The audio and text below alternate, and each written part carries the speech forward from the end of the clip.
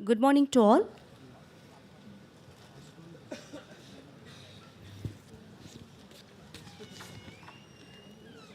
Please keep your mobile phones on silent mode.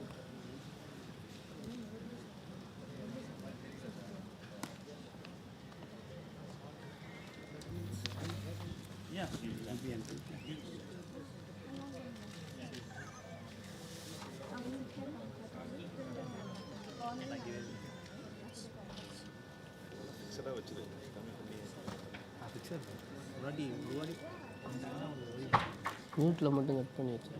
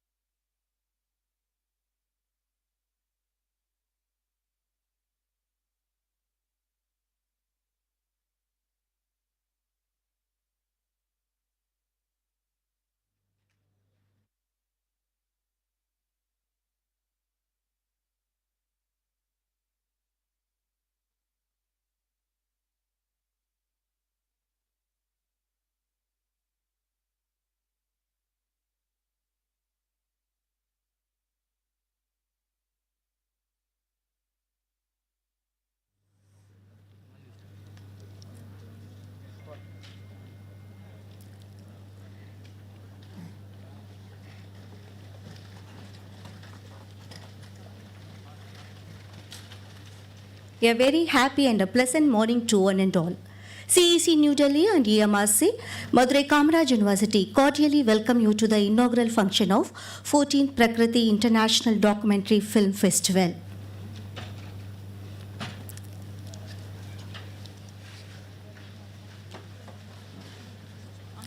National Anthem.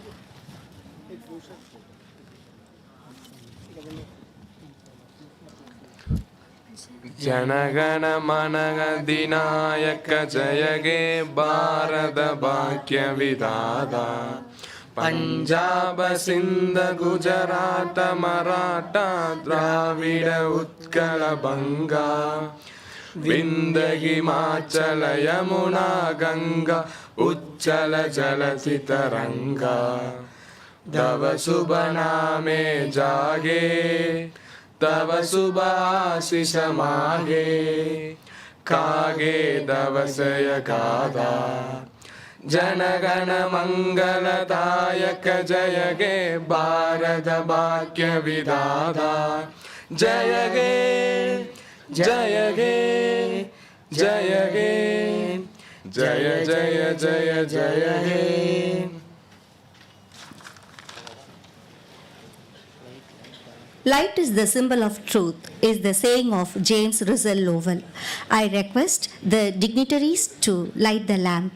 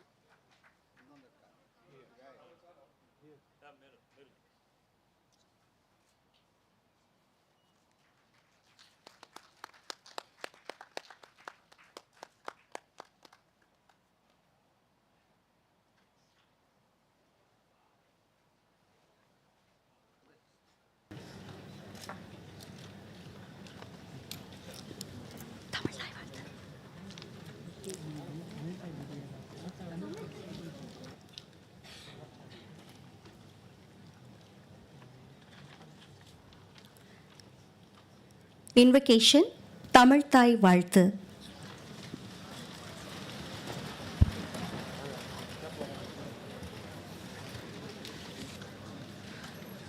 நீராறும் கடலுடுத்த நிலமடந்தை கெளிலொழுகும் சீராறும் வதனமென திகழ் பரத கண்டமிதில் தெக்கணமும் அதில் சிறந்த திராவிடனல் திருநாடும் தக்க சிறு பிறை நுதலும் தரித்தனரும் திலகமுமே அத்திலக வாசனை போல் அனைத்துலகும் இன்பமுற எத்திசையும் புகழ் மணக்க இருந்த பெரும் தமிழனங்கே தமிழனங்கே உன் சீரிழமை திறம் வியந்து செயல் மறந்து வாழ்த்துதுமே வாழ்த்துதுமே வாழ்த்துதுமே. I invite Mr. S. Murali, Director of EMRC, Madurai, to propose the welcome address.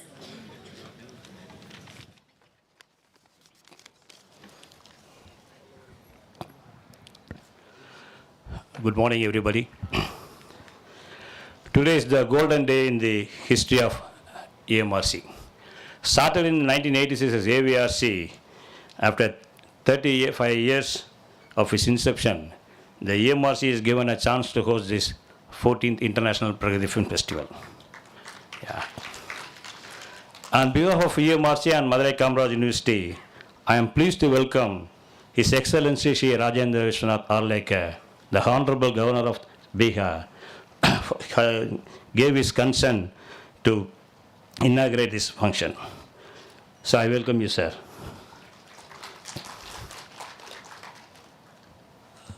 Swami Vivekananda said, educate and raise the masses, and thus alone a nation is possible. Keeping his words, under the dynamic stewardship of Professor Nadda, the Director of CEC, we, the media centers and CEC, are pursuing this mission. When we approached him to host Prakriti Festival at Madurai, he immediately approved. So this shows his confidence on us. So I welcome you, sir. Ever since our Vice Chancellor took office, the campus is bustling with academic activities. We have seen many seminars, workshops, international conferences, and business leaders meet. Because of his constant motivation, encouragement, and guidance, you are able to organize such a mega event. I welcome you, sir. When the date of Prakriti is finalized, one person who is constantly keeping in touch with us in planning, execution of this event is none other than Dr. Sunil Mehru, the Joint Director of Software. Welcome you, sir. I welcome the invited guests, Professor Ogra and Vijay S. Jodha. I welcome my fellow media center directors, award winners, staff of the various media centers to this festival. I welcome the syndicate members, registrar, dean, controller of examination, finance officers, and nodal officers and faculties from the university and colleges, and members from media and students for this 3-day event. On behalf of all from EMRC and Madurai Kamaraj University, I once again welcome you for this present here. Thank you very much. I request CEC Director Professor Jagat Bhushan Nadda to honor the Honorable Governor of Bihar, Shri Rajendra Vishwanath Arlekar sir.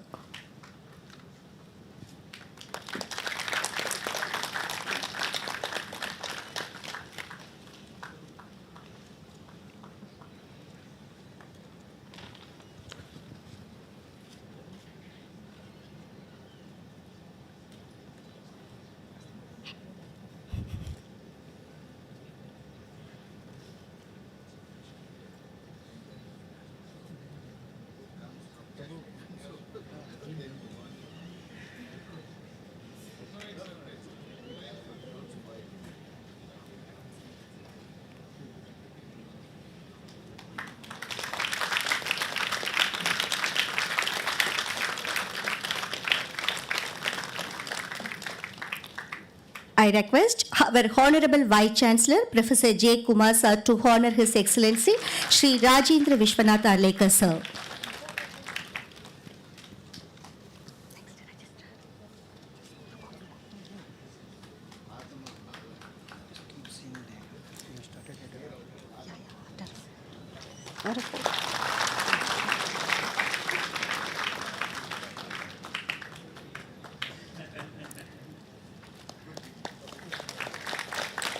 Madurai Kamaraj University Registrar, Professor Sadasivam sir will honor His Excellency.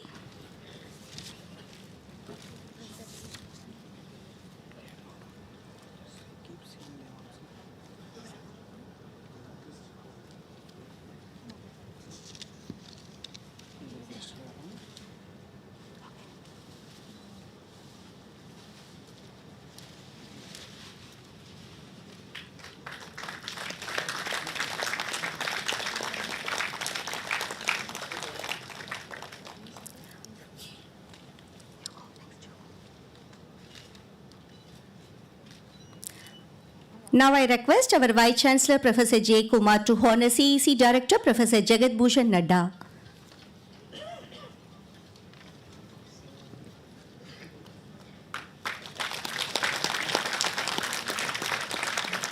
Mr. Murali, Director of EMRC, will join to honor CEC Director Professor Nadda.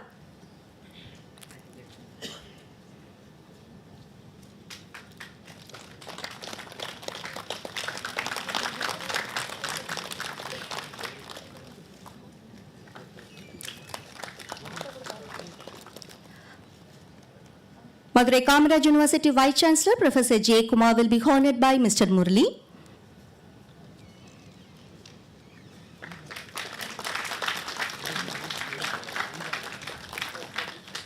Mr. S. Murali will now honor Dr. Sunil Mehru, CEC Joint Director.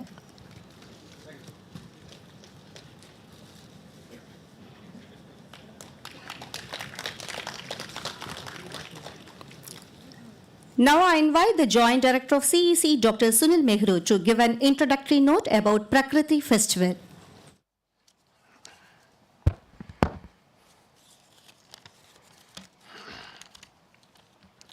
Namaskar. Honorable Governor Sir of Bihar, Shri Rajendra Vishwanath Sir, Honorable Director CEC, Professor Jagat Bhushan Nadda Sir, Vice Chancellor Professor J. Kumar Sir, Director EMRC, Madurai S. Murali Ji, and of the dais, academicians, media professionals, and dear students. CEC annually organizes the Prakriti International Documentary Film Festival to encourage filmmakers, film enthusiasts, and to make the youth aware of issues like environment, development, human rights, and Swachh Bharat or Clean India campaign. It has been planned as an annual media event that congregate filmmakers, students, academicians, administrators, development workers, and media to come together and appreciate the artistic genre of documentary filmmaking, promoting awareness, appreciation, and action. Prakriti Festival is a move towards a broad alliance of people working on the educational aspects of equity, ethics, ecology, and hygiene. The festival is a move towards promoting an ICT based learning environment on various social themes. This year, the award cum screening of CEC's 14th Prakriti International Documentary Film Festival is being organized at Madurai Kamaraj University. During 3 days, 20 films will be screened, selected for the festival to sensitize the students and other stakeholders. These films have been previewed and selected following a rigorous process by a team of eminent jury. The Best Documentary Award in each category will get awarded a cash prize of rupees 50,000, a trophy, and a certificate. The films selected for screening will have screening certificates. CEC this year received 86 entries for the 14th Prakriti International Documentary Film Festival. It is worth mentioning that CEC received entries from Southeast Asian countries, out of which the film entitled The Girls Are Not Brides got selected for an award in the category of human rights. And the film entitled Education on the Boat, A New Hope for Tomorrow got selected for screening in the environment category. Friends, CEC's future vision is to build a digital learning environment to emulate the ancient Indian higher education system and provide quality enriched digital educational content integrated with human values and culture to reform India or Indian society into a vibrant knowledge-centric sphere. CEC is dedicated to ensuring that no learner is left behind. Thank you so much. Thank you, sir. Professor J. Kumar, the Honorable Vice Chancellor of Madurai Kamaraj University, has nearly 30 years of teaching experience and he is a renowned scientist. He has completed over 20 sponsored research and development projects and published over 160 research papers in peer-reviewed international journals and guided 25 research scholars. The great administrator, now he is the President of Academy of Sciences, Chennai. We request the Honorable Vice Chancellor of Madurai Kamaraj University, Professor J. Kumar, sir, to present the keynote address. Vanakkam. Vanakkam. It's really a great honor to have amidst us His Excellency, the Governor of Bihar. My dear friend, Dr. Nada, the Director of CEC, the great friend, Sunil Megru, our colleague, Dr. Murali, Registrar, Controller of Examinations, Chairpersons, Professors, and invited people, students, and scholars. This is, as was said, it's one of the greatest occasions for the university to evolve on its own. This is the 40th International Film Festival, but this is the first for us to have this program in this campus. Tamil Nadu has 2 such media centers, and we are one among them. We have produced many programs of excellence, and this campus also has the pride of owning several film and media related activities. We have 3 departments connected to mass communications and media related activities.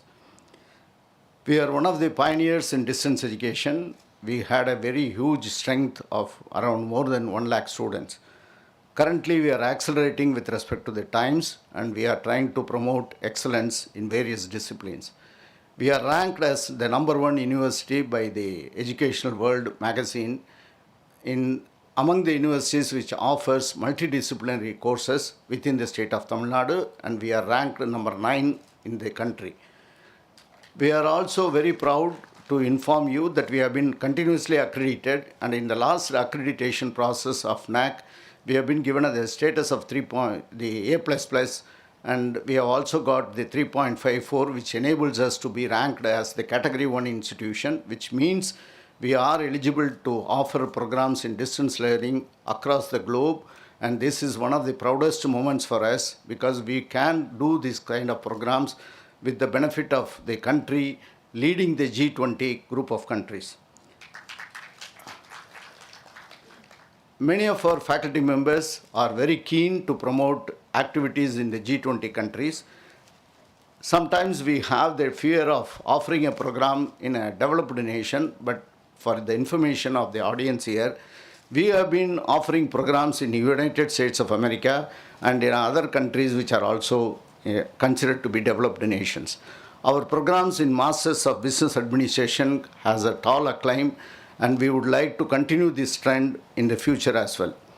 We have also made a strong MOU with many organizations. One such is an industry in this part of the country, which is the agro-food industry, which will enable us to offer programs in a holistic way on entrepreneurship development, which is with reference to international trading and commerce practices. There are a lot of acclaims to this state and the university. For want of time, I just restrict to a couple of more things. We are not sitting on the back of our history, but still it's my duty to mention that this university has a legacy of having been recognized with 4 Bhatnagar Award winners, which is the highest award in this country. Bharat Ratna Kamaraj has established, this name has been given to us for claiming the honor of this university. He had been the pioneer, as all of us know, to provide noon meal scheme to the children, and the present government, with the directions of the Chief Minister, is also enabling nutritious value system to the school children as a morning breakfast is also being provided. These are all tall climbs for the state, and which also makes us proud that an university like ours can continue to grow in these directions. The other initiative we are doing at the moment is that we are going to establish a research park with a funding of 50 crores from the state of Tamil Nadu. We have identified the land, we have given the modest proposal to handshake with industries and research groups. And in this direction, we held a conference of international nature during the month of February. And in that, we have kind of consolidated the output, and we are ready with a proposal of 600 crores. And this proposal will be sent to various organizations, both national and international. One of the things which we feel once again very pride or very happy about is this city is named as Kadambur, as many of you know, which is because of the native tree which is called as Kadamba Maram. And this Kadamba Maram, out of the 3 varieties, one has become almost extinct. And one of our colleagues, Dr. Nagaratnam, and another Dr. Sridevi, are seriously into the activities in order to promote these trees. They are doing a process of tissue culture with which we will be able to multiply these trees. We are also doing a lot of value addition. One such is our nectar research from plants, which will have a long way in my perspective. Nectar research from the plants will give a real lead for the country. I don't want to disclose the information, but if someone is interested, I can clearly inform you what is the tall climb all about. This is about genetic understanding of the nectars. We also have an initiative of doing a digital process of evaluation, which may look very trivial for an audience like this, but this is a very humble beginning in order to quicken the process of learning and outcome. Outcome is the most important of a learning process, and in this, the digital valuation system will go a long way. Before I wind up, I once again feel very honored, very grateful, and I may pay my sincere, humble gratitude to the Excellency Governor of Bihar. Sometimes you become emotional with a person, and this is what happens with the presence of the Excellency. I had been fortunate to interact with many stalwarts, and this is another occasion for me and for the university to have the blessings of such a very eminent person, a scholarly person, an erudite person who had been able to come over here amidst his busy schedule and the early wee hours with which he has to start this journey. Sir, I feel very, very honored and I feel very grateful to you for coming over here. I once again join my colleagues in welcoming you, and I request our Honorable Governor to inaugurate this program. Thank you, sir, for your keynote address. Professor Jagat Bhushan Nadda, CEC, Director, New Delhi. Professor Jagat Bhushan Nadda is an accomplished academician, administrator, and a scholar.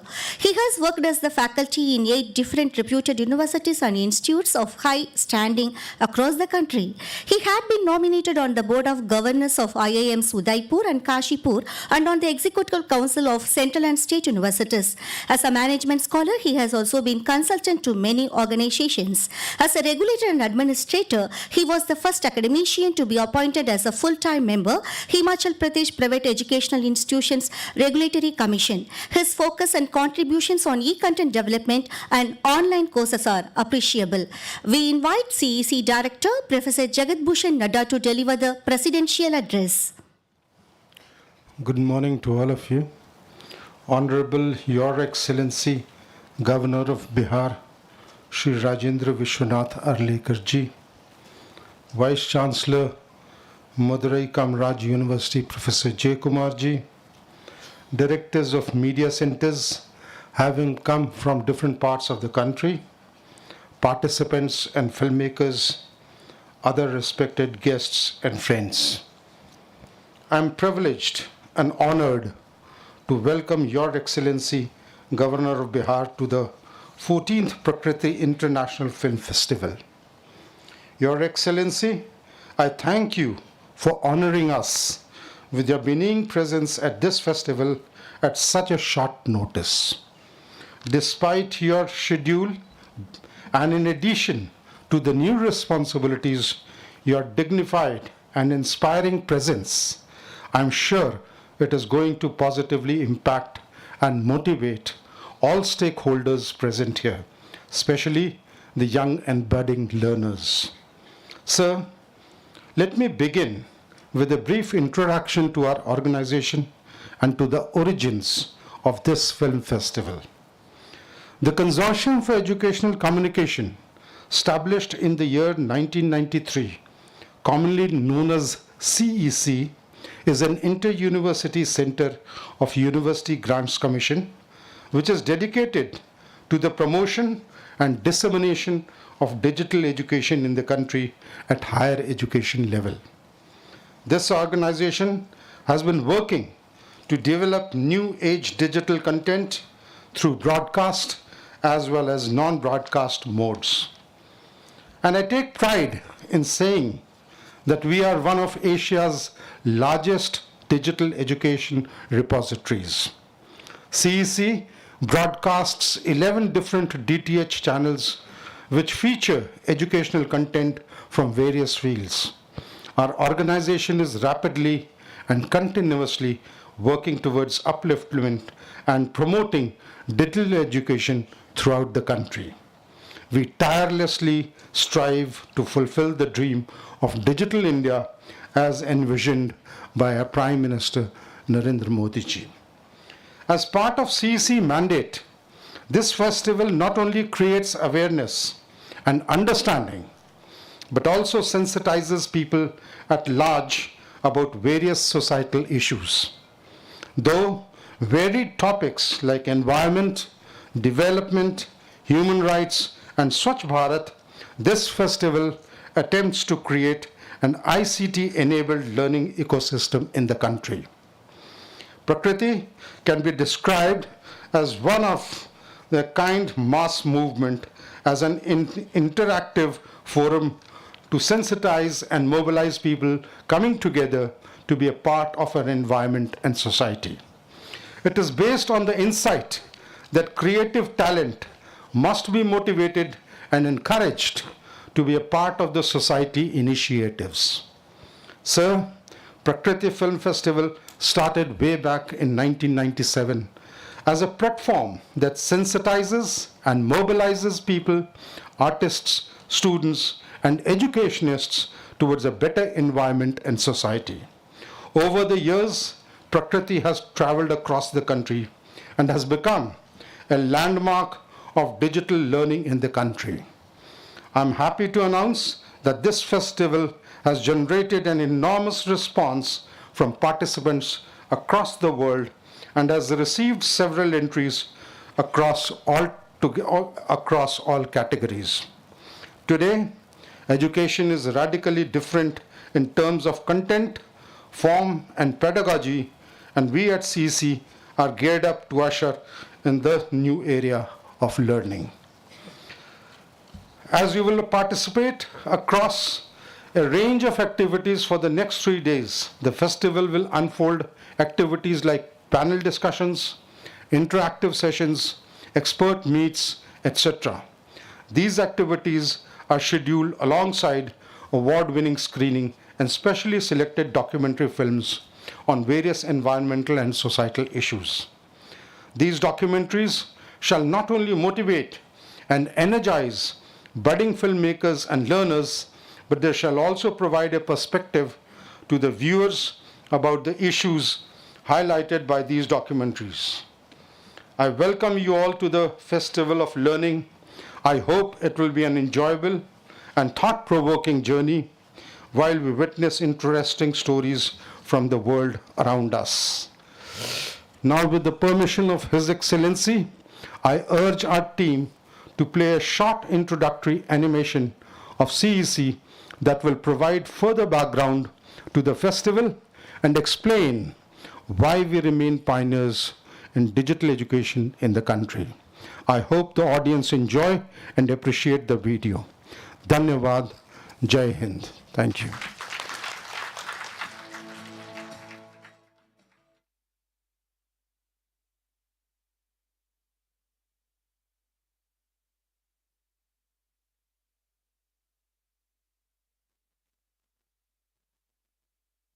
Education has always occupied a place of prominence in Indian culture and tradition. Nalanda, Taxila, and Vikramshila, the world-famous centers for learning, were the epitome of such education and attracted students from the remotest corners of the planet. Ancient India has given the world wisdom, yoga, Ayurveda, and classical art forms. And today, CEC, Consortium for Educational Communication, has stepped forth to build a digital learning environment to emulate the ancient Indian education system, to provide quality-enriched educational resources integrated with human values and culture on digital platforms to the remotest learners. CEC was established in the year 1993 as a pioneer of digital education in the country to address the issues related to higher education. CEC is the national coordinator for Swayam MOOCs and 11 Swayam Prabha DTA channels to address higher education needs through digital media, to take education to the remotest learner. CEC has its 21 educational multimedia research centers, EMRCs, spread across the length and breadth of the country, with more than 400 trained workforce, state-of-the-art equipment and infrastructure. Besides owning the largest digital educational content repository in Asia, CEC has more than 16,000 videos spread across 74 subjects, approximately 24,000 e-courseware modules, over 19,000 short learning objects, more than 8,000 live and recorded lectures, 1,252 massive open online courses on the Swayam platform. CEC has created e-courseware modules based on the UGC model curriculum. moving towards CBCS compliance, developed by Pan-India subject experts and validated and certified through a two-stage peer review process. It is a complete learning package containing question banks with MCQs and assignments, providing instant assessment of learning outcome. It can be accessed free of cost. CEC has developed approximately 24,000 e-content courseware in 87 undergraduate subjects, covering 4 knowledge streams: art, culture, language and literature, social sciences, natural and applied sciences, and management and other professional courses. CEC's YouTube channel has recorded a footfall of over 5.2 lakh subscribers, with more than 4 crore video views, equivalent to 453 years of watch time, with top 5 viewing countries across the globe being India, Pakistan, USA, Nepal, and UK. CEC's digital content can be integrated with traditional pedagogy through blended and flipped learning, short learning objects to teach concepts, portable e-content, video on demand through CEC web portal, subject-based content provided locally through LAN. CEC's undergraduate and postgraduate MOOCs are hosted and accredited by various educational institutions pan-India. India has the second largest higher education system in the world. However, our higher education system has its own share of challenges, like low gross enrollment ratio, GER, of 27.1% in higher education sector, scarcity of faculty, infrastructure and facilities, redundancy in teaching practices, various socio-economic and geographic barriers, high cost of higher education, learning habits and abilities, universities in production mode, lack of opportunities to pursue interests. Here, CEC has the capacity to address these challenges by carrying out online content activities which include designing, development, and dissemination of digital educational content, running of e-courses, and conducting proctored online examinations through National Testing Agency, NTA. So far, CEC has issued 42,197 course credit certificates in partnership with SWAYAM and various host universities for SWAYAM MOOCs examination. Further, CEC has begun developing educational content in 12 regional languages to increase the accessibility and reach of its online learning resources to the rural populace of India. Moreover, to create ICT-based learning environment in the country, CEC's Prakriti Documentary and Film Festival has gone international. The festival aims at creating awareness and sensitizing people about issues like environment, development, the human rights, and the Swachh Bharat. This event receives overwhelming entries from participants across the world, and CEC organizes its EduTune and EduWrite competition annually since 2018 on themes of digital education. Every year, the educational video competition is organized by CEC, which converges students, filmmakers, and experts from all over India. At CEC, we empower people with the power of knowledge. Light on. Thank you, sir. Honorable Governor of Bihar, Shri Rajendra Vishwanath Arlekar, sir. His Excellency previously served as the 21st Governor of Himachal Pradesh, former Speaker of Goa Legislative Assembly, former Minister for Forest and Environment and Panchayat Raj Goa. He is credited with making the Goa Legislative Assembly paperless, the first state assembly to do so. Well-known politician, great service-minded, futuristic thinker. We request the Honorable Governor of Bihar, Shri Rajendra Vishwanath Arlekar, Arlekar sir to deliver the chief guest address.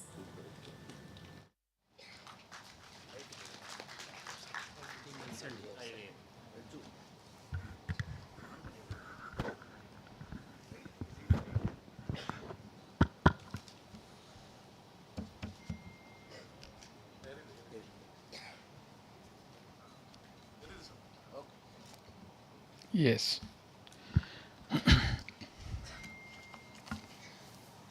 Vanakkam.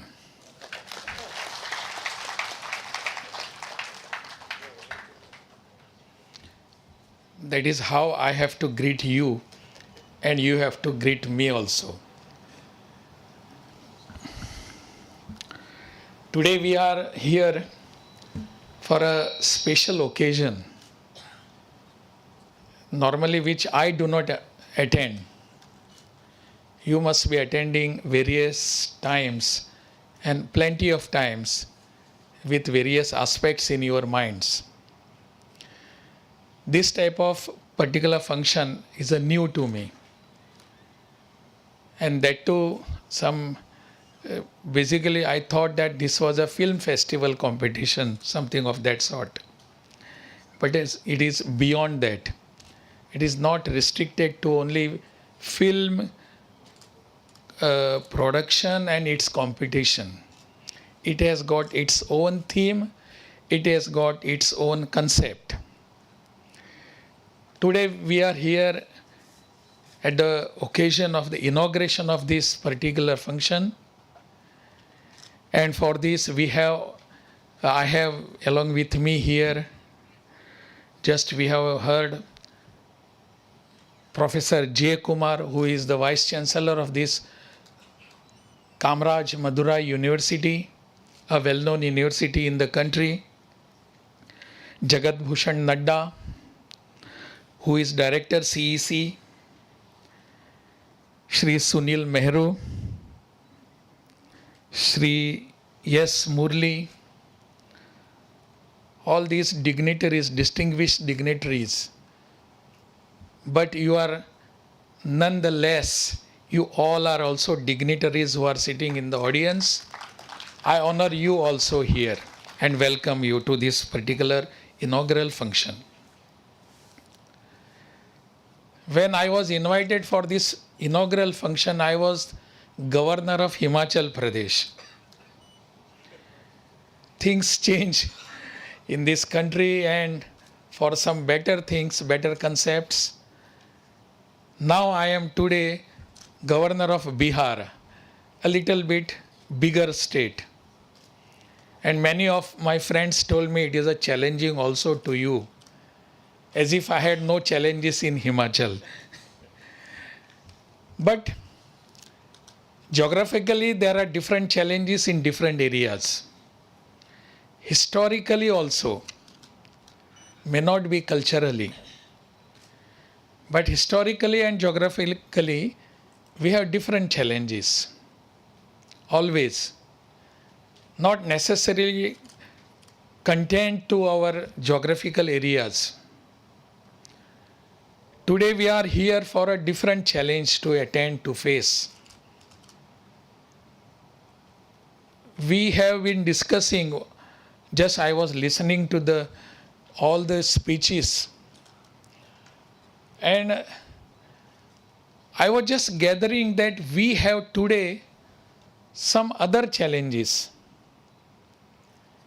Very recently we have completed 75 years of our independence. And still we are trying to face our challenges. I do not understand why we are doing so today. Had it been in any other country of the globe, and there are many examples before us who have achieved something, who became independent, who came into existence at the very same time when we had the independence, political independence, and gone a very far, far, far away. And today, we are still deciding which are the challenges to be attended to, which are the challenges to be faced. Ironically, I think these are the problems which we are going to face.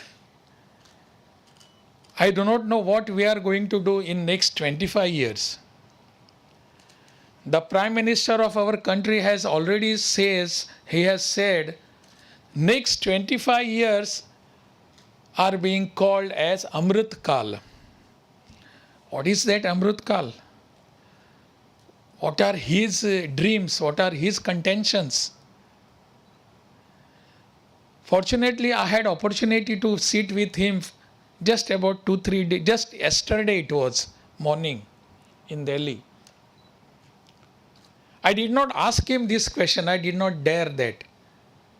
But I could visualize what he wanted to say. He has got education on his top priority list. Education is a top list. It listed top in his priorities. And I was wondering why this person is so much interested in education, getting developments in the educational fields. But I could understand his content. I could understand his inertia, his intent.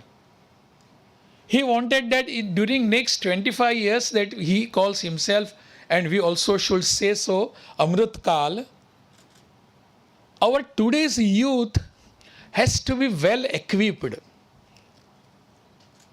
We do not lack talent. We have that. And all that talent has to be equipped and assisted with all such what is happening today. It has to be equipped. So what is to be done for our generation, next generation?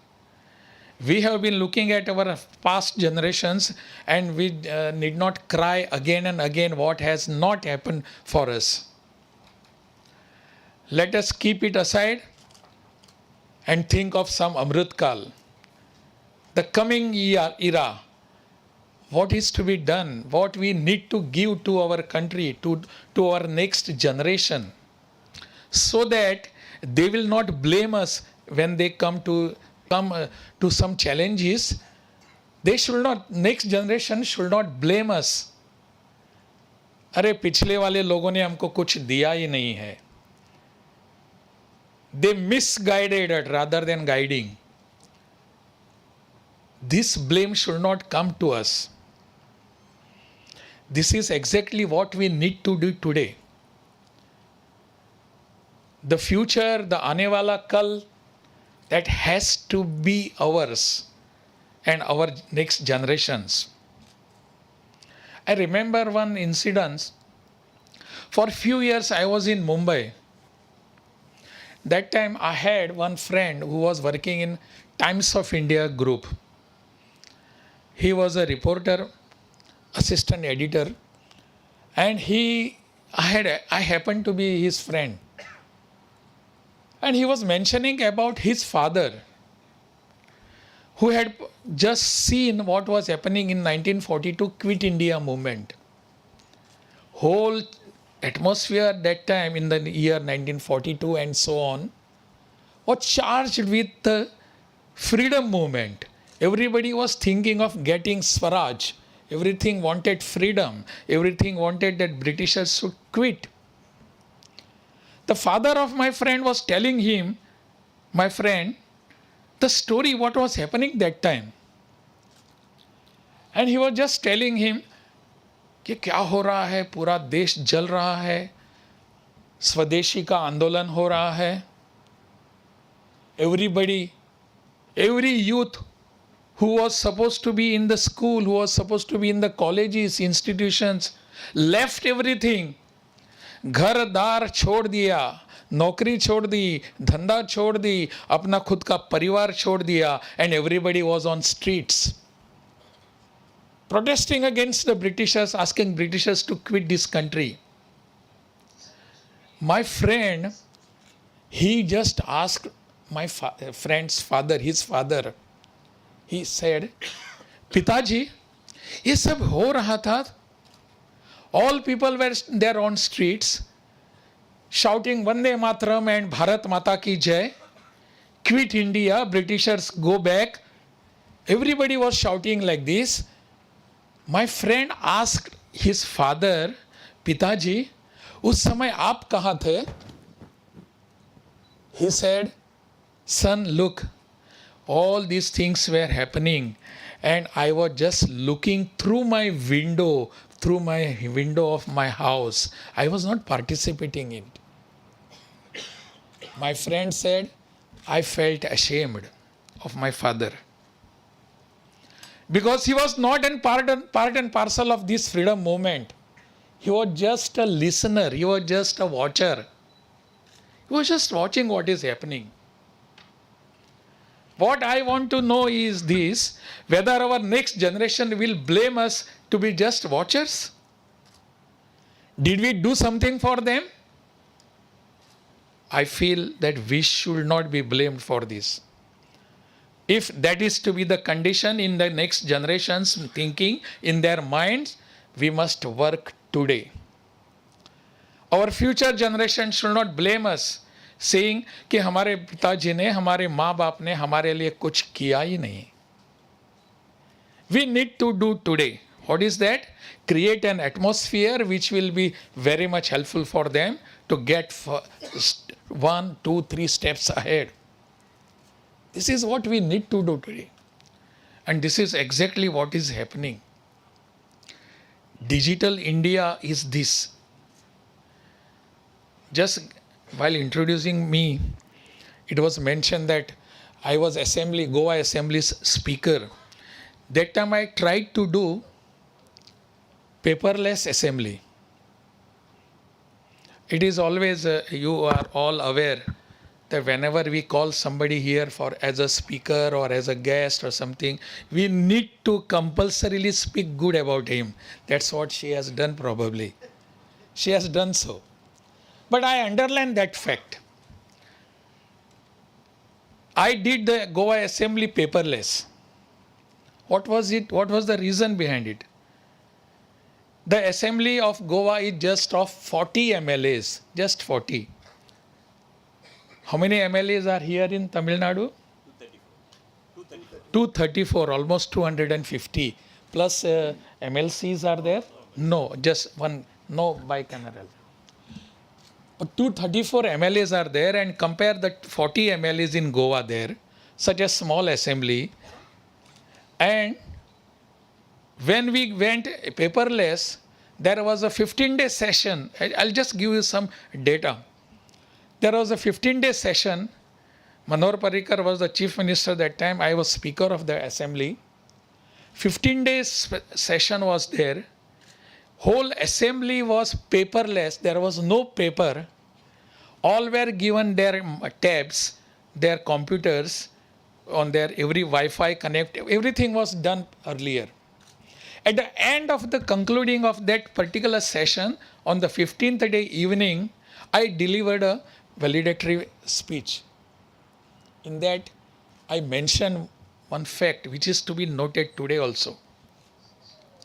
One thing I would underline today, even today, is that at the end of that session, we were able to save 1,298 trees from cutting because of going paperless. 1,298 trees were saved for such a small assembly, 40 MLAs. What could be the magnitude of 250 MLAs? And when the sessions are very regularly held. This was one aspect. This is how we have to place some examples before our new generation, before our new youth. What they want to do, what they need to do. ठीक है, everything will be there in our text. Everything will be. Now just about 2-3 days back, I have been posted, I have taken charge of Bihar, and we started the assembly session there, budget assembly session. Everybody was expecting that such a big speech would be read by me through paper. I did not do that. Through my iPad, I read the speech. That was very highly appreciated in Bihar. Almost every press media, they noted this mention next day. First time Bihar has seen a person reading through his iPad, going paperless. They asked me. I said, I don't know. Let us see. I will have to sit with them. This is one environmental aspect. It is just not going using technology. This has got still a different aspect, that is environmental aspect. We all have to have all those things. And I think your presentation of all such films, I am told that about 86 entries were there, 20 have been selected. What an enormous job it should have been for the juries to select. We never lack talent. Our people, our youth, our buzurg, all those people, they never lack talent. They have that.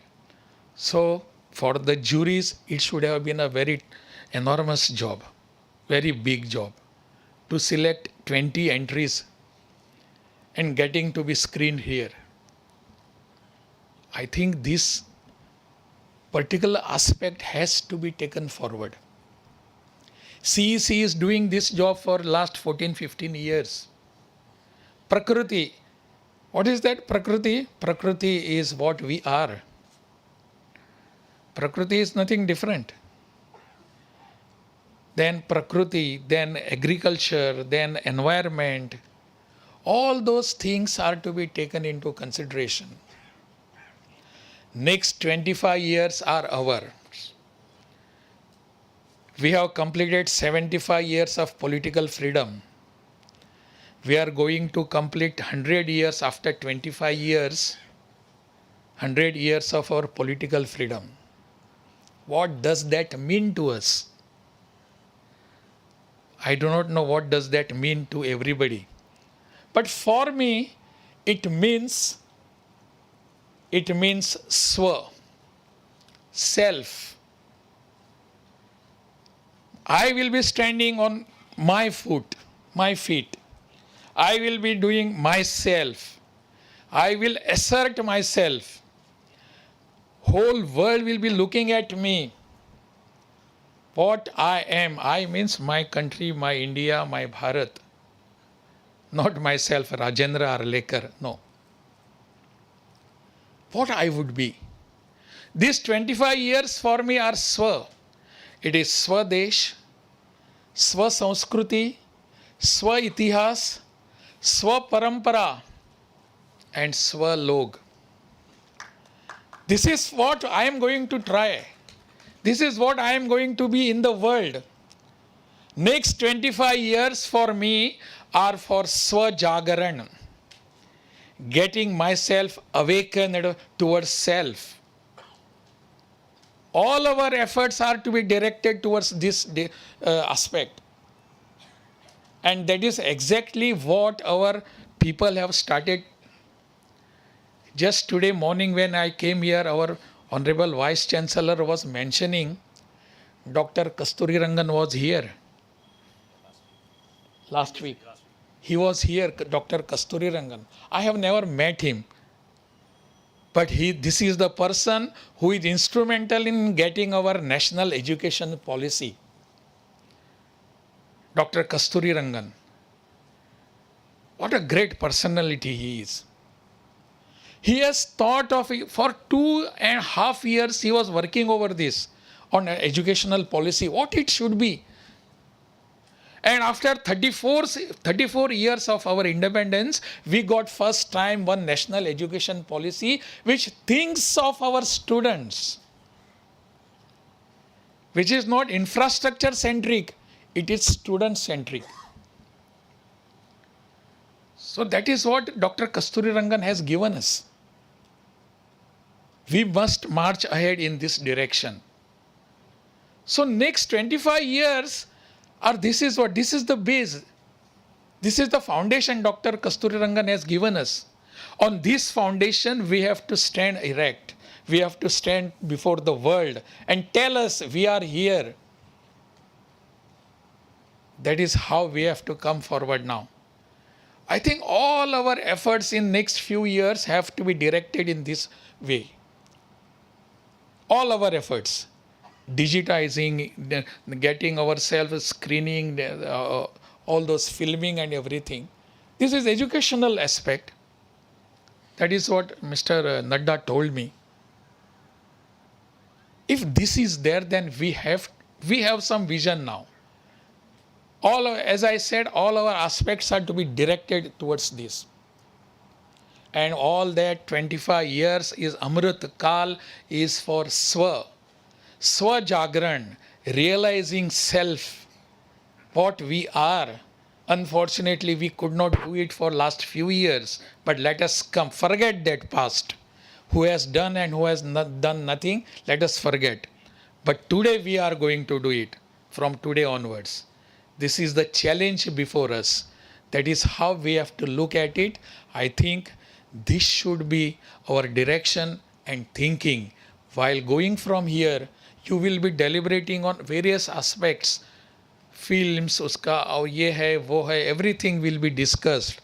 But ultimately, at the end of the third day, you will be going from here with some thought that my efforts are going to be towards Amrit Kal of this country, and I am part and parcel. I am not just a go-buyer. I am not just a watcher. I am a person who has got myself involved in it. That is how we are going to think. That is what I am going to take from here. Thanks a lot. Yeah. Our hearty thanks to the Honorable Governor of Bihar, Sri Rajendra Vishwanath Arlekar, sir. Now, Madurai Kamaraj University Vice Chancellor Professor J. Kumar will present the portrait of His Excellency as a token of love and affection.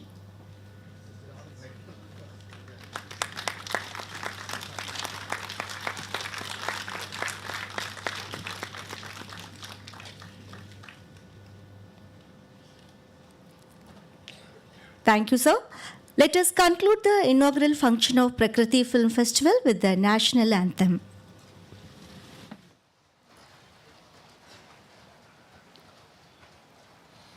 जनगण मन अधिनायक जय हे भारत भाग्य विधाता पंजाब सिंध गुजरात मराठा द्राविड उत्कल बंगा विंध्य हिमाचल यमुना गंगा उच्चल जलति तरंगा तव शुभ नामे जागे तव शुभ आशीष मागे कागे तव जय गाधा जनगण मंगलदायक जय हे भारत भाग्य विधाता जय हे जय हे जय हे जय जय जय जय हे.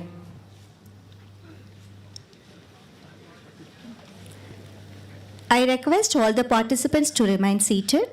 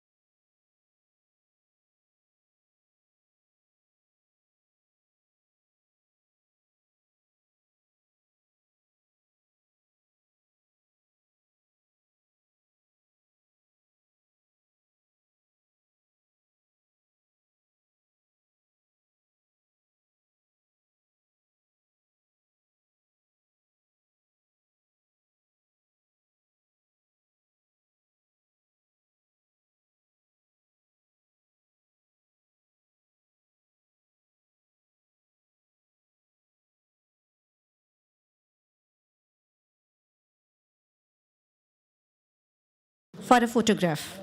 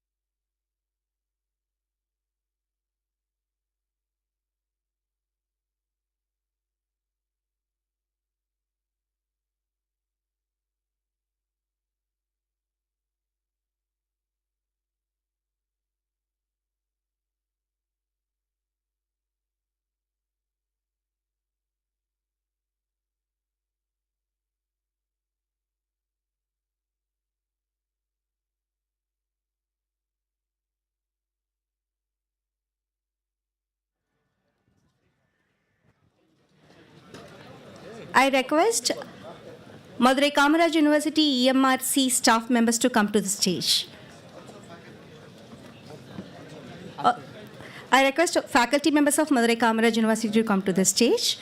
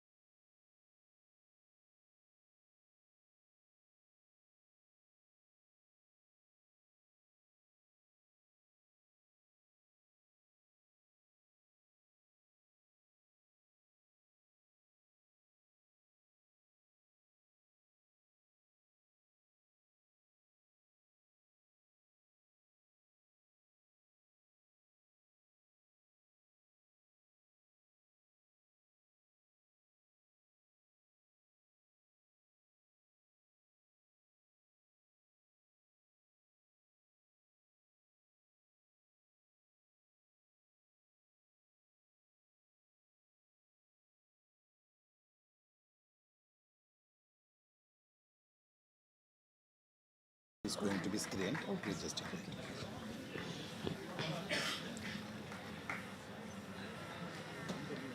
Are you going to read now? Director. I will actually.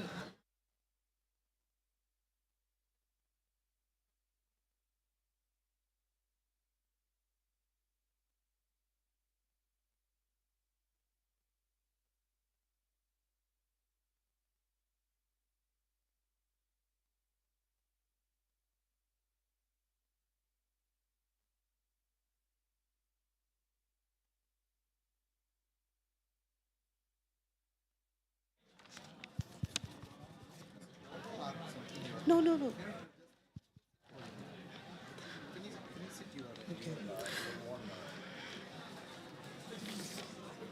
So I welcome the moderator of this section, Dr. S. Nagaratnam sir, for giving a small intro about this section.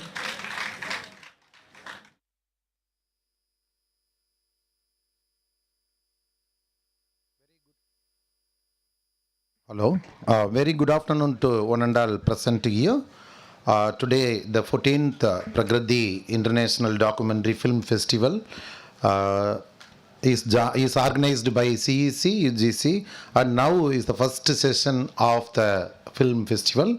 This session topic is film and environment. We know that it is the film and media are very important stakeholders of protecting our own environment and nature of this only one planet.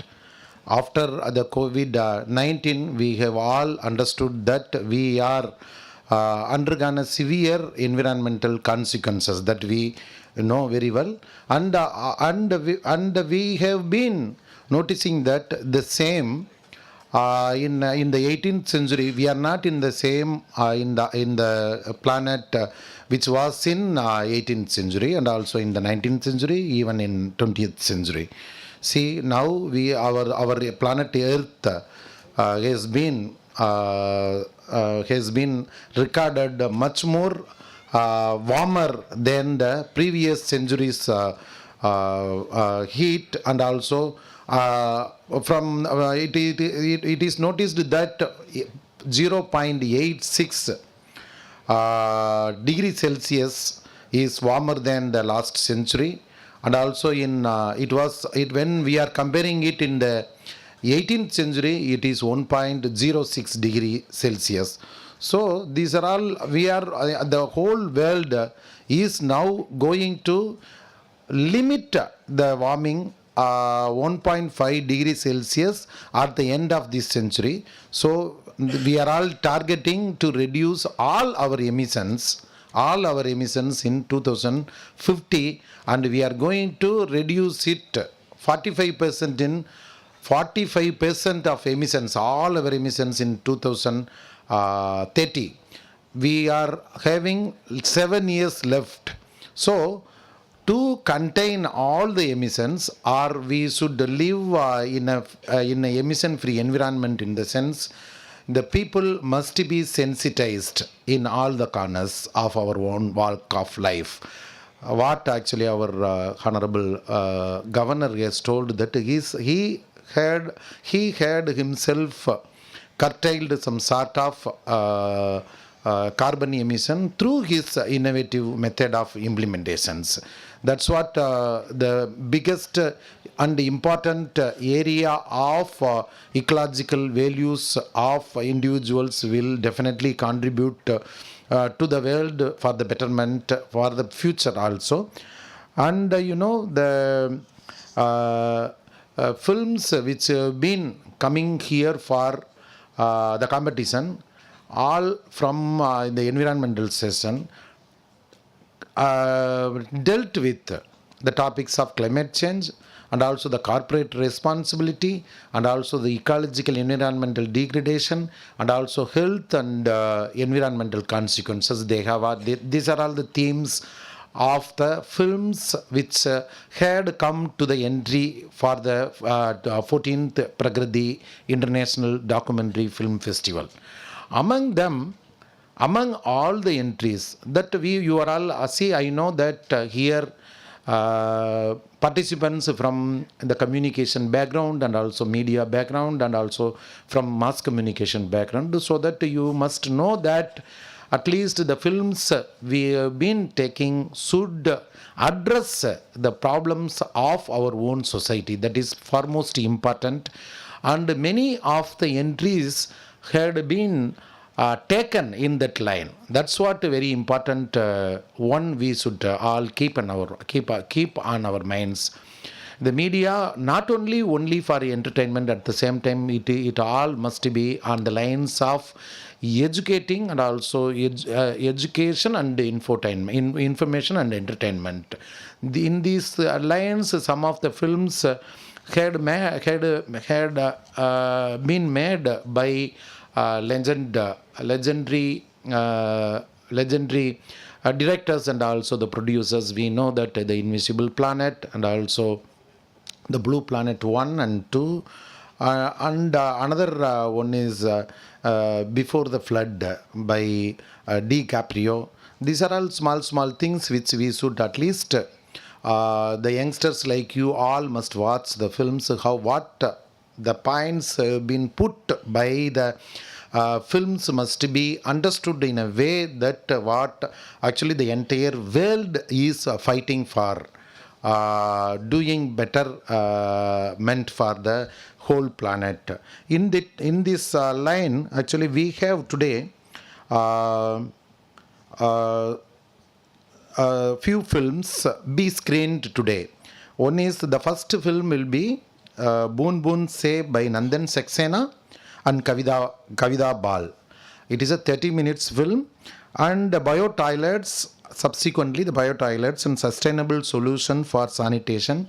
As we know, the sanitation and the bio-toilets are coming under the hygiene and health and also better environment that is needed mostly by to explore.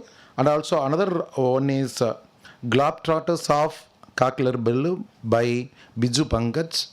And another in the afternoon, Education on the Boat, A New Hope for Tomorrow by K.M. Taj Beul Hassan.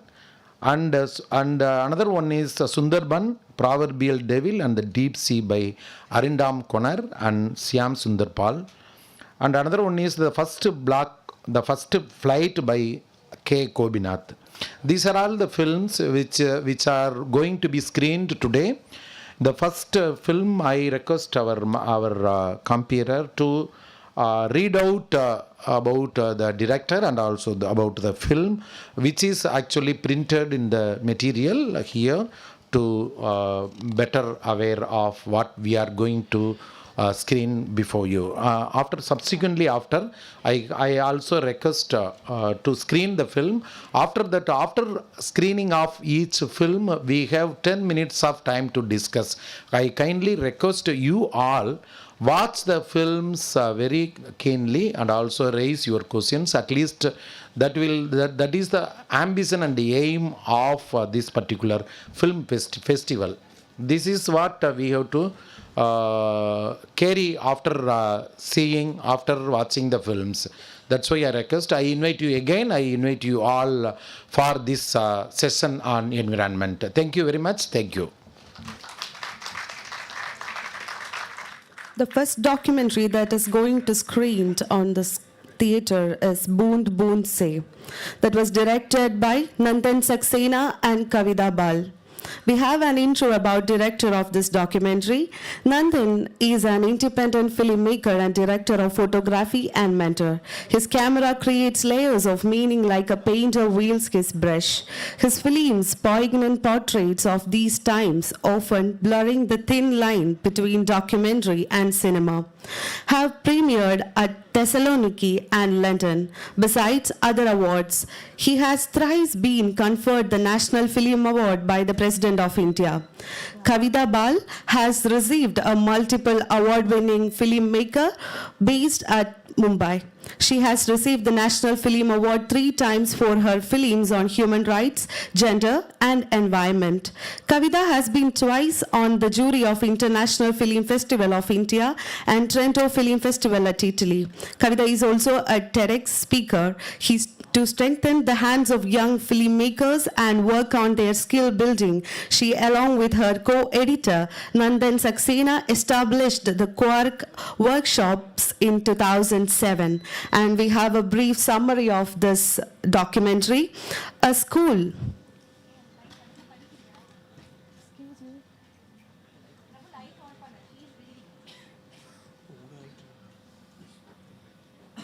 Sorry for the disturbance. A small dropout in village Lapodia in Dudu, Rajasthan Quiet School, to study why farmers migrated as cheap labor, forsaking their parched fields. He found it was due to the lack of water. Borrowing from tradition and indigenous knowledge system meticulously documented by Anubhav Mishra in his Water Conservation Blue Book, Aaj Bikhare Hain Talab. With 5 villagers, he set out to repair the village pond. Soon, hundreds of villagers joined hands, ponds, wells, a new canal, and a checkboard of shallow ditches to slow the rainwater drain off. In a few years, Lapodia wore many shades of green. In addition to many citations and reward, Sri Lakshman has received the President's Award and an award from the United Nations too. The Lapodia model was replicated in 700 villages and has shown great results. So that's it. So we are moving on to the documentary.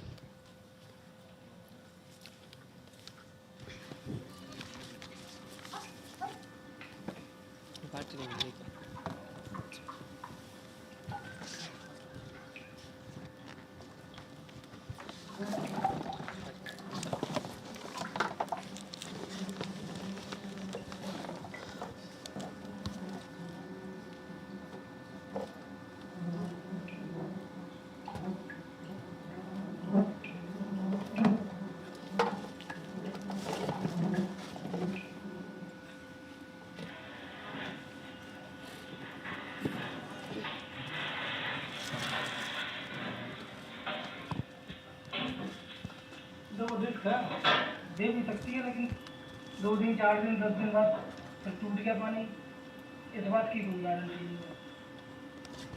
सिर्फ motor है, pump भी पानी में नहीं थी।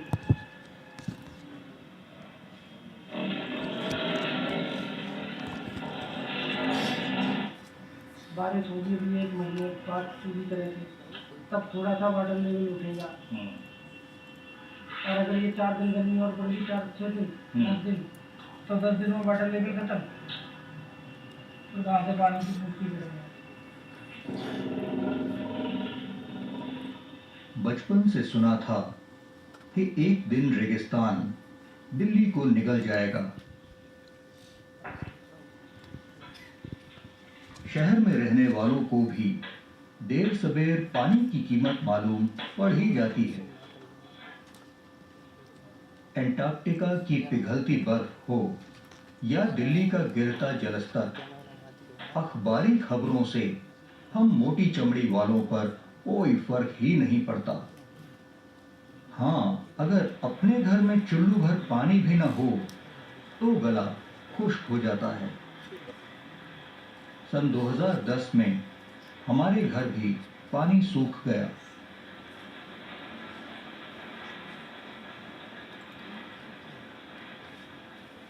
अब तो पर्यावरण के पंडित भी कह रहे हैं कि रेगिस्तान दिल्ली को निगल जाएगा, और सिर्फ दिल्ली ही नहीं, सन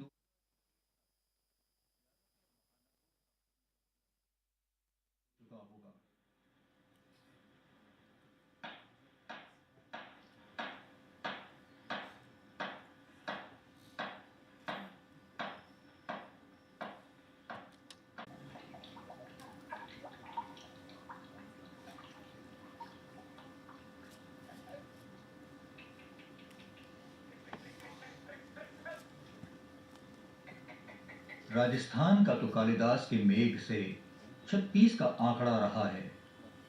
लेकिन पानी के मामले में राजस्थान ने न तो कभी कालाहांडी की किल्लत देखी, न मुंबई महानगर की। आखिर ऐसा कौन सा विज्ञान उनके पास है जिसे सरकारी नीति और नई तालीम अब तक नहीं समझ पाई? इसी उधेड़-बुन में अनुपम मिश्र जी से चर्चा हुई। गांधीवादी, पर्यावरण के पंडित और लेखनी के जादूगर अनुपम भाई ने हमें राजस्थान में लापोड़िया जाने को कहा। वहां लक्ष्मण सिंह जी का काम देखकर आओ। फिर क्या था, गाड़ी में 2 कैमरे और 4 हम जा पहुंचे लापोड़िया। लापोड़िया एक छोटा सा गांव है, दूदू तहसील में, जयपुर और अजमेर शरीफ के बीच।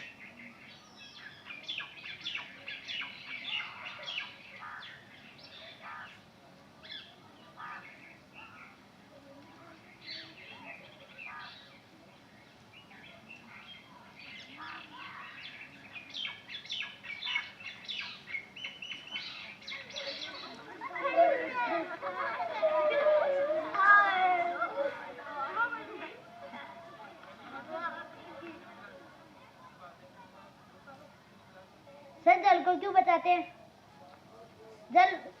जल को बचाना चाहिए। क्यों नहीं बचाना चाहिए सर? पानी नहीं होगा तो सर काल पड़ जाएगा। हाँ सर, हम मर जाएंगे, पानी नहीं होगा तो।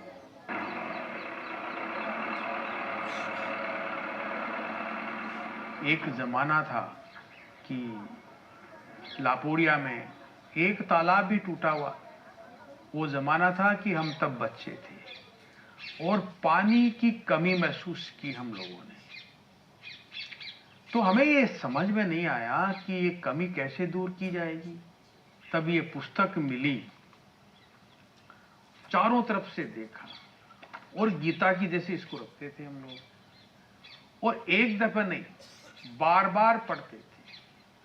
जब बार बार पढ़ने लगे तो ये चीज समझ में आने लगी कि बरसात का पानी तालाब में रुकता है और तालाब कितने प्रकार से कैसे बनाए जाते हैं, कौनी कैसे होती है, लाकेटा किसे बोलते हैं, तालाब का नामांकन कैसे किया जाता है। तो हमने गांव के साथ बातचीत की कि इस किताब को पढ़ो और तालाब बनाओ तो कुओं में पानी आ सकता है। तो हमारे पास ना पैसा हमारे पास था, न पंचायत के पास था, ना तब सरकारें भी तालाबों के लिए पैसा नहीं देती थी। तो हमने श्रमदान से काम किया। तो हमने कहा ताश मत खेलो, हम सब तालाब बनाएंगे, रात को सोएंगे नहीं, आराम नहीं करेंगे, तालाब बनाएंगे। तो लोगों ने कहा कि ठीक है। वो फिर एक सिस्टम खड़ा किया, 100 लोग रोज जाएं और तालाब बनाएं। 2 महीने में उस तालाब को हमने ठीक कर लिया और तुरंत बारिश आ गई। तो हमारे यहाँ 103 कुएं पहले से थे, उनमें पानी आने लगा और उन कुओं से भी खेती होने लगी, तालाब से भी खेती होने लगी। तो लोगों में उत्साह भरा, मजा आया।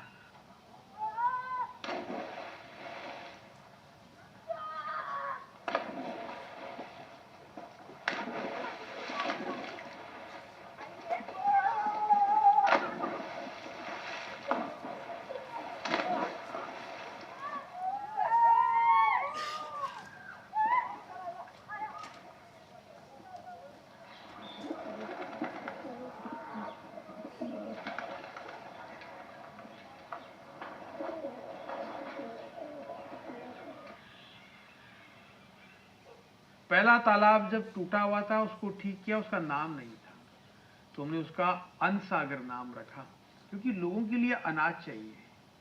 वैसे लोग भूखे मर सकते हैं। तो उसमें 2 कैनाल्स निकाली और सिंचाई होने लगी, तो 100 बीघा जमीन सिंचित हुई। दूसरा तालाब बनाया फूल सागर, ग्राउंड वाटर अच्छा होगा, यानी कि जमीन में पानी ऊपर होगा तो हमारे हरियाली ऊपर अच्छी रहेगी, उस पे फूल आएंगे, इसलिए नाम फूल सागर रखा। देव सागर भी हमने 1 साल में कंप्लीट कर लिया और भगवान के चबूतरे बनाए, छतरियां बनाई। एक गांव बनता है ऐसे हमने गांव बनाया।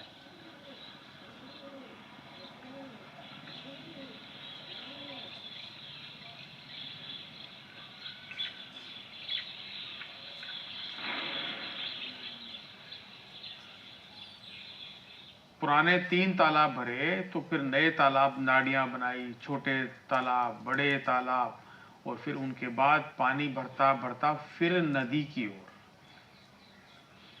तो नदी का पानी भी अगले गांव में जाना चाहिए, तो नहरों की आवश्यकता पड़ी। यानी कि गागड़ू गांव का पानी सब तालाबों में भरने के बाद जब ओवरफ्लो करेगा तो लापोड़िया की तरफ आएगा नहर के द्वारा, और लापुड़िया में पुराने तालाबों में आएगा पानी, पुराने तालाबों से निकलता हुआ नए तालाबों में, और नए तालाबों से जब पानी निकलेगा तो वो उर्शिवा की तरफ जाएगा।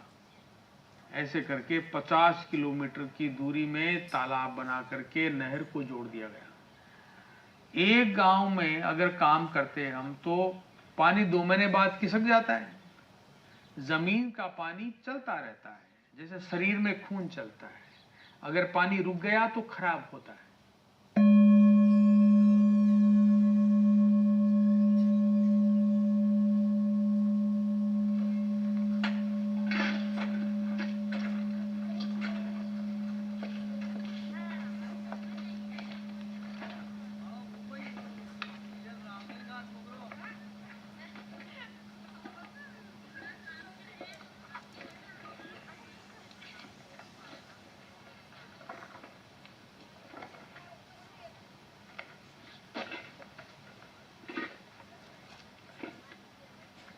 जो जमीन का पानी है वो फ्लोराइड है, और सबसे ज़्यादा सर्वे के अंदर हमारी तहसील दूदू बिल्कुल लाल सर्वे में है कि दूदू का पानी बिल्कुल फ्लोराइड है। उससे पीने के लिए आदमी बीमार होता है, और जितनी कमाई करता है उसमें से 80% बीमारी में लगता है पैसा। इसलिए इसको पीने के लिए भी बिशलपुर बांध से लाइन बिछा के और बरसात का पानी पीने के लिए भी सरकार ने योजना बना के दी है।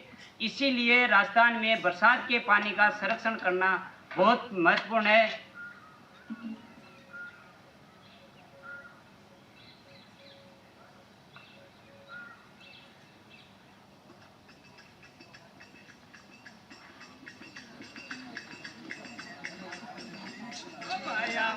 यात्रा आई रे, लेकर के संदेश माया, लेकर के संदेश। अरे अपना गाँव रखा कर माई और बना जो नाडी, अपना गाँव रखा कर माया और बना जो नाडी। अरे पानी पीसी प्यास बुझासी, देखो भैंस पाटी पाया यात्रा आई रे, लेकर के संदेश आया, लेकर के संदेश। जब हम ये काम कर रहे थे तो हम कोशिश कर रहे थे कि ये काम दूसरे गांव में भी फैले, क्योंकि एक खेत का या एक गांव का काम पूर्ण नहीं माना जाता। जब पानी चलता है तो नदियों से कई गांवों से होता हुआ जाता है। जब जंगल लगते हैं तो एक गांव से नहीं चलता है काम। एक सिर्फ गाय भैंस रख लें इससे काम नहीं चलता है, बड़ा काम चाहिए। जीव जंतु, पानी, कई तालाब, कई गांव, कई लोग, तो हमें वो चाहिए था। तो एक यात्रा निकाली और अनुपम भाई साहब को बुलाया, तो यात्रा में आए तो उन्होंने कहा कि ये यात्रा अगले साल देव उठनी या एकादशी को निकाल।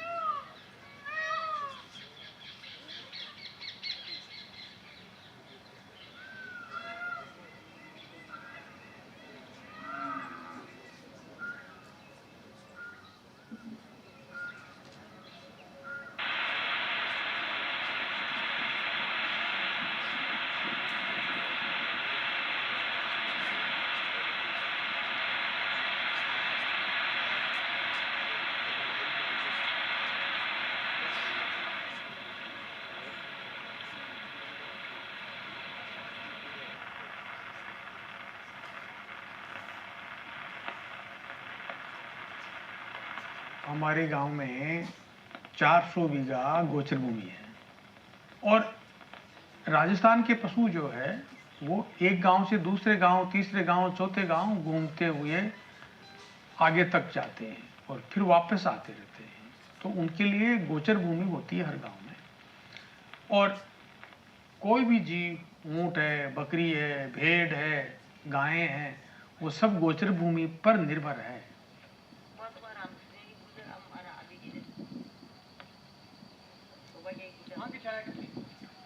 गोचर भूमि के नीचे एक तालाब होता है।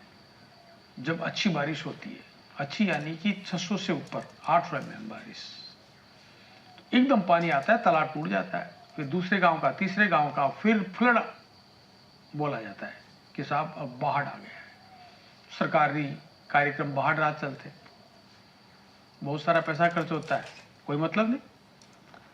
तो हमने कहा कि गोचर भूमि पे क्या सिस्टम हो, क्या तरीका हो पानी रोकने का।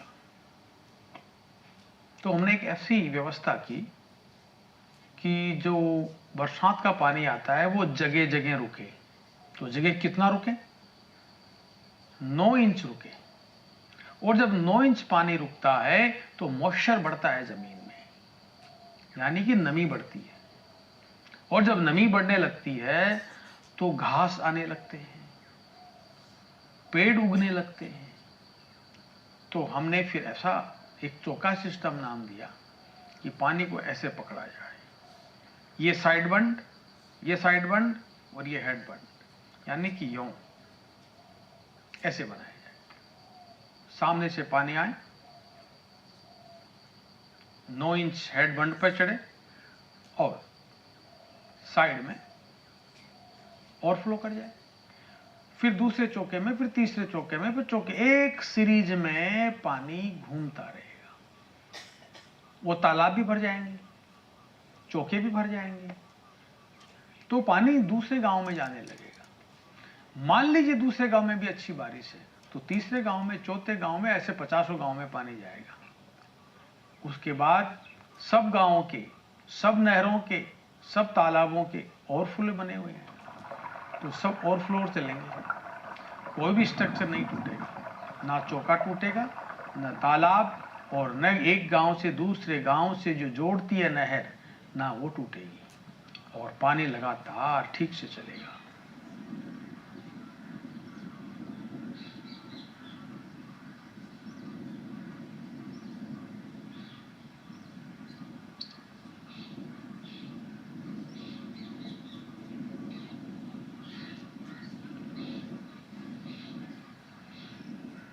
गोचर में अच्छी घास आए, सब पशु चरेंगे, गाय चरेगी, भैंस चरेगी, भेड़ चरेगी, तो गांव की इनकम बढ़ेगी।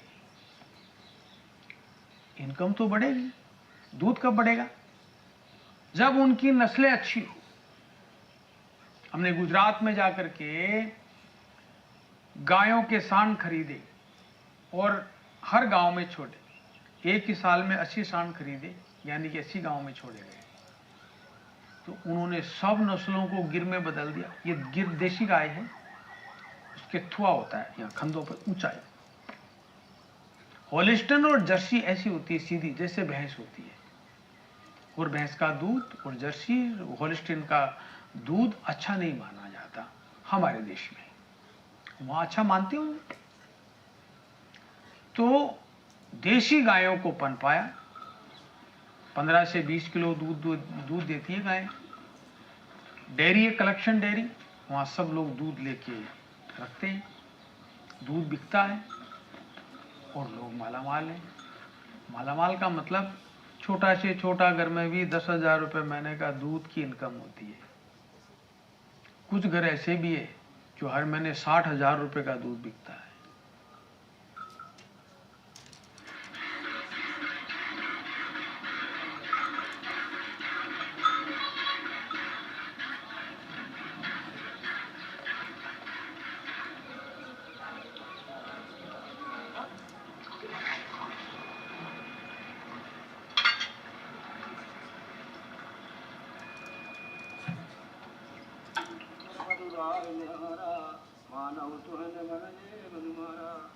ये कई हर गदे आए भाके बनो मुझे लाए गिराती सीताराम चरण रति मोरे अनुगने वाला से अनुग्रह दे जय सिया राम जय सिया राम जय सिया राम जय सिया राम।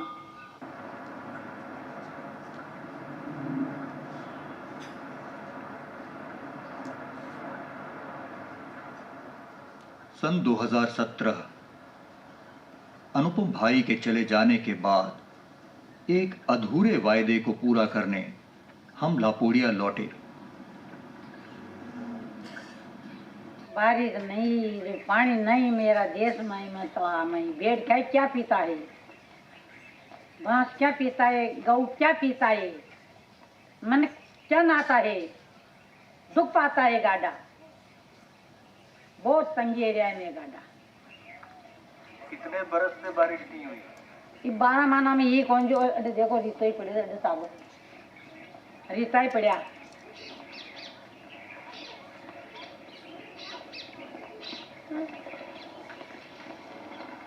प्यास लग रही गंगा का पानी भर दे पानी का पानी बेवड़ा भर दे तरा का भर दे।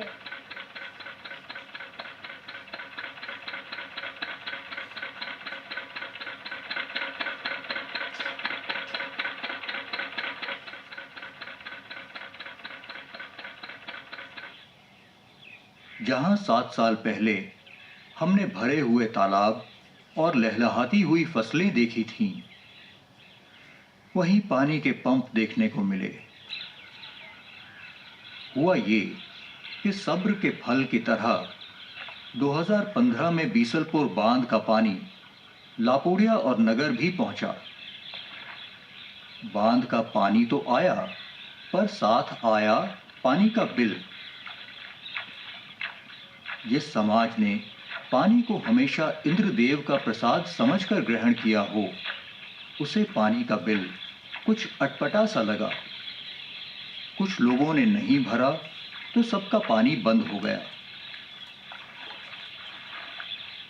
पिछले 1 साल से सूखे नल पानी की राह देख रहे हैं। जब नलों में पानी आने लगा तो लोग नदी को भूल गए कि पानी तो नदी से ही आ रहा है।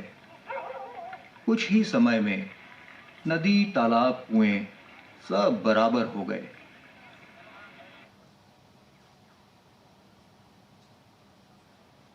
सैकड़ों हजारों तालाब अचानक शून्य से प्रकट नहीं हुए थे। इनके पीछे एक इकाई थी बनवाने वालों की, तो दहाई थी बनाने वालों की। ये इकाई दहाई मिलकर सैकड़ा हजार बनती थी। पिछले 200 वर्षों में नए किस्म की थोड़ी सी पढ़ाई पढ़ गए समाज ने इस इकाई दहाई सैकड़ा हजार को शून्य ही बना दिया। पानी के लिए ये सब है जो सब पानी की माया है। नाच धान भी करते हैं तो आदमी भी टाइम पर पल जाते हैं। अब खेत में पानी नहीं होगा तो क्या करेंगे? यहाँ हमारे पानी पीने का भी नहीं मिलता है। कोई पानी में तो कुएं में तो खारा है पानी, कोई में कड़ा है पानी। इसे लेके 2-2 कोस पानी के लेके माता पर चलती है। इतनी मुसीबत है। कहाँ का पानी नट गया, पानी तो नट गया, पानी के नट गया, नल नहीं चल रहा। प्यास लग रही गंगा का पानी भर दे पानी का पानी बेवड़ा भर दे तरा का भर दे।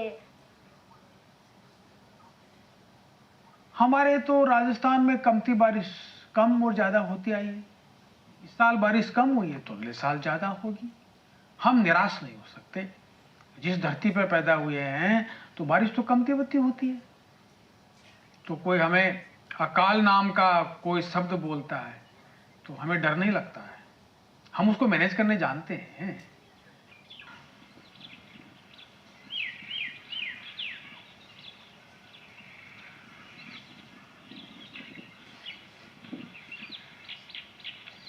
लापोड़िया से काम शुरू किया चौके का, 58 गांव में बना चुके हैं।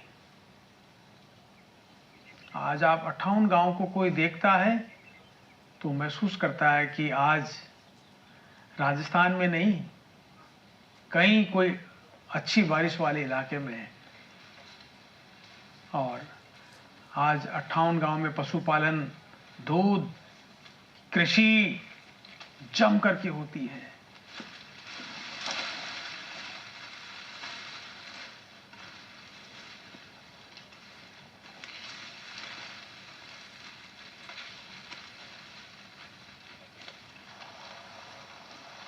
कुमारिया लीला आदमी जैसा लगा दिया तो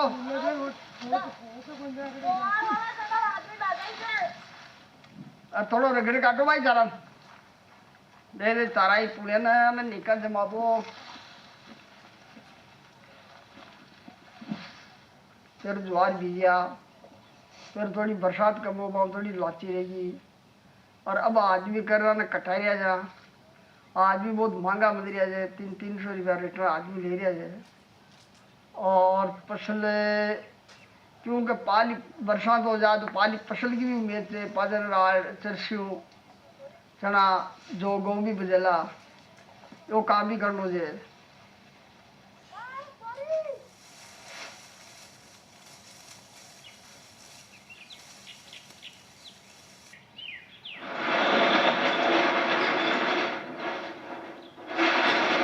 दस साल काल पड़िया जाने, देरा भी चलिया है, काल भी पड़िया है, नाज भी होया है। बड़े हमें तो का पुली चलता रही है, पानी टैंकर लगा भाई जरूरत नहीं पड़ी। ये पानी रुक बस न तो पहले तो जरूरत पड़ती है, इतना फर्क पड़ गया। जो लापड़िया गांव है, जिसका गांव दूसरा बनना चाहिए, तो यहाँ ना आस पास का गांव तो बना चुके हैं। हम गुजरात में जाकर ट्रेनिंग दीजिए, लोगों के साथ बात करिए, बड़े चौका चालू कराया, बहुत बढ़िया चौका बनाया, बहुत बढ़िया काम चले है। दोसा के मान जिला में काम कर रहे हैं, पाली जिला में निकट बनाए हैं, नादिया बनाए हैं, चराकम चौका बनाए हैं। हम जाकर ट्रेनिंग देख रहे थे। हम फरीम काम करते हैं, कोई पिछड़ से काम नहीं करते, हमेशा मदद के लिए जाते हैं। जब आज काम सही है न तो हमारी आत्मा सही है। ऐसे ऐसे सब गांवों का मान चालू काम हो गया। कोई 10 पेड़ लगा रहे हैं, कोई 5 पेड़ लगा रहे हैं, कोई 20 पेड़ लगा रहे हैं। संता पेड़ जाकर देती थी और वो पार अनुसार करता हुआ। जब बात संता का काम थोड़ा सा ऊंचा जी बात के मायने राष्ट्रपति पुरस्कार लक्ष्मण सिंह जी लाफोड़िया संता को मिले। लेकिन जब गांव का कोई विकास करने जाए डिग्री लेकर के, तो पहले गांव में उतर करके उस पर पीएचडी करनी चाहिए, तब वो गांव का ढंग से विकास कर पाएगा। वरना आपके ये जो अभी जो पढ़ाई है ये तो अलग है साहब। हम ऐसा मानते हैं कि कोई पढ़ाई लिखाई करके आता है तो वो कमीशन लेने के लिए आता होगा। अपनी बात को जबरदस्ती से सही हो चाहे ना सही हो उसको ठहराता है जोरी जबरदस्ती, वो चीज़ नहीं।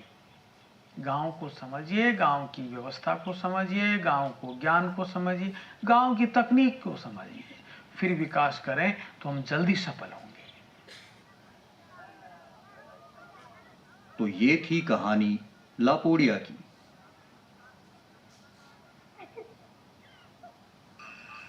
अगर एक छोटे से गांव की एक छोटी सी संस्था 58 गांवों की कायापलट कर सकती है, तो राज और समाज मिलकर क्या नहीं कर सकते। बरिया बरिया बई मारी समदरी यो तड़ाव बरिया बरिया नळंदल भीमरलो तड़ा नळ दे बोलये पानी हो सरे हो मैं नळ दे बोलये पानी हो सरे हो।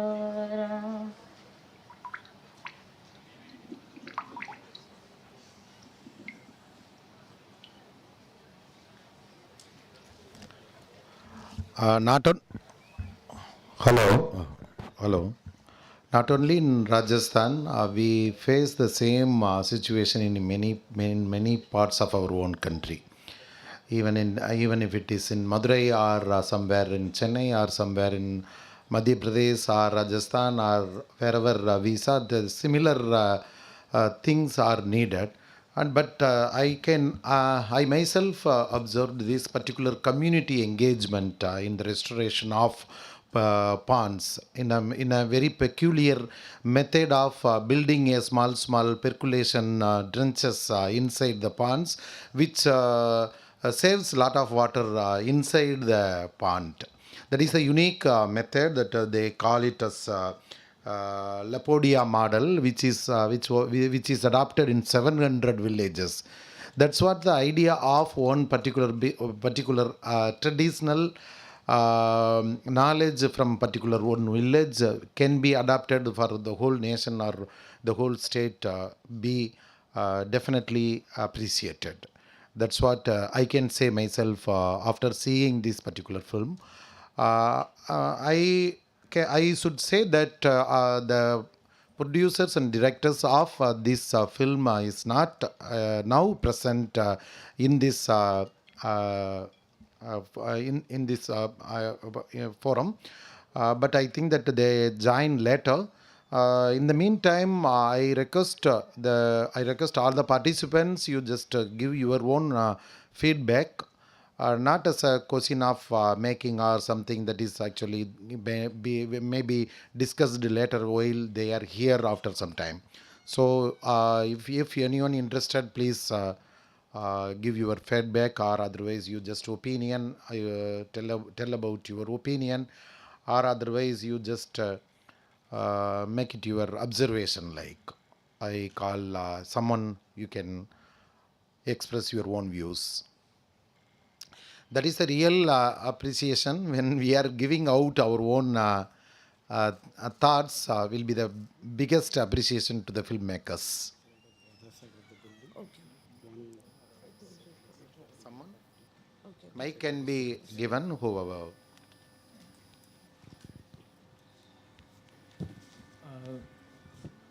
I'm Dr. Tariq Abdullah from MMRC Kashmir University. Yes, sir. First of all, at the outset, I will just like to congratulate the filmmakers for presenting such a beautiful documentary, which has shown how we can make films on subjects of a particular small village, but as a movement which they have tried to highlight the problems and the solutions. I think after watching this film, all of us must have now trying to visualize how at our own places we can think on subjects like this and try to make the people to talk, because he has chosen a path that he's not, a filmmaker is not saying anything. Everything comes from the villagers. So this type of film are always very interesting, and there is no exaggeration of the facts, because everything comes from those who are in the business of it. So this kind of treatment to the film is really fabulous, and we must appreciate and follow this path of filmmaking. Thank you very much. Yes, thank you for your opinion, sir.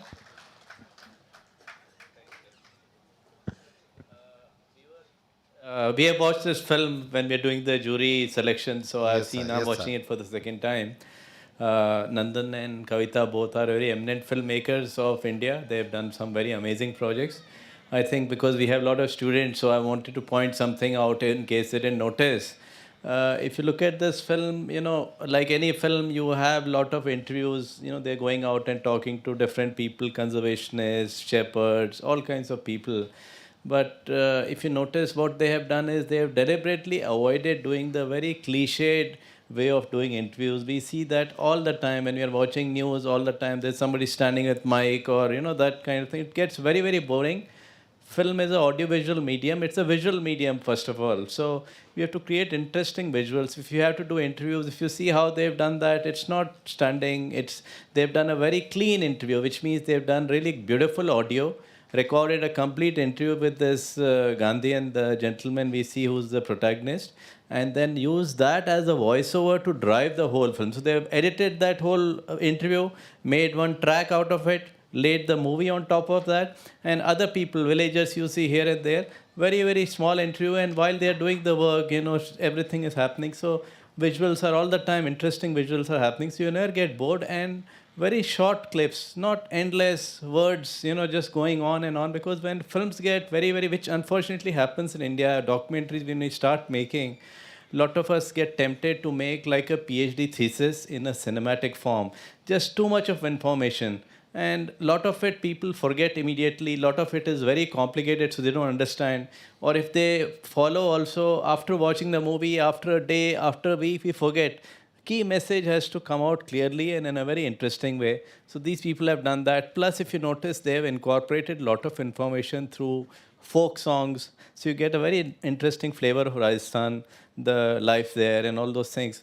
So, when you go out to make, doesn't matter which subject you want to make a movie, just think through and see what local elements you can pull out and create a more engaging story.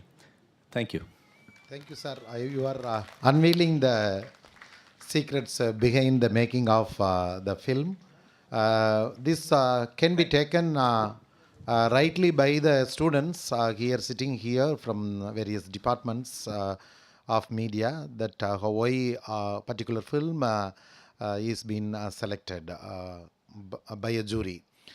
Sir is one among the jury of selecting the films, so that it is important to notice all the words given out by the jury. Thank you, sir. Thank you for your valuable comments on the film.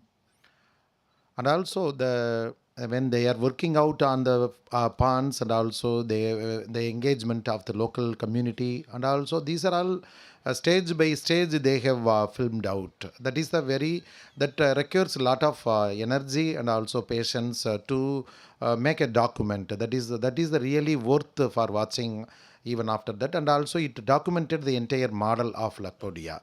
That's what the real worth of watching the film, in my opinion. So that any student from any department of media can also spell out something. Please, you just give the mic to him.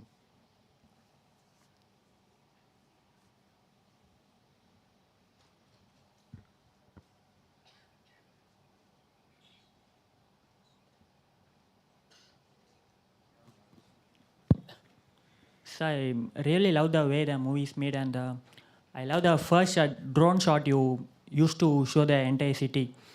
And I love the way the insects and animals are shown in the film.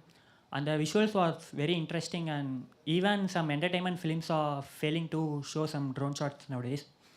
And I enjoy the last 15 minutes that they are explaining about the water scarcity, and the last drone shot was really amazing. And overall the film is even entertaining. Some most documentary films will be slow paced, but this film is somewhat entertaining, like a commercial film. And I love all the visuals in the film. Okay, thank you.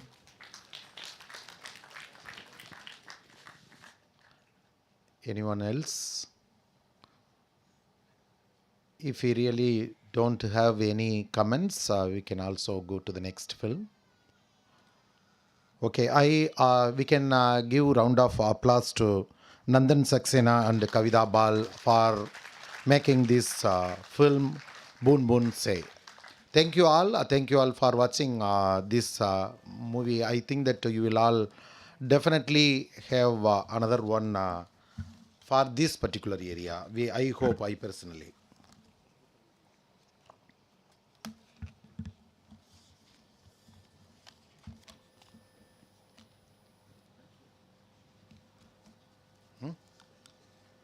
No.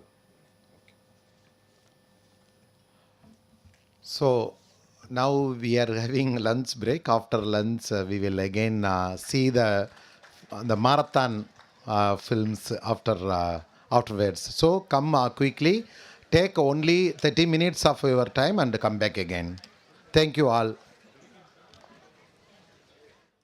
For students, lunch provided just behind the screen, and for delegates provided at same place as tea provided, and the delegates can take the way through this.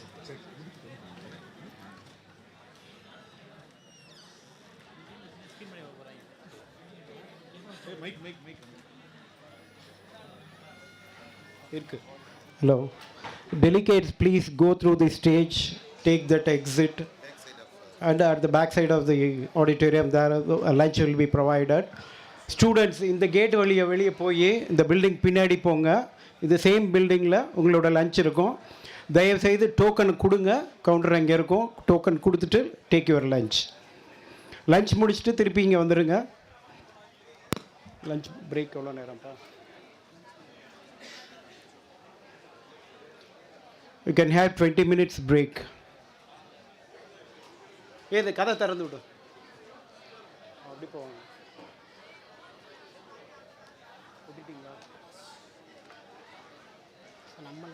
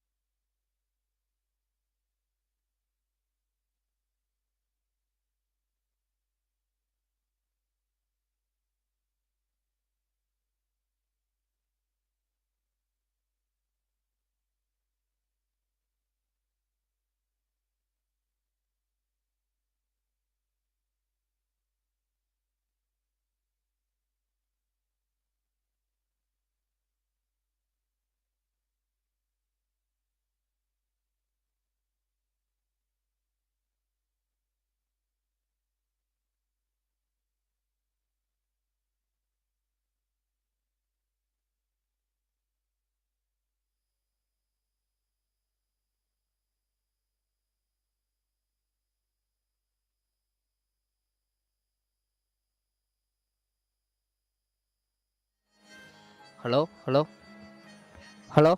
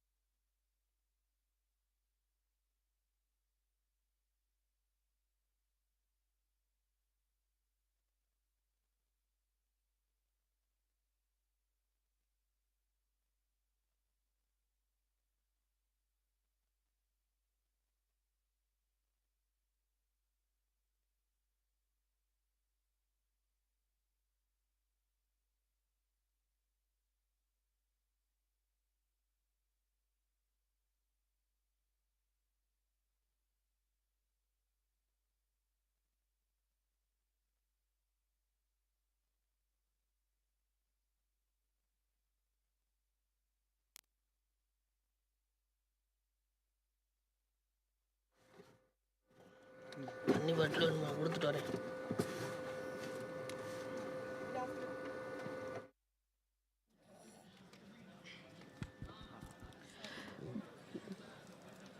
Good afternoon to one and all present here. Again, all are welcome to this momentous period, and I welcome Dr. V. Ilamparathi, Assistant Professor of Film and Electronic Media Studies of Madurai Kamaraj University, as a moderator to this section.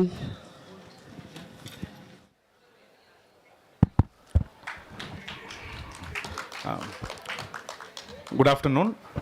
I welcome all the dignitaries, participants and delegates for the afternoon session of the screening festival, Prakriti.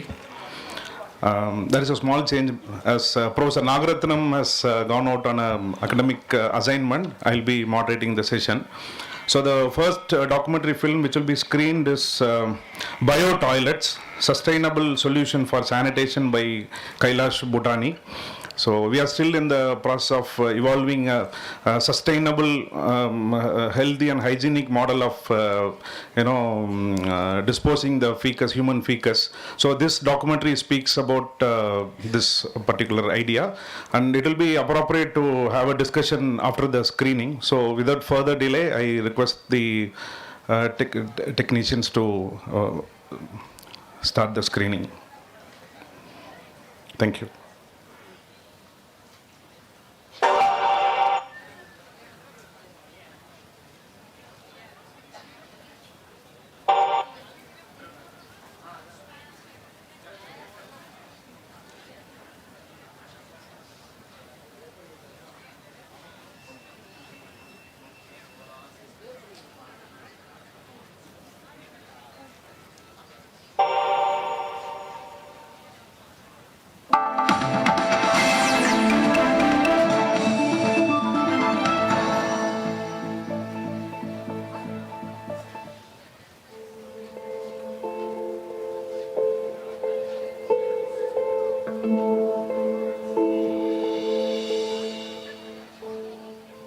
From few to many, from many to many more, and more, human population grew in leaps and bounds world over.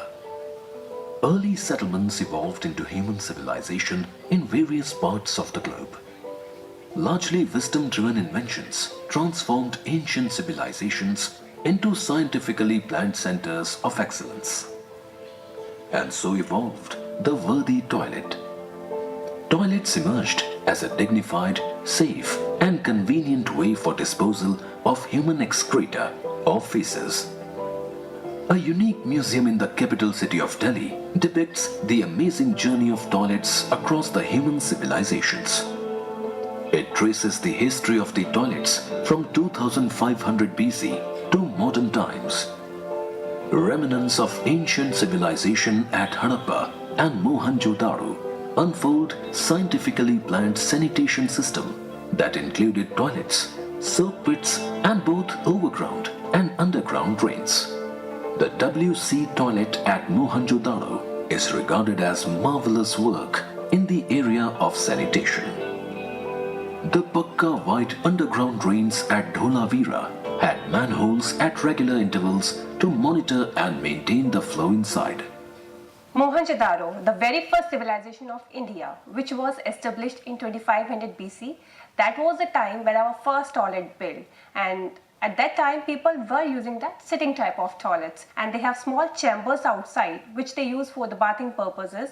That shows that like in 5500 years back, people were so much civilized that they know they should do their private things in private rooms only. In medieval times, kings and emperors living in forts and palaces used equally majestic toilets with designer and decorated seats. Highly decorated and bejeweled commodes appeared in royal families ruling many European countries. In modern times, toilets were interestingly transformed by using electronics in Japan, South Korea, and some other countries. In USA, some manufacturers develop electric toilets. Beyond these elite toilets, many technology options in hand spurred growth of toilets in India and abroad.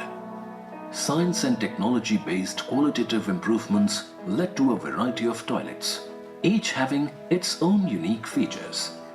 But a fundamental question remained a challenge for sanitation experts: how to dispose human feces in a scientific way that protects human health and environment. Biotoilets are the answer. Biotoilets treat human waste at source. Water and biogas are the only discharges that can be put to many uses if desired. In India, development of biotoilet is a great success story, scripted by premier scientific institution, the Defense Research and Development Organization, DRDO. Looking back, concern for safe disposal of human excreta arose mainly due to presence of deadly pathogens and obnoxious odor in its organic content. Contamination by feces is reported to cause many illnesses in humans, and it also deteriorates aquatic and land ecosystems. In case of open defecation, contamination of environment is rampant before its natural decomposition. Moreover, open defecation is a stigma on the face of modern civilization due to its various social consequences. Recently, all districts of the country have attained open defecation-free status with the government support to build toilets across rural, remote and different areas. Over 9 crores toilets came up during last 5 years alone. In this scenario, safe and scientific treatment of human waste is imperative. Biotoilets offer a sustainable, simple and safe solution to this demanding challenge. Biotoilets are based on biodigester technology, originally developed by DRDO's research lab in Gwalior, Madhya Pradesh. Genesis of this technology is an interesting human story. Few years back, DRDO got a somewhat unusual call to find a technological solution for safe treatment of excreta of soldiers serving in the high altitudes of Ladakh and Siachen. In Siachen Glacier, extreme low temperature of -40 degrees Celsius for months and throughout the year do not allow natural biodegradation of waste. Moreover, these areas have very low partial pressure of oxygen that also restricts decomposition in atmosphere. In 1989, we started working on this problem for resolving the issue of human waste disposal at for Siachen Glacier for our Indian Armed Forces at high altitude in low temperature areas. Now, after doing initial work on different aspects of biodegradation technology, we came out with a product in mid-90s, and we devised or designed a solution which was called as biodigester for armed forces, and initially it was trialed out at one of our sister laboratories, which was then called as Field Research Laboratory at Leh. Having tried out our high altitude biodigester at Leh, we became confident that our product is going to work.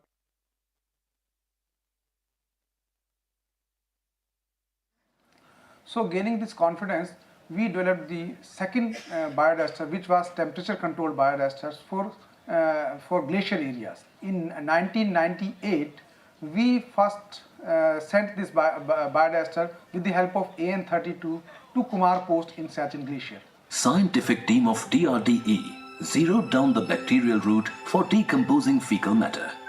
Among a host of bacterial forms, the anaerobic bacteria was selected as the final candidate due to its inherent advantageous abilities. Aeration or oxygen is not required. They perform well under complete anaerobic conditions. Anaerobes can even degrade detergents, phenols present in toilet clearing agents. Inactivation of more than 99% pathogens. Sludge generation is very less. One-time bacterial inoculation is sufficient and require minimal maintenance and almost nil recurring cost. An aerobic microbial consortium was developed having 4 groups of anaerobic bacteria for the best results. Bacterial inoculum was developed after many trial and errors by natural selection and adaptation, mainly to make it flexible for a wide range of temperature. Inoculum was further augmented with volatile fatty acids degraders. The final anaerobic microbiome inoculum, AMI, performs well within the temperature range of -40 degrees Celsius to 50 degrees Celsius. Performs well within the temperature range of -40 degrees Celsius to 50 degrees Celsius. The biodigester technology has 2 parts. One part is the biodigester and the second part consists of the AMI and the inoculum, also known as the inoculum.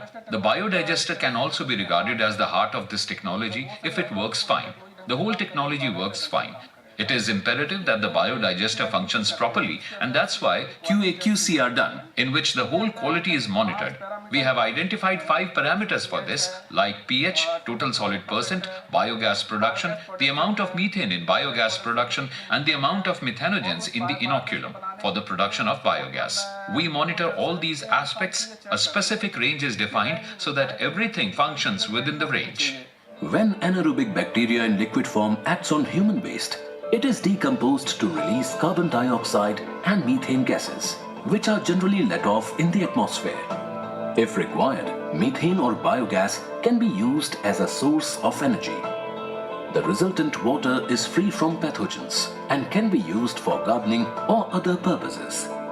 The process does not require any external energy source. Currently, inoculum is being produced in large scale at a specially created inoculum generation facility at DRDE.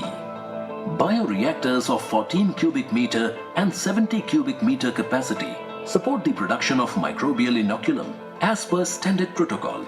All care and cautions are taken to maintain the standard quality of inoculum for best performance. Initially, the anaerobic microbial inoculum was developed in the laboratory at small scale for experimental purposes, but later on, when the technology started proliferating in different walks of the life, we required a bigger facility for propagation of anaerobic microbial inoculum, for which we developed a 14 cubic meter anaerobic microbial inoculum, which is actually temperature control. Purpose of this controlling the temperature is basically we propagate our anaerobic microbial inoculum at around 20 degrees Celsius so that these low temperature adapted anaerobic microbial inoculum can work both at lower temperature as well as at higher temperatures efficiently. Actual decomposition of human waste takes place in specially designed biodigester, which is actually a multi-chambered fermentation tank. Tank is provided with the multiple number of chambers to increase the path length of the waste that improves contact time and accelerates degradation. Dimensions and internal designs of biodigester are kept flexible to suit requirement as per number of users, availability of water, and prevailing geoclimate conditions. In general, biodigesters for cold climate need to be of higher volume in comparison to high temperature conditions. Fermentation tank has a suitably positioned inlet for human waste and outlets for treated effluent and biogas. Fabrication material of the tank may also vary from simple brick, stone or RCC structure to plastic, fiber reinforced plastic, mild steel and stainless steel. In remote areas, locally available materials may be preferred and used to save on transportation cost. Biodigesters have applications both in stationary as well as moving vehicles. Biodigester is seeded with microbial inoculum only once during the entire life cycle of biotoilet. Reason being the self-replicating property of microbes present in the inoculum. Under favorable conditions, anaerobic bacteria can double its population within few hours. Biodigester technology-based biotoilets soon made a headway in high altitude, low temperature areas of Siachen, Leh, Sikkim and Tawang. The biodigester which we have developed for high altitude, low temperature areas has special feature in which we have provided the heaters. And the special feature about the heater is that it keeps the temperature of the biodigester above the 0 degrees Celsius so that the microbial consortium works well. Now this is the drawing of the temperature controlled biodigester. The outer side you are showing the puff insulation which is 300 millimeter thick. It provides the insulation to prevent the heat loss. Now after this there is a stainless steel tank which is covered by the double walled aluminum chamber in which high therm oil is filled and solar heaters are dipped to maintain the temperature. The temperature controlled biodigester is directly connected with the inlet of the toilet pan and from where the fecal matter enters, and in this biodegradation chamber the anaerobic microbial consortium degrades the fecal matter, and then after degradation the degraded product comes out from the outlet. Apart from military establishments, biotoilets were heartily adopted by civic agencies.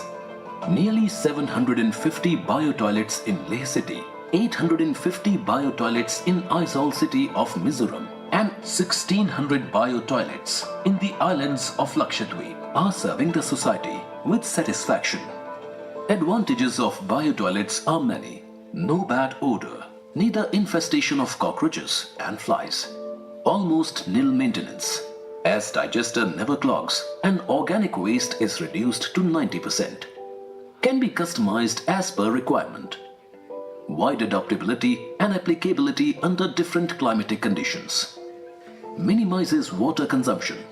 Affluent water, free from pathogens, may be recycled for cleaning of toilet pan and gardening.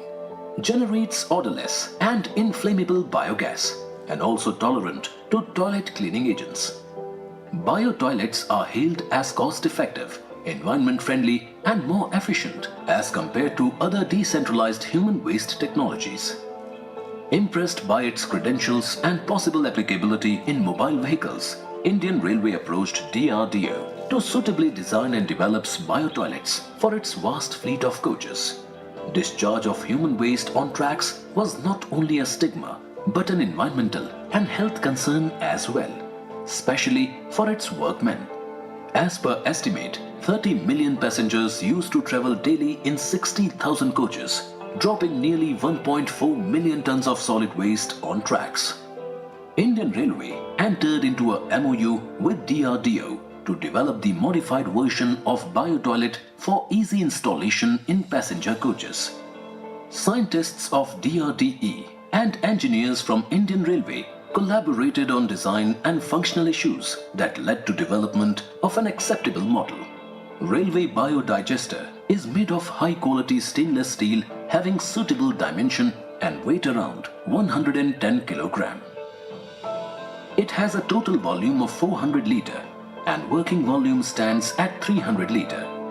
The biodigester has 6 chambers separated by partition walls with other provisions to make a longer path for liquid flow till it reaches the outlet. A chlorinator is provided outside the tank near outlet to stock chlorine tablets with the arrangement so that only one tablet remains immersed in the effluent at a time. The biodigester for Indian Railways has three basic components. One is an interface which connects the toilet pan with the biodigester. The another is biodigester as a whole unit where biodegradation takes place, and third component of it is the chlorinator where chemical treatment takes place. This interface has a special ball valve which actually is put into place for elimination of non-biodegradable material to ingress into the biodigester. Now, whenever a passenger goes and uses the toilet for defecation, the waste material comes into this ball valve, and because the ball valve is closed, so with the flush cycle, the waste material goes into the first chamber. Now from the first chamber, the waste material goes into the second chamber. From second to third, third to fourth, this is the fifth chamber, and this is the sixth chamber where biodegradation takes place. Now these 6 chambers have been provided for increasing the path length and increasing the time of contact between the microbes and the organic waste for efficient biodegradation. Now from this 6th chamber, it comes to a chlorination chamber where chlorine tablets are being provided for chemical treatment of organic waste before it is finally discharged, so that all the pathogenic organisms are eliminated before it is finally discharged. Biodigesters are fixed just below the toilets, under the coach through mounted brackets with due safety measures. Biodigester is connected to the toilet pan through P-trap with arrangement to restrict entry of non-biodegradable items such as plastic bottles, pouches, sachets, etc. Each biodigester is seeded with 100-liter bacterial inoculum at a time of installation simply by pouring into the biodigester through toilet pan. Within few days, bacteria get activated and multiplied to occupy full working volume of the tank. BioToilet is now ready to serve passengers. After complete decomposition of the waste, the liquid discharge enters into chlorinator for disinfection. Finally, the treated discharge gets released through the outlet on the rail track. The biodigester, once inoculated and activated, continues working for the lifespan, subject to its regular usage by passengers. Testing of effluent discharge on monthly basis is a mandatory requirement to keep biotoilets fit for use. Indian Railway has developed testing facilities to check quality of effluent on recognized scientific parameters. In case of any discrepancy, corrected measures are taken and testing is repeated. Earlier, the toilets used by the railways used to discharge the human waste directly on the tracks, which used to pollute the tracks, and the environment also used to get polluted. And the railway staff also found it inconvenient to work. Now in 2011, the railways with the support of the DRDO have introduced bio-toilets. Basically, in this, the human waste directly goes in the tanks. And the moment it contacts the bacteria decomposes this human waste to convert it to liquid and gas. The gas gets released in the atmosphere and the liquid or the water gets discharged on the tracks.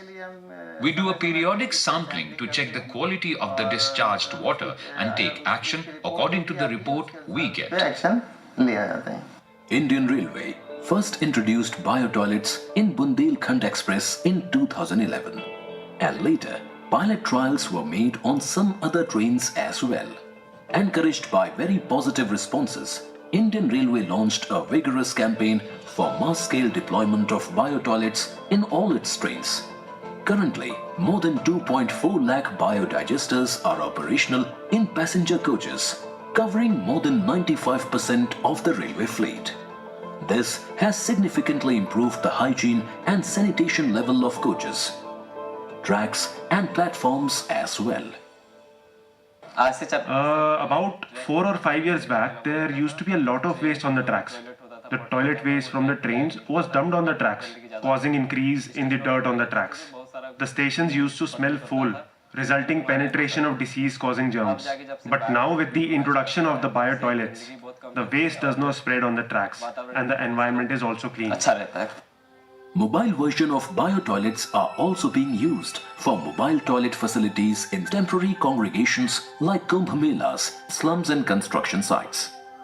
To disseminate benefits of biodigester technology to civil societies, DRDO has entered into MOUs with several government and non-government organizations, prominent being Ministry of Drinking Water and Sanitation, Building Materials and Technology Promotion Council under Ministry of Housing and Urban Affairs, and Maharashtra Metro Rail Corporation Limited.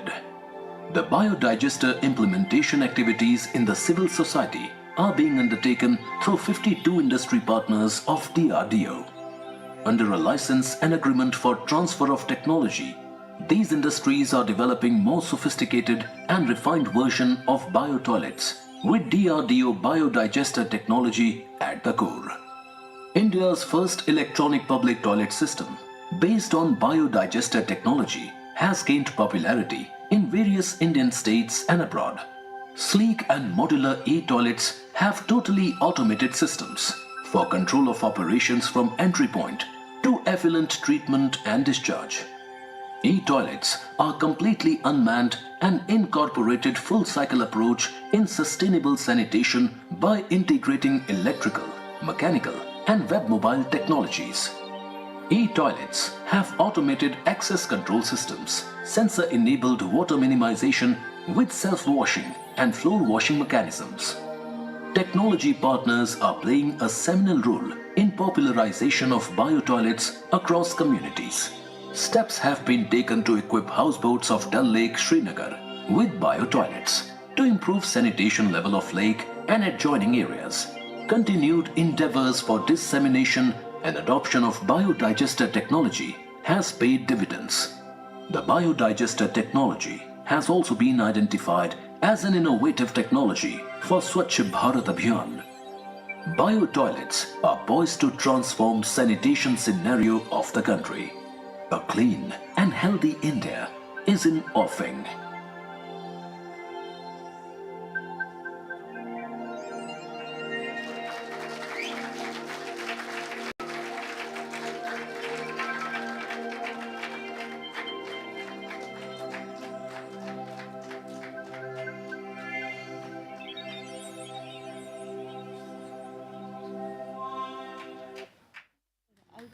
Do it actually. No need of inviting me, but I will invite you for the discussion. Okay. So before going to the discussion, we have a brief profile about the director and synopsis of this documentary. First, director's profile. Associated with the industry for the last 35 years, actively working in the industry for the last 22 years, and the director is Kailash Bhutani.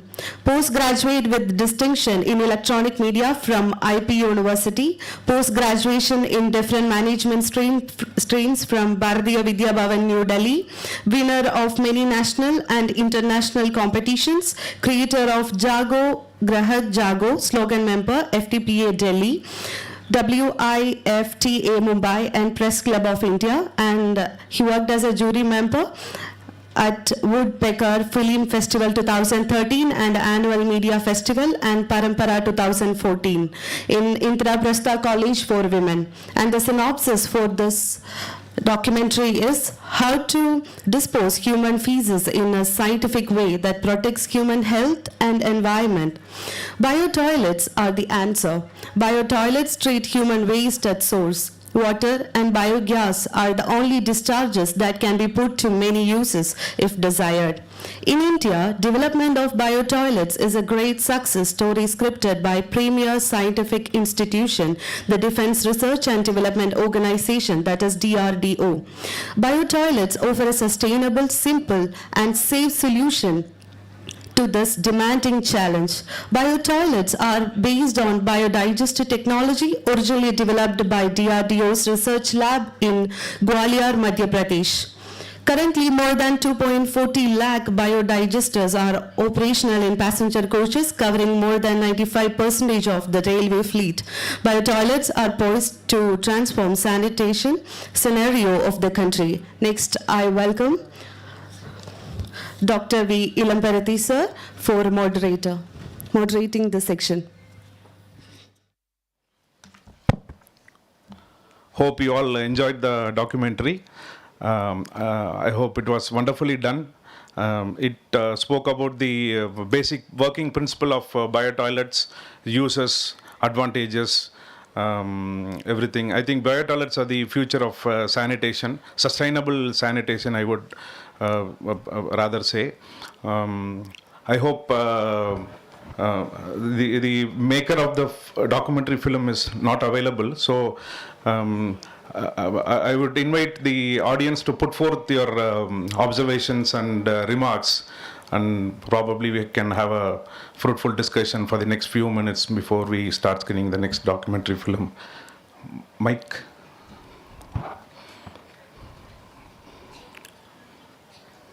Sir.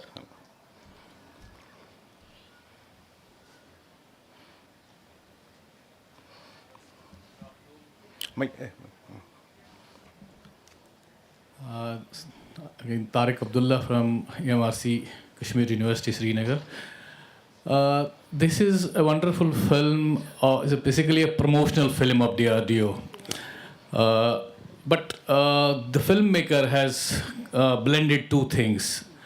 A promotion of an idea, then also a step towards the which is cleanliness drive is going throughout the country, Swachh Bharat. And I think this will create a debate, this film, that we should take this concept of to our homes also now.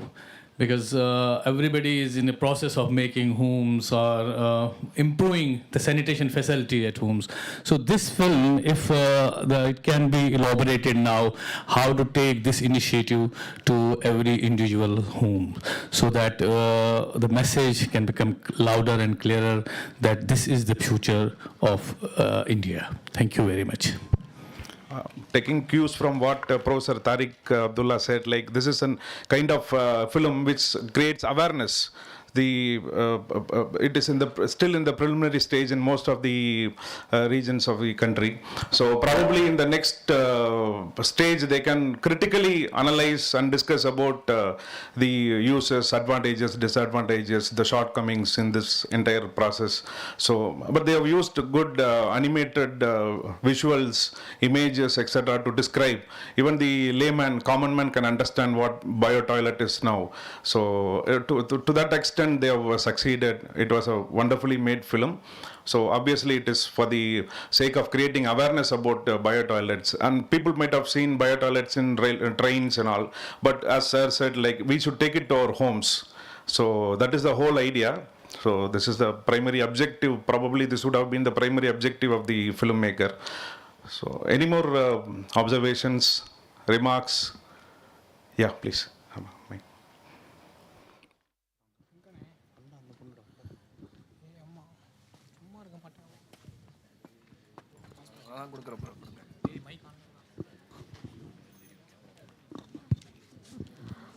So firstly, I would like to appreciate the detailedness of the film. Every time I had a question, like I would see this first scene, and then if I have a question, that would be answered in the later session of the film. It was very detailed, and it answered from the beginning of the process till purifying it and sending out gas or water. So I think it was very detailed as a film on the whole, and they made it easy to understand right from first-hand reports of people who worked in it, or by giving animations. Even I had the same thought of how it would be if it would be affordable enough to bring it to our homes or to use it. So I think it would be a very nice thought, provided all the sewage waste on the rivers and how it is polluting the environment. I think this would be an amazing idea if it is brought home. So I should appreciate the makers for putting that to thought. That's my opinion. Kindly introduce yourself, your name. I'm Harini from Fatima College. Great. So she spoke about the completeness of the documentary film, because you are left without any questions or doubts after watching the entire movie. So good, thank you. Sir, please.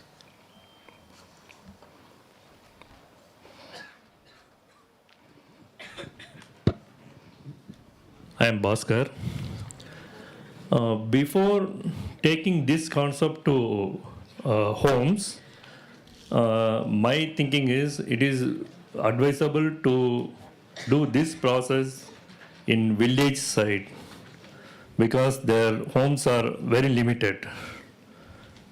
Yes, this. Yes, sir. Yes, sir. Actually, as the director says, you don't have to have good water resource also for installing this bio toilet and using it.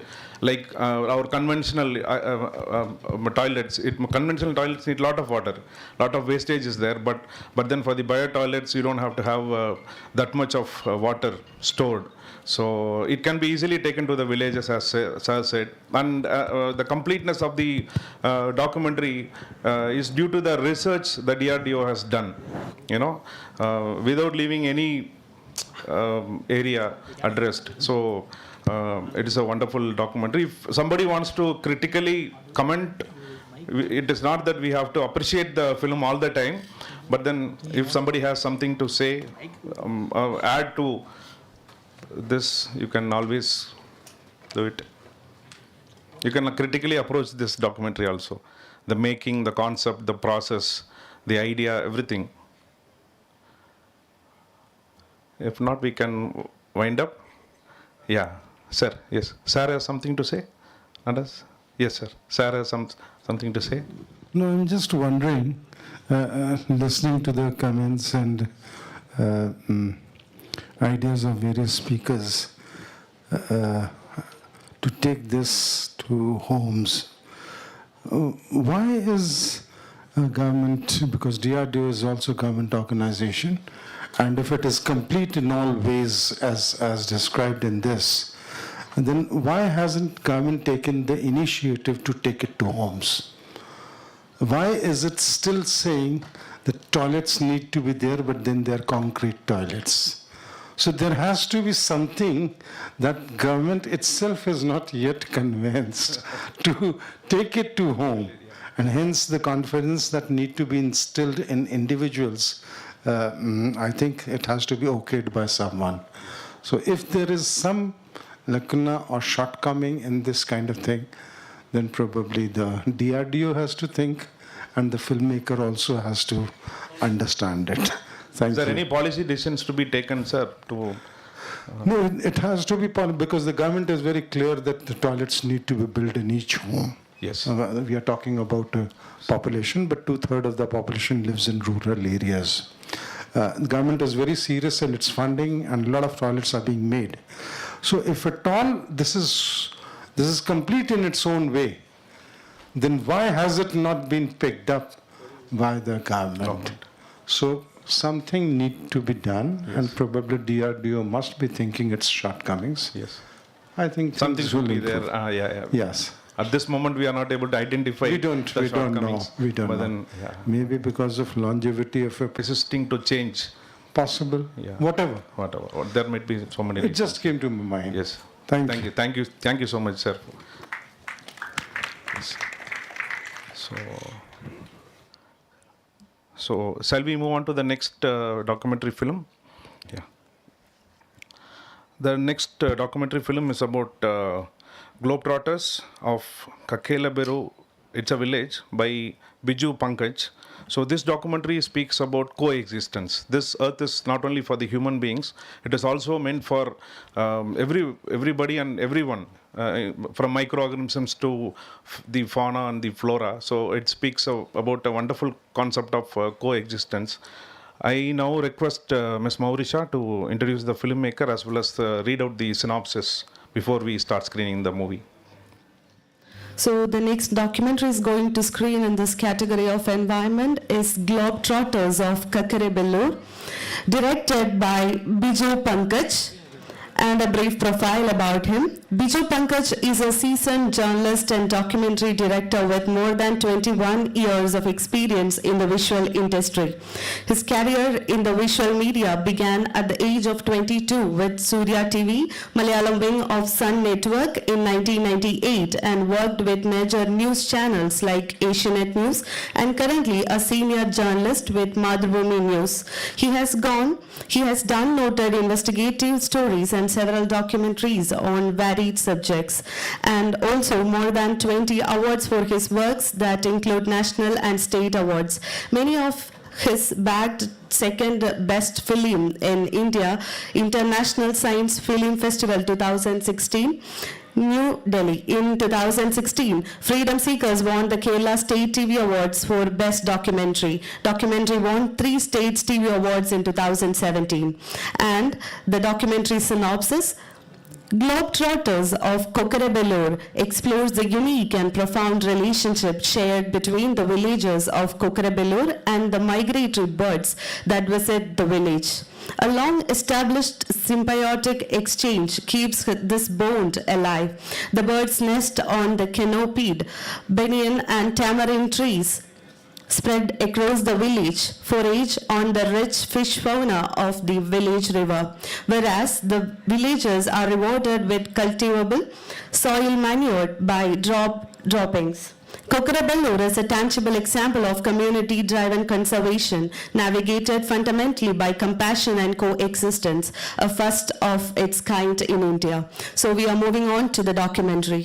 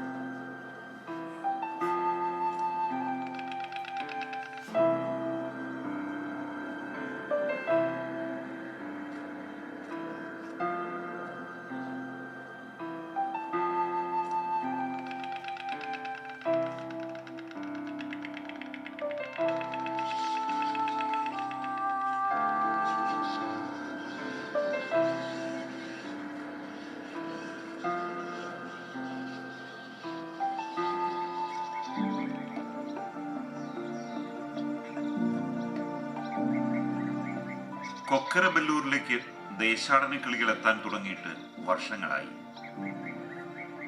വർഷത്തിൽ 6 മാസം ഇവർ പ്രജനന കാലത്തിന് ഈ കൊച്ചു ഗ്രാമത്തെ തിരഞ്ഞെടുക്കുന്നതിന്റെ കാരണം ഇപ്പോഴും വ്യക്തമല്ല.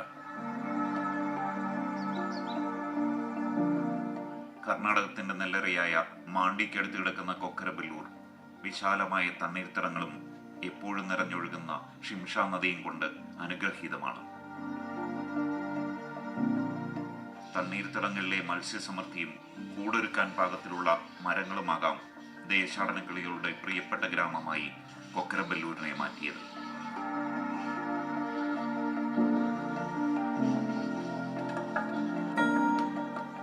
കടലുകൾ താണ്ടി തങ്ങളുടെ ഗ്രാമത്തിലെത്തുന്ന അതിഥികളെ സ്വന്തമെന്ന പോലെ സംരക്ഷിക്കുകയാണ് ഈ ഗ്രാമവാസികൾ. ഗ്രാമവാസികളും ദേശാടന കിളികളും തമ്മിലുള്ള ആത്മബന്ധം അവിശ്വസനീയമാണ്.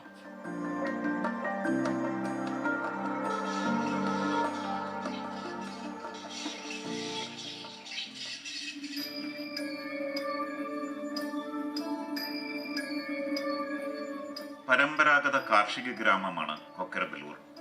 ഓടുമേഞ്ഞ ചെറിയ വീടുകളും ഒരു പ്രൈമറി സ്കൂളും അമ്പലവും ഒക്കെ മാത്രമാണ് ഇവിടെയുള്ളത്.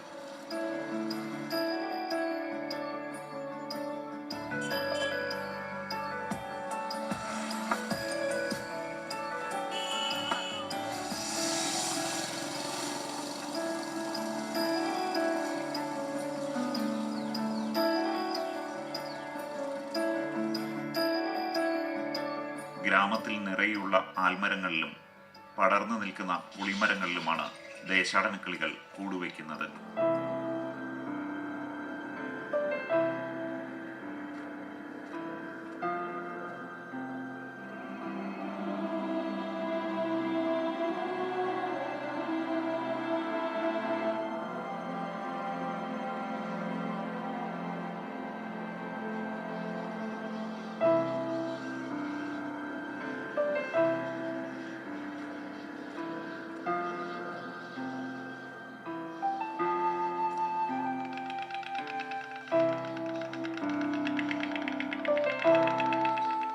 ജനുവരിയിലെത്തുന്ന അതിഥികൾ 6 മാസത്തോളം കൊക്കരബെല്ലൂരിനെ സ്വന്തം ഗ്രാമമാക്കുന്നു.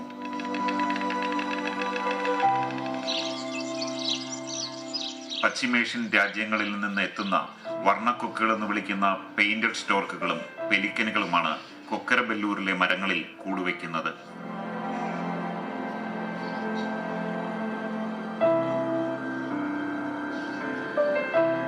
ജനുവരി ആദ്യവാരം ഇവരെത്തിത്തുടങ്ങും. 1 മാസം കഴിയുമ്പോൾ കൊക്കരബെല്ലൂരിലെ മരങ്ങൾ ദേശാടന കിളികളെ കൊണ്ട് നിറയും.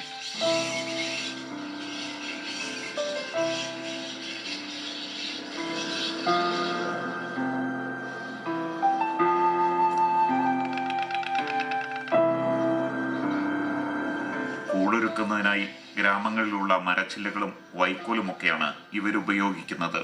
In the older period, people literally believed these birds to be the daughters of the village. So in Karnataka, we have a practice of the daughters getting back to the parents' place when they have to deliver. So these birds were treated as though daughters are coming back for the delivery, and they gave utmost care and protection to nurture the birds. They never allowed anybody to disturb. They never allowed any trapping or hunting to go on.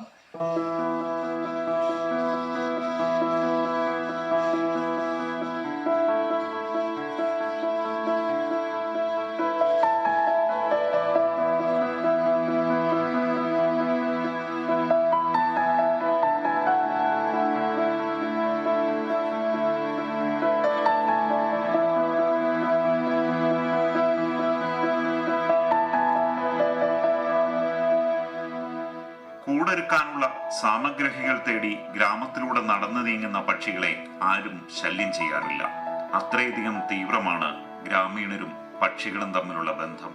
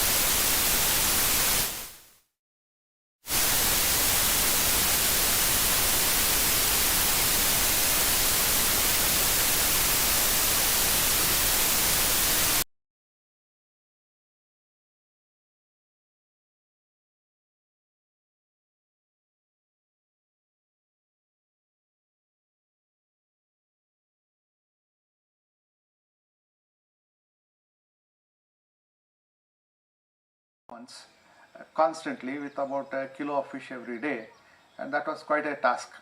So, but that process gave us insight into the life of pelican and how a chick has to be cared, how much it consumes, what are its behavior, and how not to get very close to it, and how to put it back into the wild.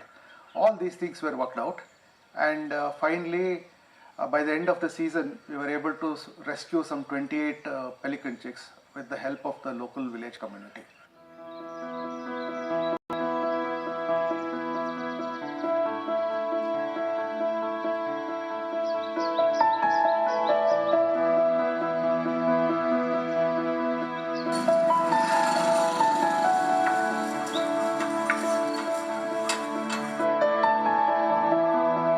ദേശാടന പക്ഷികളെ സംരക്ഷിക്കുന്നതിനായി പ്രത്യേക കരുതൽ വനംവകുപ്പിനും നാട്ടുകാർക്കുമുണ്ട്. പരിക്കേൽക്കുന്ന പക്ഷികളെ പരിപാലിക്കാൻ വനംവകുപ്പിന്റെ സഹായത്തോടെ ഒരു സംരക്ഷണ കേന്ദ്രവും കൊക്കരബെല്ലൂരിലുണ്ട്.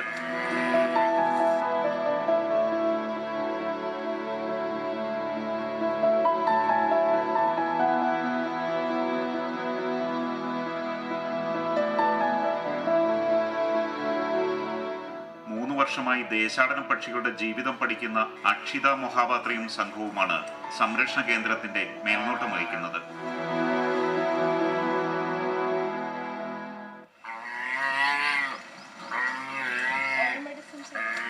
കൂട്ടിൽ നിന്ന് താഴെ വീണു പരിക്കേറ്റ പെലിക്കൻ കുഞ്ഞുങ്ങളാണ് സംരക്ഷണ കേന്ദ്രത്തിലെ ഇപ്പോഴത്തെ താരങ്ങൾ.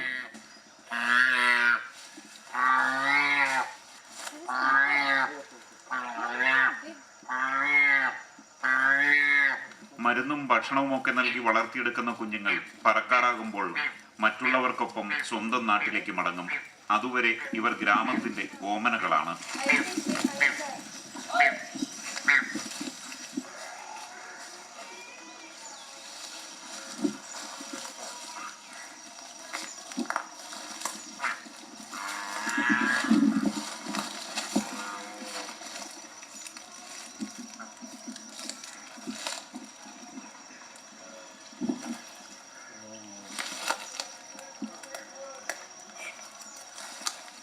Feeding, initially there were 2 chicks this time which we were able to rescue when they were just 10 days old. So until last year they didn't had any list of chicks that were rescued in very early stage but survived later because they were keeping it here outside, so it is cold climate, and in the wild also in the nest you will see adult will be sitting on the chicks for incubating them until 2 weeks. So till the time the feathers come, so they need that warmth. So I kept this time these 2 chicks inside my field station where I am staying, inside the room temperature and in a cardboard to give them all the warmth that they want to grow their feathers. So they are now successfully grown up and has mixed up with all these new chicks that we are rescuing. So they are also growing very well. Their weight is increasing. We are regularly checking their weight, how the trend is of the growth. So until now, all the 8 chicks that we can see here in the rescue center, all of them are growing healthy, and soon they will be flying. Already some of them, Shimsha, which was the first rescued of this season on 13th December, that one is also now very healthy and started flying, started taking short distance from this cage to the other cage and from benches to this cage. So it is now doesn't want to walk, it is just want to show off and fly.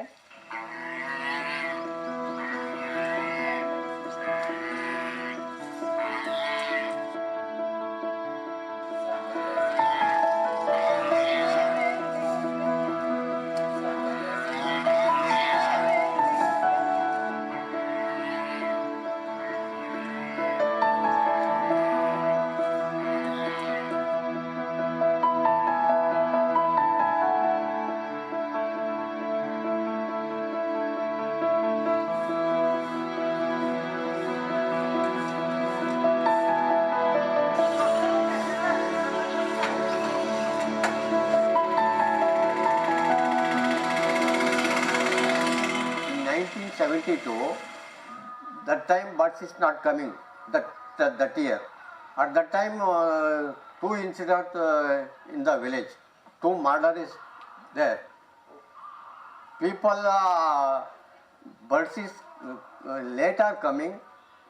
People are very excitement. Why bus is not coming?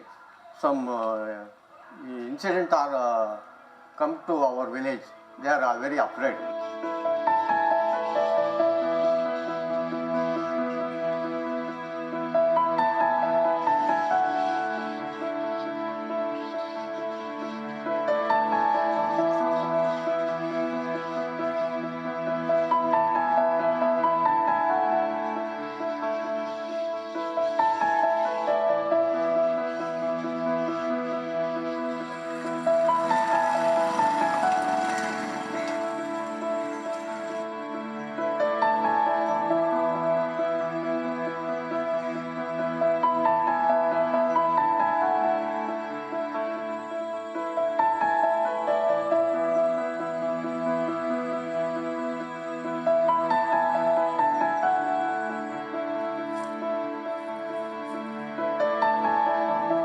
Kaveri നദിയിൽ ചേരുന്ന ഒരു പ്രധാന നദിയാണ് ഷിംഷ എന്നതുകൊണ്ട് ഈ ഷിംഷ നദിയുടെ തീരഗ്രാമങ്ങളും സന്ദർശിക്കുക എൻ്റെ ഒരു പഠനത്തിൻ്റെ ഒരു ഭാഗമായിരുന്നു.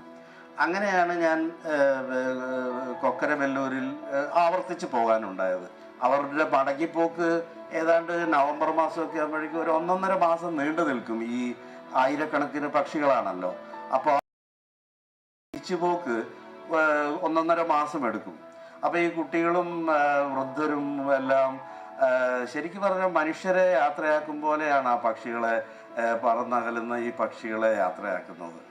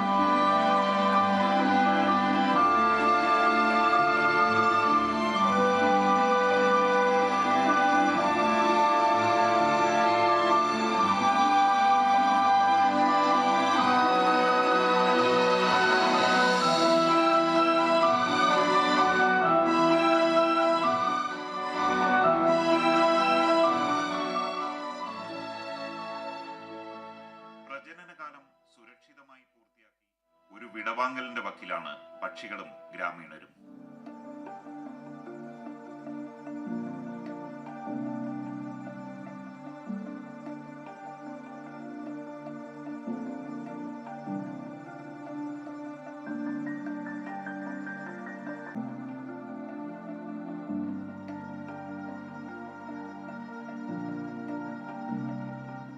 ഗ്രാമത്തിനു മുകളിൽ ഇങ്ങനെ കൂട്ടം കൂടി പറക്കുന്നത് സ്വന്തം നാട്ടിലേക്ക് മടങ്ങുന്നതിന് മുമ്പുള്ള യാത്ര പറച്ചിലാണെന്ന് ഗ്രാമീണർ വിശ്വസിക്കുന്നു.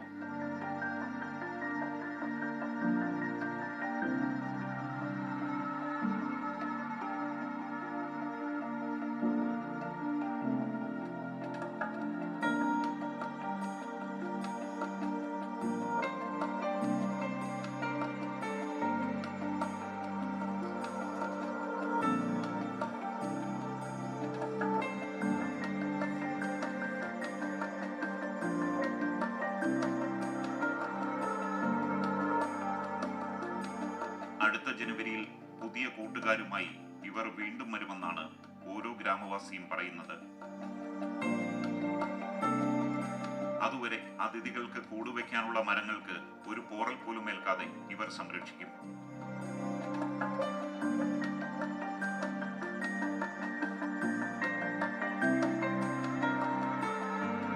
തങ്ങളുടെ പ്രിയപ്പെട്ടവരുടെ തിരിച്ചുവരവിന് വേണ്ടി കാത്തിരിക്കുകയാണ് ദേശാടന പക്ഷികളുടെ പ്രിയപ്പെട്ട ഗ്രാമം.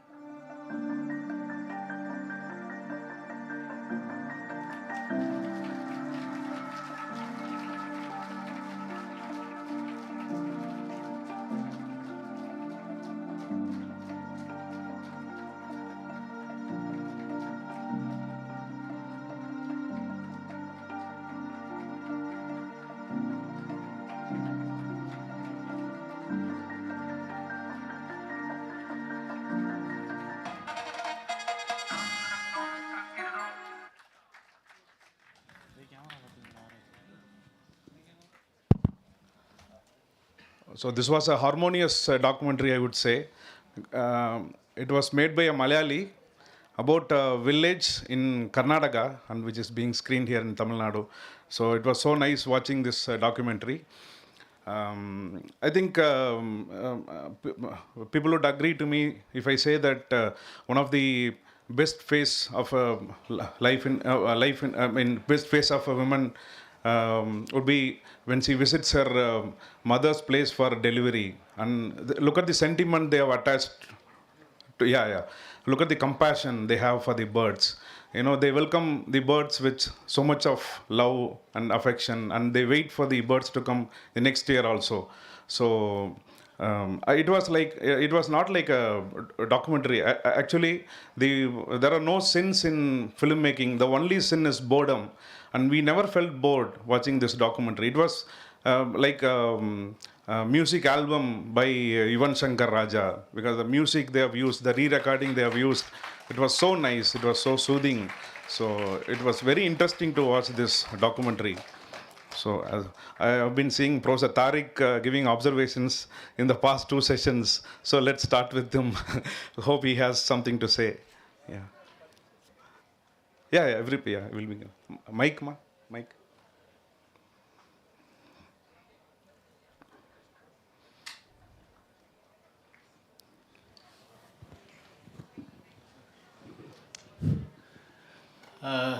Once again, an excellent work. This has been a piece of resilience and determination of the filmmaker, who has definitely put his determination and will to capture such beautiful images of these birds, has followed them from step to step. Yes. And the message which he wanted to give, that the villagers are definitely accepting them as their daughters, and the kind of the closeness and the bond he has been able to create that bond. And I was thinking that these birds have also felt that we are in the safe hands. True. While those researchers were doing some exercise with them, they were treating them, they're feeding them. But one good message which I have gained from this film, that once that villager says it is becoming the tough task for us to feed the bird for 6 months, and every day we have to purchase 1 kg of fish. So this is a message how Mother Nature is taking care of these millions and trillions of these birds and other things every day, how much the Mother Nature is feeding, and how much we should be concerned to protect the Mother Nature, so that we can leave some space for these birds also, these other creatures, because Mother Nature never claimed that we treat them this much. One bird was sick, and for 6 months they have to feed him, and it was giving them some sort of tough time. So the message is clear that we have to live in harmony with the other creation of the earth, so that this world will become beautiful. And such films are really a path-breaking film. And I will see that it's not less than any National Geography stuff. This film can be screened there also. Thank you very much.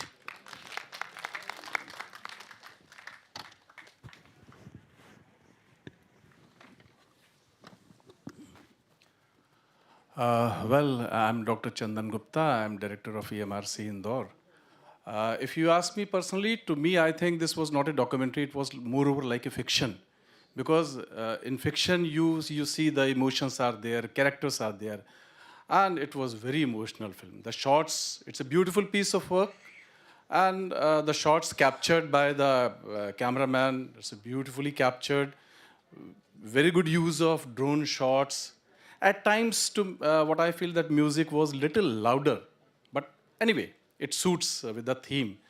And beautifully made. I must congratulate to the director or the concept itself. Because that appealing thing is that the relationship of birds and comparison of that birds with daughters.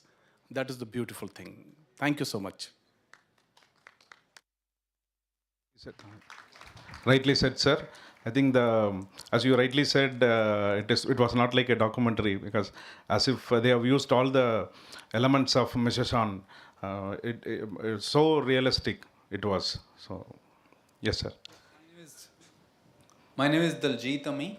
I'm from EMRC Patiala. So I liked one part of the film is primarily it is focused on an environmental issue, but the kind of sociological knowledge and the scientific knowledge it brings to table, that makes it a truly interdisciplinary, multidisciplinary thing.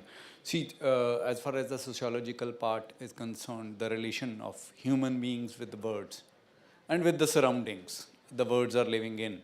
And then when you see the researchers and the community taking care of the birds, it in itself, it's a learning experience as far as the science is concerned, how they are feeding and what kind of feed is needed. And you get to see a kind of storage within a bird's stomach.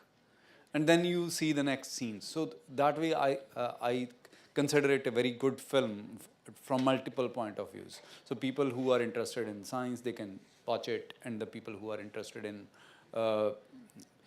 humans' relation with birds can watch it, and so on. So it's a wonderful film. Thank you, sir. So the documentary speaks about the indigenous knowledge of the community members, as sir rightly said. Anybody from the students? Yeah. Yes, yes, sir, please. You see, one other thing, if I think a lot of us must have noticed as well, that in a very subtle way, this film is actually not just about conservation, particular part of India or a particular species. This film is actually subtly underlying the fact that conservation is not a new idea for India at all.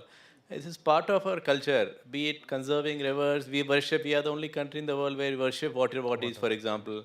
You go to the poorest parts of India, I come from Rajasthan myself, there you go, Bishnoi community, they'll not even cut a tree. They have so many restrictions, they don't have money, but they'll still somehow feed for peacocks they are putting and for this and that. So all over the country, we don't have to look for solutions outside. They're already there. We just have to encourage and highlight, which this film does wonderfully.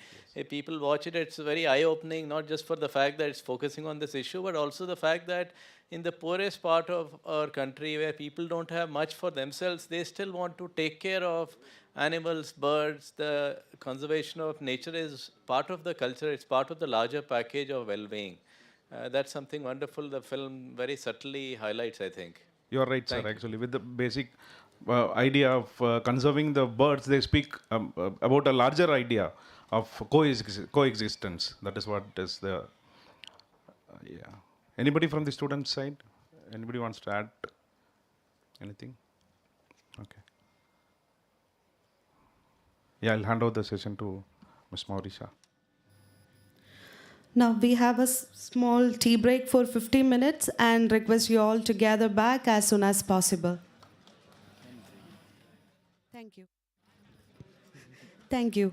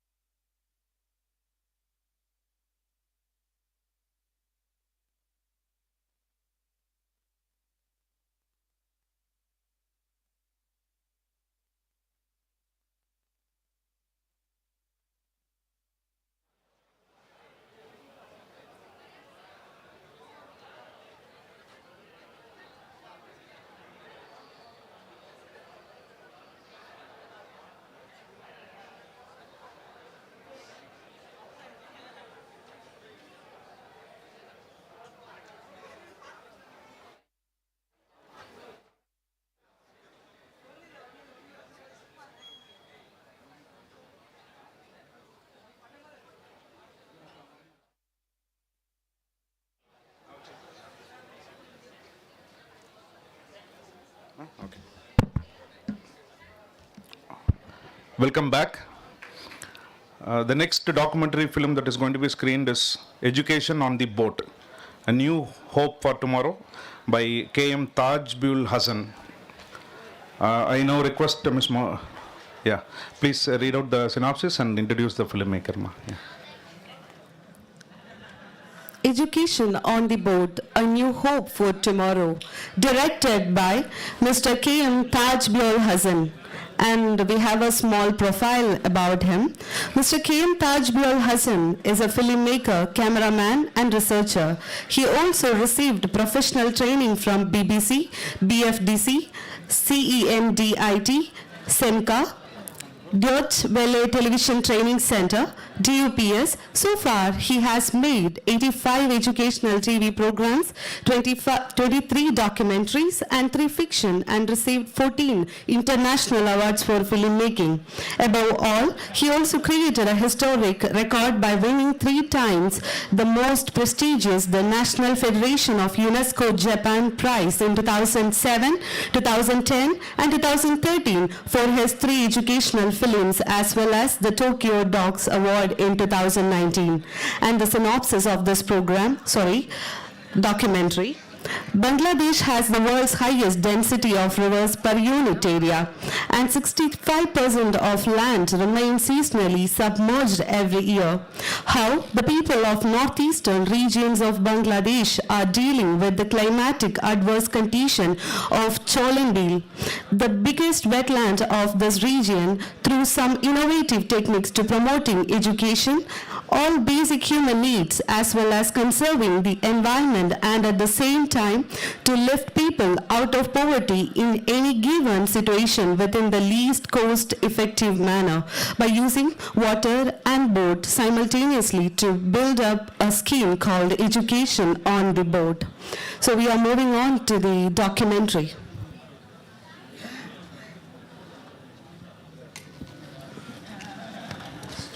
ಇದು ಅಲ್ಲ ಹಾಕಿಲ್ಲ.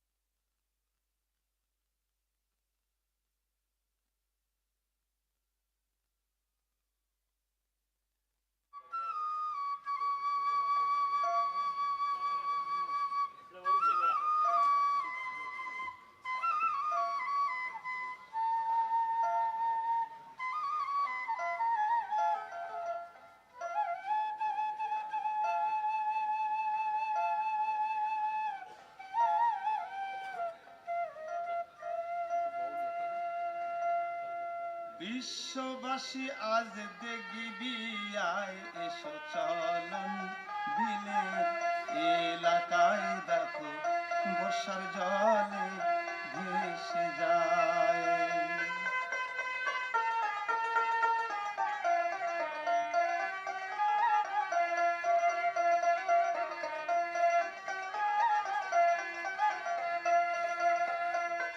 চলন বিল এলাকা ধরে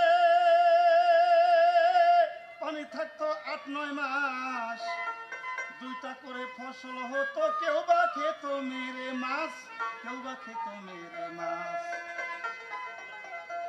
পানির লহর ঢেউ খেলায় তোরা বর্ষার জলে ভেসে যায়।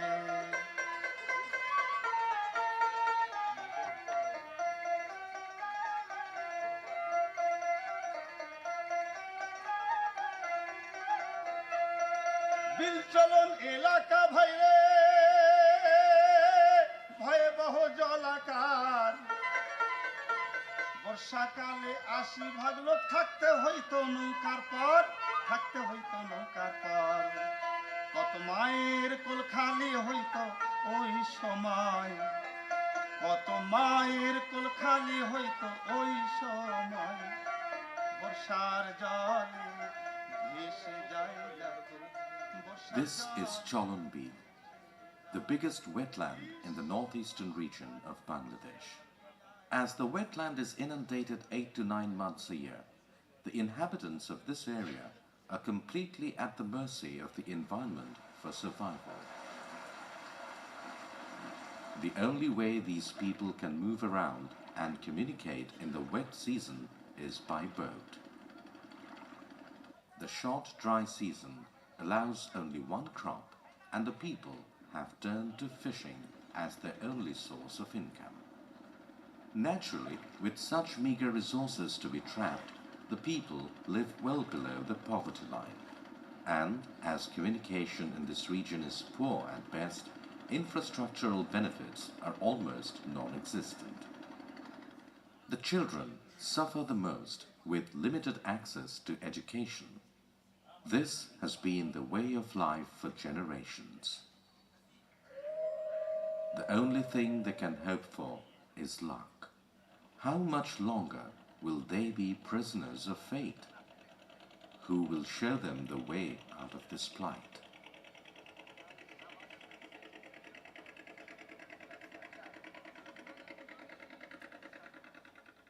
নতুন চাঁদ হলো উদয়, তোরা কে যাবি ওই পাঠশালায়, তোরা কে যাবি ওই পাঠশালায়। নতুন চাঁদ হলো উদয়, তোরা কে যাবি ওই পাঠশালায়, তোরা কে যাবি ওই পাঠশালায়।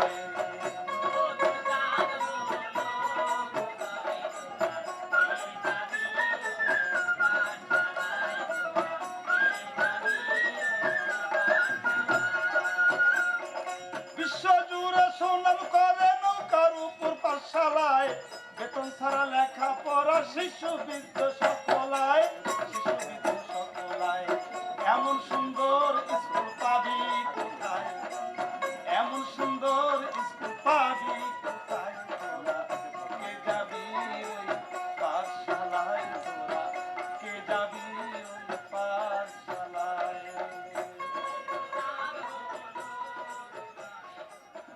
চলনবিল এলাকায় আমার জন্ম এবং এখানেই বেড়ে ওঠা। এই চলনবিলে বর্ষাকালে অধিকাংশ অঞ্চলই পানির নিচে থাকে, অনেক স্কুল বন্ধ থাকে, আর অনেক স্কুলে যাওয়ার পথটা পানির নিচে চলে যায়। বাচ্চারা স্কুলে যেতে পারে না, বছরে একটা ভালো একটা সময়। সেই জন্য আমি চিন্তা করে দেখলাম যে স্কুলটাকে যদি বাচ্চাদের কাছে পৌঁছানো যায় তাহলে তাদের জন্য পড়ালেখাটা সহজ হয়ে পড়বে। এভাবেই নৌকাকে স্কুল ও লাইব্রেরিতে কনভার্ট করে আমরা এই কার্যক্রমটা শুরু করি। আমি তোমাদেরকে একটা কবিতা পড়াবো, তোমরা দেখো বার করছো সবাই। আমাদের কবিতার নাম হলো আদর্শ ছেলে। These floating schools have sufficient facilities. Teacher-student ratios are adequate. All the boats have solar panels to run computers and multimedia equipment which ensure a decent education.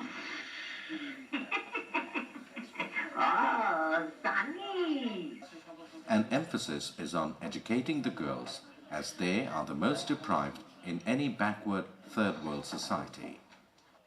Teachers are generally selected from the local communities. Chalanbil এলাকার যে সমস্ত জায়গায় আমাদের নৌকা স্কুলগুলো আছে সেই সমস্ত জায়গার বাসিন্দাদেরই শিক্ষিকা হিসেবে নিয়োগ দেওয়া হয়ে থাকে। যেহেতু আমাদের স্কুলে যে সমস্ত ছাত্রছাত্রী পড়াশোনা করে তাদের অধিকাংশেরই পিতামাতা লেখাপড়া জানে না, সেই কারণে স্কুল ছুটির পরেও তাদের শিক্ষার্থীরা শিক্ষিকার সাথে যোগাযোগ রক্ষা করতে পারে। এই কারণে শিক্ষিকাকে ওই এলাকা থেকে নিয়োগ দেওয়া হয়ে থাকে। ফ্যামিলি মানে পরিবার। My family lives in a village. কি হবে? আমার পরিবার গ্রামে বাস করে। My mother is a primary school teacher. আমার মা হয় একজন প্রাথমিক বিদ্যালয়। এই স্কুল আমাদের ঘাটে ঘাটে থেকে তুলে নিয়ে আসে। এই স্কুলে ম্যাডাম আমাদের খুব ভালো করে পড়ান। রাত্রিতে পড়ার জন্য লাইট দিয়েছেন, মাঝে মধ্যে ওষুধ দেন, বই খাতা কলম সব ফ্রি দেয়। কম্পিউটারে নাম লেখা শেখান, ইংরেজিতে বা বাংলাতে আমরা নাম লিখি। এই কম্পিউটারে আমরা মজার মজার কার্টুন দেখি, যেমন মিনার কার্টুন ও মন্টে ফান্টেন। এই নৌকা স্কুলে পড়তে এদের বাবা মা সবাই মানে খুব ইচ্ছা। তারপরে এখানে নৌকা তাদের বাড়িঘাটে আসে, ছেলে মেয়েদের বই খাতা কলম সম্পূর্ণ ফ্রিতে দেওয়া হয়। তারপরে হচ্ছে অল্প ছাত্র নিয়ে পড়ানো হয়। বন্যার সময় অন্যান্য স্কুল ডুবে যায়, সেখানে তো অনেক দিন স্কুল বন্ধ থাকে, ছেলে মেয়েদের পড়াশোনার অনেক ক্ষতি হয়। নৌকা স্কুলে ওষুধপত্র দেওয়া হয়, কম্পিউটার শেখানো হয়। এই কারণে তারা আমাদের স্কুলে নৌকা স্কুলে পড়তে দিতে ইচ্ছা। অনেক বাবা মাই আসে, দেখেন তাদের ছেলে মেয়ে কেমন পড়াশোনা করতেছে, তারা দেখে ভালো। আমাদের এই স্কুলে প্রতি মাসে পরীক্ষা হয়, একবার করে প্যারেন্টস মিটিং হয়, তাদের সামনে রেজাল্ট দেওয়া হয়। ছেলে মেয়ে লেখাপড়ার দিকে বই খাতা এবং কলম আমাদের কিনে দেওয়া আপনাদের সাহায্য হয়, ছেলে মেয়ে লেখাপড়া ভালো করো। আপনার এখানে দেশে বাড়ির ঘাটে নৌকা নিয়ে এসে আমাদের ছেলে মেয়েকে তুলে তুলে নিয়ে লেখাপড়া শিখেছ।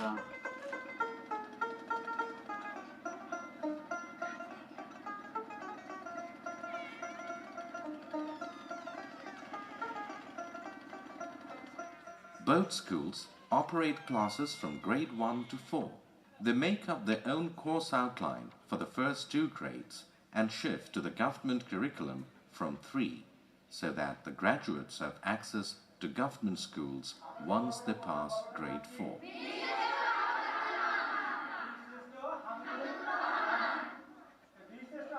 নৌকা স্কুলে ক্লাস 1 থেকে 3 পর্যন্ত পড়ছি, পরে দুর্গাপুর সরকারি প্রাথমিক বিদ্যালয়ে এখন আমি পড়ি।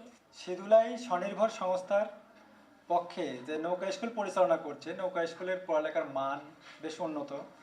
আমার স্কুলে অনেক শিক্ষার্থী ওখান থেকে আসছে এবং তাদের গুণগত মান ভালো।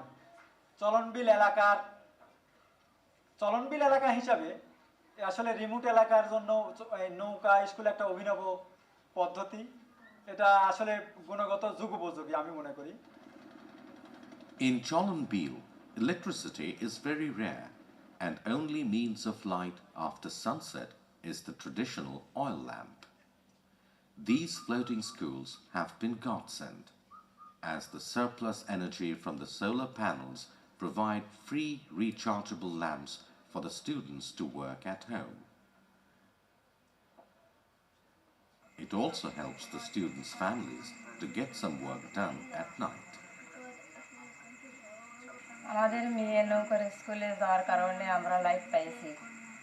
আমাদের তেল কিনতে টাকা লাগতেছে না, খাতা সেলাই করতেছি, রাত্রে ভাত পানি খাচ্ছি, আমার ছেলে মেয়েরা পড়াশোনা করতেছে, আরও বাহিরের অন্য কাজ আমরা এই আলো দিয়ে করতেছি। Education is a continuous process, and only education can make significant change to people's lives. Another such concept, Shidulai Shonirbhar সংস্থা, was introduced in this area, which is the boat library. As with the schools, these libraries have internet facilities as well as a vast catalogue of library books. এই নৌ গ্রন্থাগারে 1500 বই আছে, প্রত্যেকটি স্পটে 2 ঘন্টা 30 minute অবস্থান করে এবং সপ্তাহে 3 দিন এখানে কার্যক্রম পরিচালনা করে থাকে। এখানে সায়েন্স ফিকশন, বাংলা একাডেমি, গল্প, উপন্যাস এবং একাডেমিক বইগুলো তারা ইউজাররা পেয়ে থাকে। এখানে কম্পিউটার একটি সেকশন আছে, এই সেকশন থেকে তারা MS Word, Excel, PowerPoint 3 মাসের প্রশিক্ষণ কার্যক্রম নিয়ে থাকে। এবং আরেকটি বিষয় হলো এখানে ইন্টারনেট অ্যাক্সেস করতে পারে তারা। এই ইন্টারনেট অ্যাক্সেসের মধ্য দিয়ে তারা ইমেল করতে পারে, পেপার করতে পারে এবং রেজাল্ট সংগ্রহ করতে পারে। এক্ষেত্রে দেখা যায় যে পূর্বে যেগুলো ছিল না এই চলনবিলে বা এই অত্র এলাকায়, এই নৌ গ্রন্থাগার এসে তাদের সেবা এবং সুবিধা নিশ্চিত করে দিয়েছে এই নৌ গ্রন্থাগার। আমি এসএসসিতে পড়াশোনা করি। আমরা বাড়িতে যে সময়টুকু নষ্ট করি সেই সময়টুকু আমরা এই নৌকা লাইব্রেরিতে এসে গুরুত্বপূর্ণ কাজে ব্যবহার করে থাকি। আমরা এই নৌকা লাইব্রেরি থেকে বিভিন্ন ধরনের বই নিতে পারি, যেমন একাডেমির বই, গল্পের বই, উপন্যাস, এমনকি এখান থেকে বই নিয়ে যে আমরা 7 দিন পর তো 1 সপ্তাহ বাসায় রাখতে পারি। People of all ages can have free access. আমার বয়স হলো 73 বছর। আমি এই নৌকায় স্কুলে লাইব্রেরিতে আসি এবং এই ঘাটে ঘাটে থেকে ছেলে মেয়ে নেয় এবং ঘাটে ঘাটে আবার পৌঁছা দেয় এবং আমার নাতি নাতনি নাতিরা আসে এখানে বই পড়ে, আমি পড়ি, আনন্দ পাই। তারপরে ধরেন এই স্কুলে তারা লেখাপড়া শেখে এবং তারা বই পড়ে এবং কম্পিউটার শিখতে পারে এবং কম্পিউটারে দরখাস্ত লেখে তারা, এতে আমরা খুব উপকৃত হচ্ছি। Education means improving the quality of life of everyone. To raise the literacy rate, another new concept introduced here is the Adult Education Program, which has had a very encouraging response from the local women.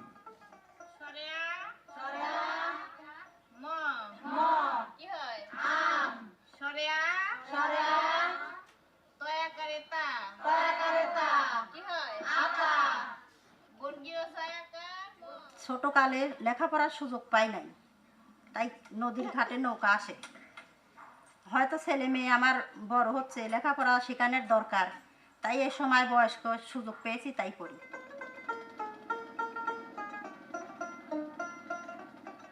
Sustainable farming technique is one of the ethos of the organization. Training both brings scientists and agriculturists into the farming communities to address their needs. মানুষ এত বেশি spray করে কীটনাশক দেয় না বেগুনের ক্ষেত্রে, ওই বেগুনটা বিষাক্ত হয়ে যায় বিষ দিলে পরে, এবং কীটনাশক ছিটিয়ে দেওয়ার পরে ওই বিষাক্ততা কয়েকদিন পর্যন্ত থাকে। আমরা এই শিখেছি নৌকা, আমার এই ঘাটে আসার জন্য আমরা এগুলো শিখেছি। আমার অফিস থাকতে শিখতে হয়নি, আমরা অনেক কিছু শিখছি। বেগুনের পোকা কীভাবে মারা লাগবে, শাক সবজির পোকা কীভাবে মারা লাগবে, মিষ্টি কুমড়ার পোকা কীভাবে মারা লাগবে, আমরা এগুলো এই জায়গায় শিখেছি। ওই পানি যদি বিষাক্ত হয় তাহলে আমরা কি করছি, ওই পানিটাই টিউবওয়েল দিয়ে তুলে খাচ্ছি, আর নিঃসন্দেহে আমরা চিন্তা করছি আমাদের কোনো ক্ষতি হচ্ছে না। মনে করেন এই নৌকা আমাদের ঘাটে পাড়ে আসিয়ে আমরা ট্রেনিং করিয়ে অনেক উন্নতি পাইছি। মনে করেন যে জমির ধান হয়েছে 10 মণ 15 মণ, সেখানে ধান আমি 35 মণ হারে কাটছি এই পরামর্শ লিয়ে দেয়। মনে করেন ক্ষতি পোকা পোকা আমার কোনো বিষ লাগেনি, এই পরামর্শতে মনে করেন আমার সব কিছু হয়ে গেছে। Almost 90,000 families have been directly benefited from the activities of the boat schools, which is significantly changing the scenario of Jolonbeel. People who have been living here can now dream of a brighter future.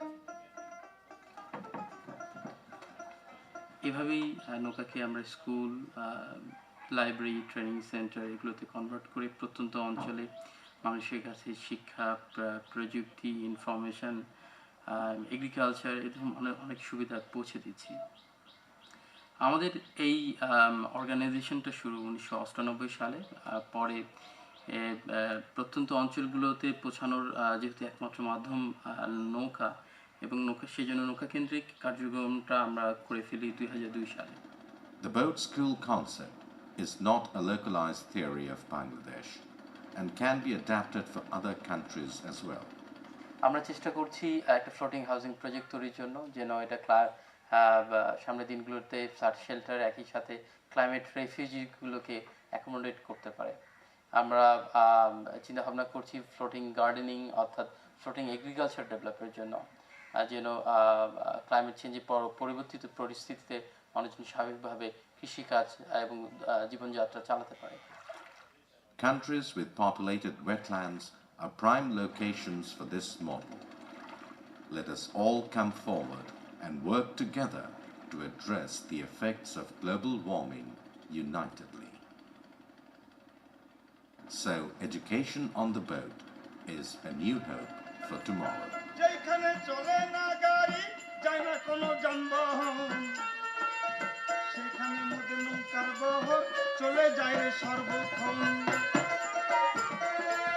যেখানে চলে না গাড়ি, যায় না কোনো যানবাহন, সেটাই মোদের নৌকা শিক্ষার বহর চলে যায় রে সর্বক্ষণ, চলে যায় রে সর্বক্ষণ।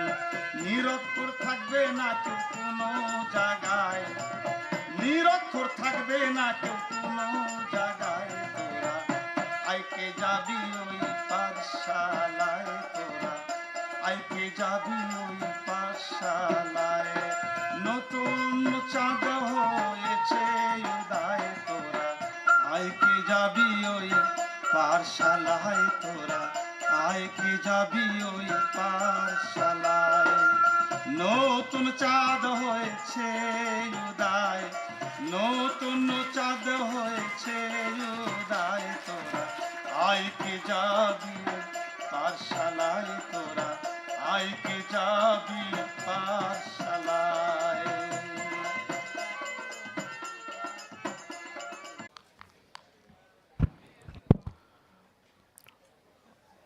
The documentary emphasizes on the importance of education. It says that it's a continuous process. Actually, necessity is the mother of invention. So they have invented new ways of imparting knowledge. They have come out with innovative ideas like what you saw, education through boat, on the boat, education on the boat. They also emphasize that we should be part of the solution, not the problems. Instead of complaining on the government or the other stakeholders, they have come out with their own indigenous ways of implementing ideas like what you saw, the education on the boat. So it's a wonderful concept. Technically, all the elements of filmmaking are well addressed too. So now we'll start the discussion. So anybody from the audience side, if you have any observations, comments, remarks.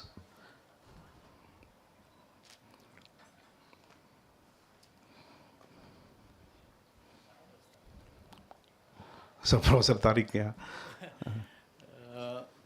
When we say that necessity is the mother of invention, this is the reply. Yes. Because Bangladesh, as we know, is always in waterlogged state and it's a country.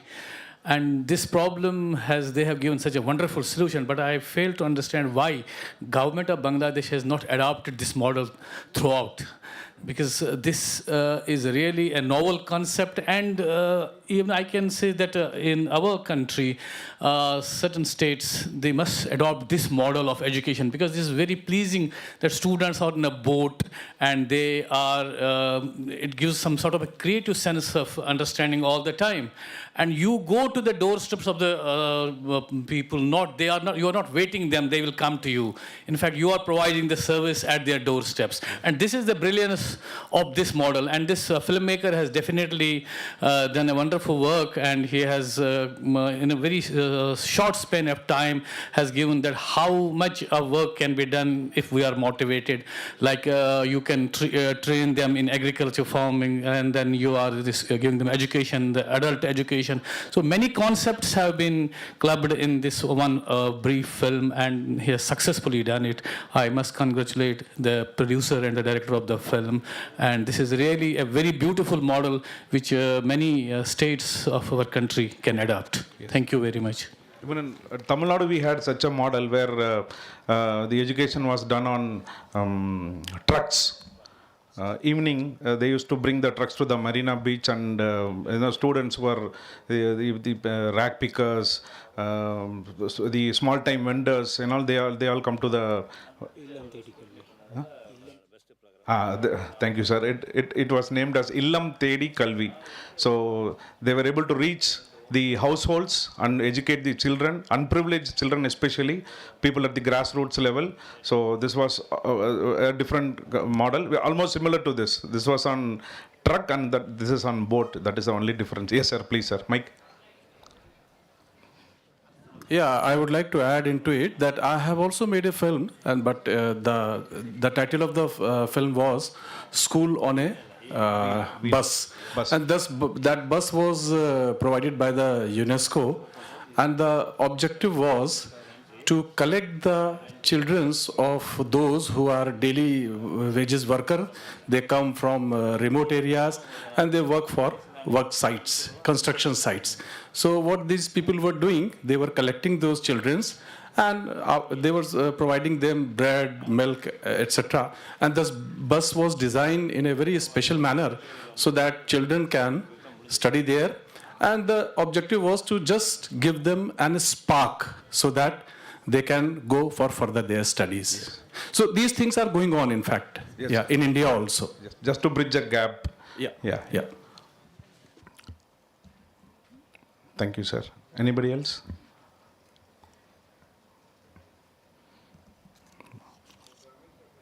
Sir. Sir. Well, it's a beautiful film and talks about education, which is extremely important for any nation to develop and go further. Recently, the Government of India and the University Grants Commission is also coming up with a policy that it would be a compulsory credit earning for a student to teach 5 people who are illiterate and make them literate by the time they complete their graduation. Great. So each student, if he goes out and reaches 5 people, I think it would be a great success story for this country. Education is very critical. Yes, sir. So I congratulate Government of India for that. Thank you. Yes. Yeah, people are deprived of education, and education should be for all. It should cater to the needs of all the sections of the people. Yes, sir. Please. Yes, as our Professor Nada said, in NSS, in National Service Scheme, each and every colleges and universities are taking this initiative. When I was the NSS program officer and coordinator of our university, we implemented for the students. So each NSS volunteer was on the back of volunteers purely. In fact, about 15 years back or so, I had made a film very close to here, Pudukkottai in Tamil Nadu, which used to be the poorest and very backward district, and very low level for women. And within the space of 1 year, during the National Literacy Mission back in the 80s, they had decided that they'll turn that district into 100% literate. And they had used this approach, each one teach one. That is the idea they had. So it was very strange thing. You had kids who were maybe 7-8-year-old, and they're teaching grandmothers and grandfathers how to read. And they had very limited budget. So the money could have been spent in teaching maybe like 15% of the district only, buying the books and teacher salary, etc., etc. They collected more money, and then they used all the money only for teaching materials. And they stretched that to such a degree that in the space of 1 year, I think they trained, they made something like 350,000 people literate. And that became the first 100% literate district of Tamil Nadu. Okay. And so that was done, and it cost them about 60 rupees or something per head. It was incredible. I had made a whole film on that. That film is archived in US Library of Congress. It's archived in OSA Budapest, which is world's biggest repository of films materials dealing with human rights issues. It's got a lot of awards and all of that kind of thing. So yes, we have done that at state level in lots of pockets. It's nice that we are finally making it a nationwide approach. All those wonderful practices are there. They need to be just picked up. It's great to hear that. Yes. Thank you. So as you said, like these are the indigenous ways, cost-effective indigenous ways which can be utilized to uplift the underprivileged. Though in that particular sense, this documentary is successful in propagating the idea of this house, the education on the boat. So if there are no further observations, we can proceed to the next. Yeah, please introduce the filmmaker and read out the synopsis.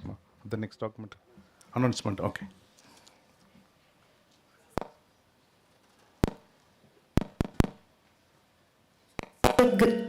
Actually, this is a great opportunity to interact with in the presence of eminent persons. So please come forward, the students. Any students have any suggestions or want to interact with the eminent persons, come forward. Students உங்களுக்காக எக்ஸ்பர்ட்ஸ்லாம் வந்திருக்கிறாங்க நிறையா. As a film makers அவங்களோட perspective வேறு மாதிரி இருக்கும், உங்களுடைய perspective வேறு மாதிரி இருக்கும். நீங்கள் வந்திருக்கிறது வெறுமனை பார்க்குறதுக்கு மட்டும் இல்லை, பி இன்டராக்டிவ், இன்க்யூசிட்டிவாக இருக்கணும், கேள்வி கேட்க பழகுங்க. அந்த படம் எடுத்தவங்களே உங்களுக்காக நிறைய பேர் வந்திருக்குறாங்க இங்கே. இப்போ என்ன idea, how to make a film கூட கேட்கலாம். Why to choose this topic, எதுக்கு இந்த சப்ஜெக்ட் எடுத்திருக்கீங்க, இந்த மாதிரியான கேள்விகளும் வரணும் உங்களுக்கு. வந்துட்டு get it from the horse's mouth. யார் படம் ப்ரொடியூஸ் பண்ணாங்களோ, யார் டைரக்ட் பண்ணாங்களோ, அதில் எந்த டெக்னீஷியன்ஸ் ஒர்க் பண்ணாங்க, அவங்கெல்லாம் வந்திருக்காங்க உங்களுக்காக. Try to ask questions. It is a way of learning.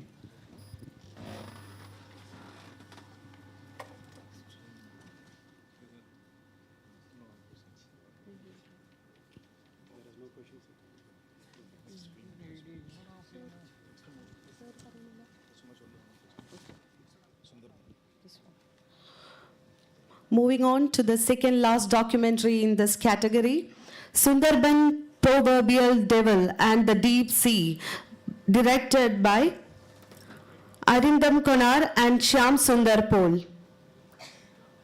Lights off. Oh, profile, sorry. One second. Velu. And we have a small producer profile. Arindam Konar completed his master's in film studies from West Bengal State University. He made several documentaries and short fiction film for various organizations. He is working with UGC affiliated organization Educational Media Research Center for the last 8 years, where he developed for educational film for university and college student. Shyam Sundar Pol completed his master's in botany from Kalyani University. He made several educational programs and short fiction film for various organizations. Now he working on UGC affiliated organization Educational Media Research Center last 5 years, where he developed for educational film for university and college student. Now we are moving to synopsis. This is a story of living between the proverbial devil and the deep sea, literally and symbolically. Life in an area like the Sundarbans comes with a huge cost. The work here is strenuous and the yields come with great risk. The men hunt for mud crabs and go fishing in the rivers, and they also venture into the ominous terrain of the jungles to collect honey at the risk of their life. The women, on the other hand, collect shrimps from the river and sell them at the meagre price. The pay is about 10 to 20 rupees for an hour's labor. The waters also pose a threat to both men and women, who are especially prone to many diseases after staying in the muddy waters for long. This film will raise awareness on the lives of these people living on the jaws of impending danger and uncertainty, and may open new vistas on the change and welfare the people of land truly deserve. Moving on to the documentary. In case if the filmmaker is available in this theater, we please. After the Please. So you can address the audience after the movie, please. Thank you. What you can do, you can go there and write them.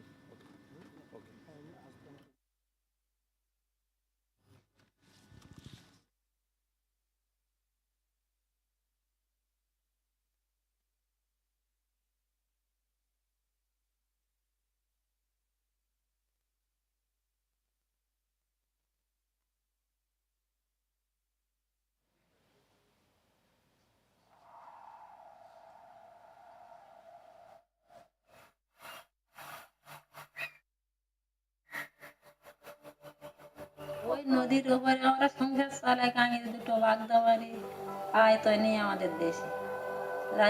রাতে উঠানি, দিনে মানে উঠানি আমরা যা। ওই দিনে 100 টাকা হয় না, 200 টাকা এইরকম করে চালাতে হয় আমাদের। সুন্দরবনে জন্মানো মানে কষ্ট। যতটা সুন্দর এখানকার প্রাকৃতিক সৌন্দর্য, ঠিক ততটাই কষ্টে এখানকার মানুষদের জীবন, বিশেষ করে এখানকার মেয়েদের। কারণ আয়লার পর এইসব অঞ্চলের বেশিরভাগ পুরুষেরা কাজের জন্য বাইরে চলে গেছে। মেয়েরা সাধারণত বাচ্চাদেরকে নিয়ে একাই থাকে।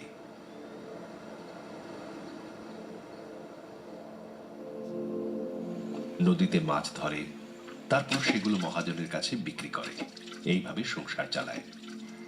আর আরেকটা খুব ইন্টারেস্টিং জিনিস হচ্ছে, আয়লার আগে এখানে একটা গরিব বড় লোক এই একটা ক্লাস ডিভাইড ছিল। এবার এই ক্লাস ডিভাইডটা আয়লার পরে মানে এখানে সবাই একই।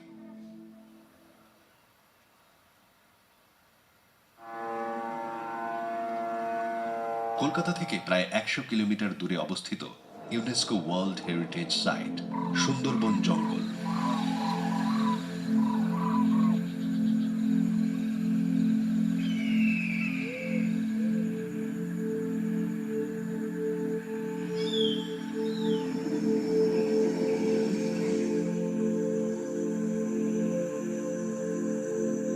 বিশ্বের সবথেকে বড় জঙ্গলগুলির মধ্যে সুন্দরবনের জঙ্গল অন্যতম।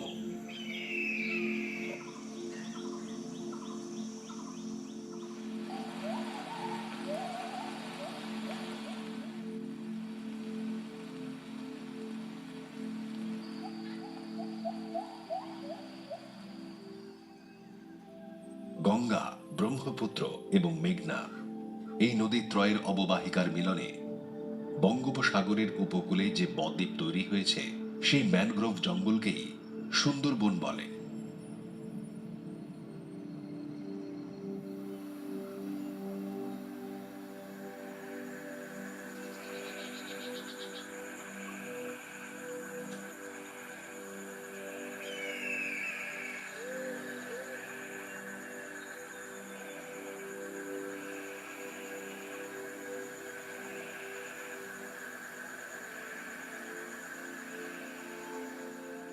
জঙ্গলের প্রায় 600 বর্গ কিলোমিটার অঞ্চল বাংলাদেশে এবং 400 বর্গ কিলোমিটার অঞ্চল পশ্চিমবঙ্গের মধ্যে পড়ে।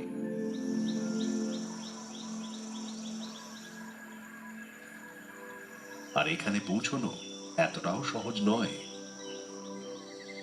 এটা এমন একটা জায়গা যেটা মানুষের বসবাসের জন্য নয়।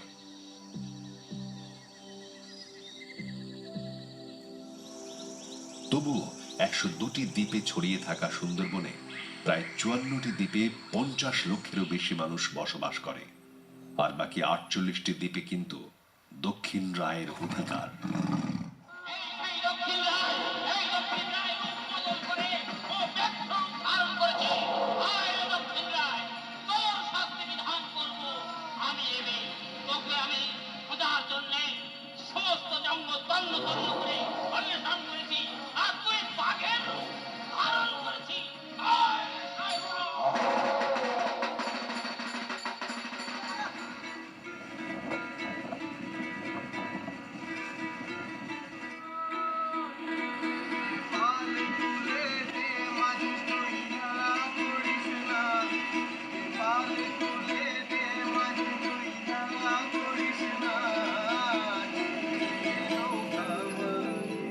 জল আর জঙ্গলে ঘেরা এই অঞ্চলের মানুষেরা সাধারণত কৃষিকাজ, মৎস্য শিকার ও গভীর জঙ্গলের মধ্যে গিয়ে মধু আহরণ করে জীবন ধারণ করে।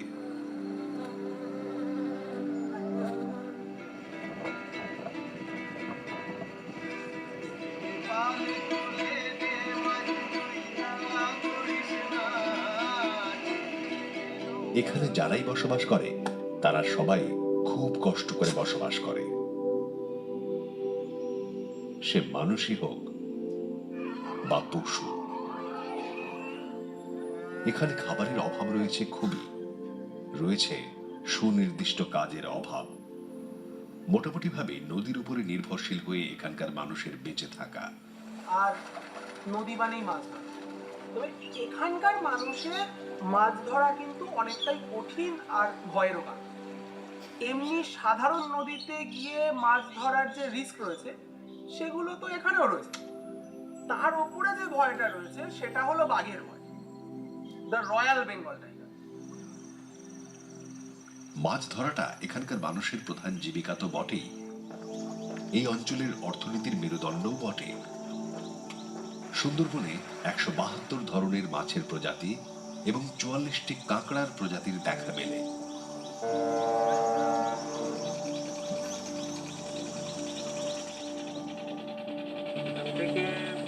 মাছ ধরার জন্য জাল আছে, বড় বড় জাল আছে, ওই নৌকায় করে যায়, একটা নৌকায় 5-6 জন করে যায়। নৌকাতে গিয়ে ওই চারা ধরতে হয় জঙ্গলের ভিতরে, বসে মাছ দিয়ে চারা ধরে ওই বসিতে গেঁথে দিতে হয়। এখান থেকে প্রায় অনেক দূর করে যাইতে হয়, বসে দিতে যাইতে হয়, দোন ফেলাত। এবার আপনার যখন জোয়ার হয়ে যায়, মানে নদীতে জল ফুল হয়ে যায়, তখন এই নদীর মধ্যে অনেকগুলো বড় নদীর থেকে ছোট শাখা নদী ঢুকে গেছে জঙ্গলের ভিতরে। সেই শাখা নদীর মুখে জালটা পেতে দেয়, শাখা নদীর 2 সাইড কভার করে জালটা পেতে দেয়। সেখান থেকে আমার ভাটা লাগিয়ে তুলতে হয়, দোন চলে আসতে হয়। যখন ওটা আস্তে আস্তে জল নিচে নেমে যায়, ভাটা লেগে যায়, তখন জঙ্গলের ভিতরের যে শাখা নদীগুলো ওগুলো শুকিয়ে যায়, তখন ওই মাছগুলো জালে আটকা পড়ে, সেখান থেকে ওর ভিতর থেকে ধরে। তা আপনার দেখা যাচ্ছে একটা নৌকায় 4 জন কাঁকড়া যাচ্ছে, সেখানে আপনার আয় হচ্ছে দেখা যাচ্ছে 10,000 কি 15,000 টাকা এরকমই আয় হচ্ছে। এবার মাথা পিছু আপনার ভাগ করলে তখন 3,000 কি 4,000 টাকা করে এরকমই পড়ে। সেক্ষেত্রে আপনার মাসে 15 দিন কাজ হয়, 15 দিন কি 18 দিন এরকম কাজ হয়।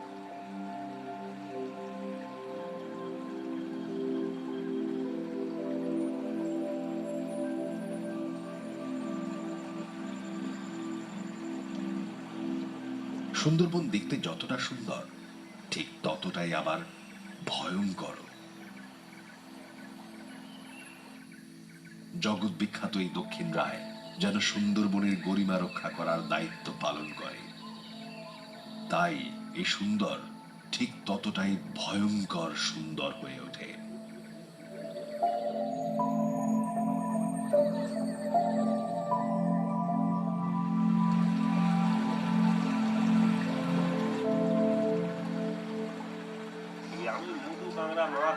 প্রত্যেক জিনিসে মানে জঙ্গলে প্রায় পড়ে থাকতাম।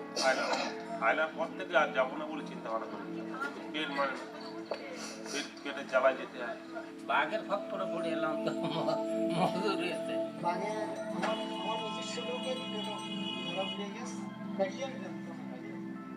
জঙ্গলের ভিতরে জল খাল মতন আছে, ছোটো ছোটো এরকম যায়।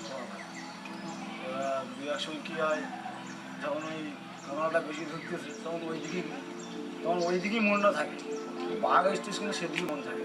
চলে গিয়ে সোজা খুব পশ্চিম একটা খাল আছে, সেই খাল। এবার খালে যাওয়ার পর এবার প্রথমে আমরা যে যাত্রী যখন একটা গাছ এইভাবে পড়ে আছে, একদম আমাদের ওই খাতে যেতে, ওই খালে একদম দুটো হাঁক মেরেছে এই করে আর কি থাকে। ও যখন আমার এখানে ধরেছে তখন আমার পা এমআই মানে ওই এখানতে মাংস নেই, এত দূর মনে তুলে নেয়, এই শীত এখানেই 10 ফুট লম্বা হাইট করে এইরকম ও রাখা যায় 3 থেকে 3.5 অব্দি 8 ঘন্টা রয়ে হচ্ছে। এবার নৌকায় আরেকজন ছিল, সে নিয়ে মাথা করছিল, করতে করতে সে এখন বাড়ি মারুক জামারুক মেরে মারলে বাঘ লাভ মেরেছে ডাঙায় ছিল। দেখুন একটা বাঘ ধরুন শহরের দিকে এসে খুব হচ্ছে, মানে উপরের দিকে চলে আসলো, সেক্ষেত্রে বা জালের দানা দিয়ে খুব যে মানুষকে বিভ্রান্ত করছে, সেক্ষেত্রে ফরেস্টার থেকে খাঁচা দিয়ে তাকে ধরে নেওয়া হয়, গভীর জঙ্গলে ছেড়ে দেওয়া হয়। এর আগে সবসময় হচ্ছে ওপারে চলে যেত, গিয়ে গরু ছাগল এই ধরনের খুব সমস্যা করে দিত। জালটা দেওয়ার পরে এখন সেই ভয়টা নেই, কাছে ভিতরে রাখতে। নদীর এই একদিকে জঙ্গল যেখানে বাঘের বসবাস, আর অন্যদিকে গ্রাম যেখানে মানুষের বসবাস। ভাটার সময় সাঁতরে বাঘেদের গ্রামে পৌঁছতে মাত্র 4 মিনিট সময় লাগে। শুধু একবার ভেবে দেখুন, এখানে মৃত্যু গ্রামবাসীদের থেকে শুধুমাত্র 4 মিনিটের দূরত্বে থাকে।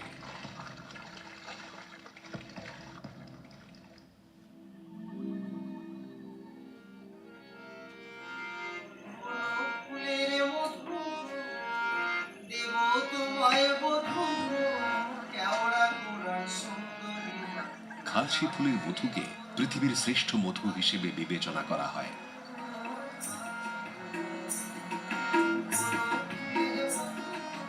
প্রতি বছর এই জঙ্গল থেকে প্রায় 20,000 কিলো মধু সংগ্রহ করে এখানকার মানুষ।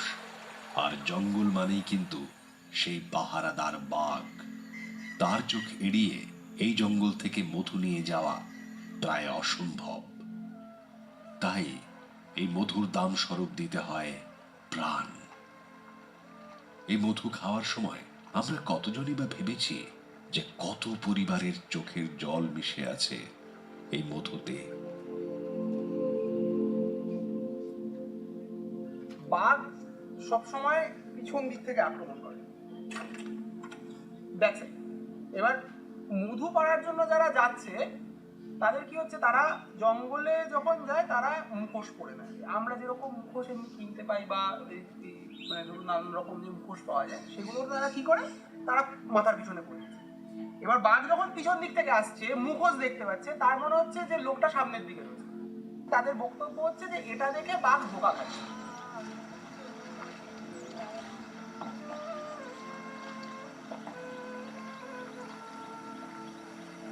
মধু সংগ্রহ করা মানে বাঘ চেষ্টা করে যায়।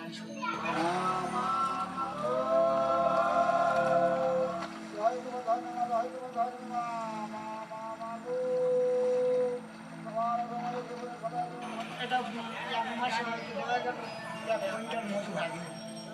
মধুটা এখন বর্তমান দাম বেশি, 300 টাকা করে কিলো।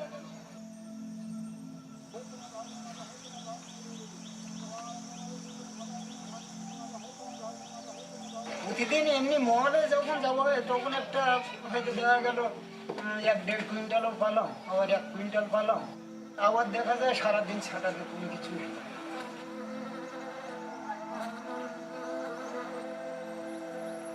বাঘকে বোকা বানানো গেলেও এখানকার মৌমাছিরা কিন্তু খুবই ভয়ঙ্কর। এরা আকারেও অনেক বড় হয়। এদের বিজ্ঞানসম্মত নাম এপিস ডরসাটা।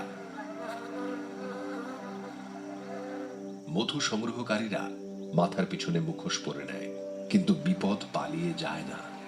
বিপদ হাঁ করে দাঁড়িয়ে থাকে, কখনো বাঘ, কখনো মৌমাছি, কখনো সাপ বা কখনো কুমির রূপে।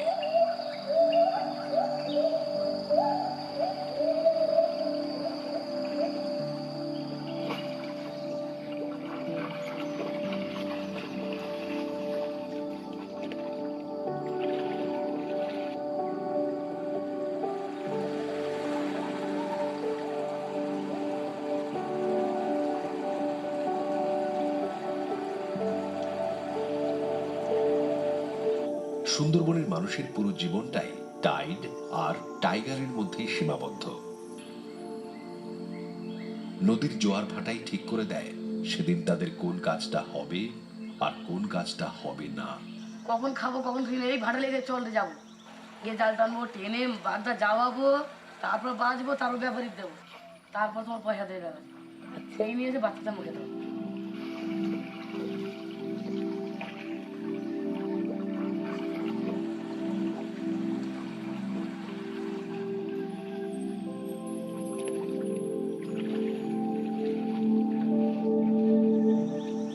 কষ্ট করতে রাতের ঘুম তোমার 12টা না 1টা না কখনো 2টো, দেখি শুয়ে চলো বাড়ির এই বাড়ির চল চল যেতে হবে, ওই সোজা ছুটতে হবে, থালা পাত্র নিয়ে হাঁটো সবাই, বাচ্চা কাচ্চা পর্যন্ত। যাতে আমরা টানলাম, আমরা দুজন টানলাম, আমার ছেলেটা বসে বাজবে, তার মেয়েটা বসে বাজবে, সেটাও তো বাচ্চা মানুষ কষ্ট করতে হয়। সবাই মিলে কষ্ট করে ভাষা নিয়ে আসতে।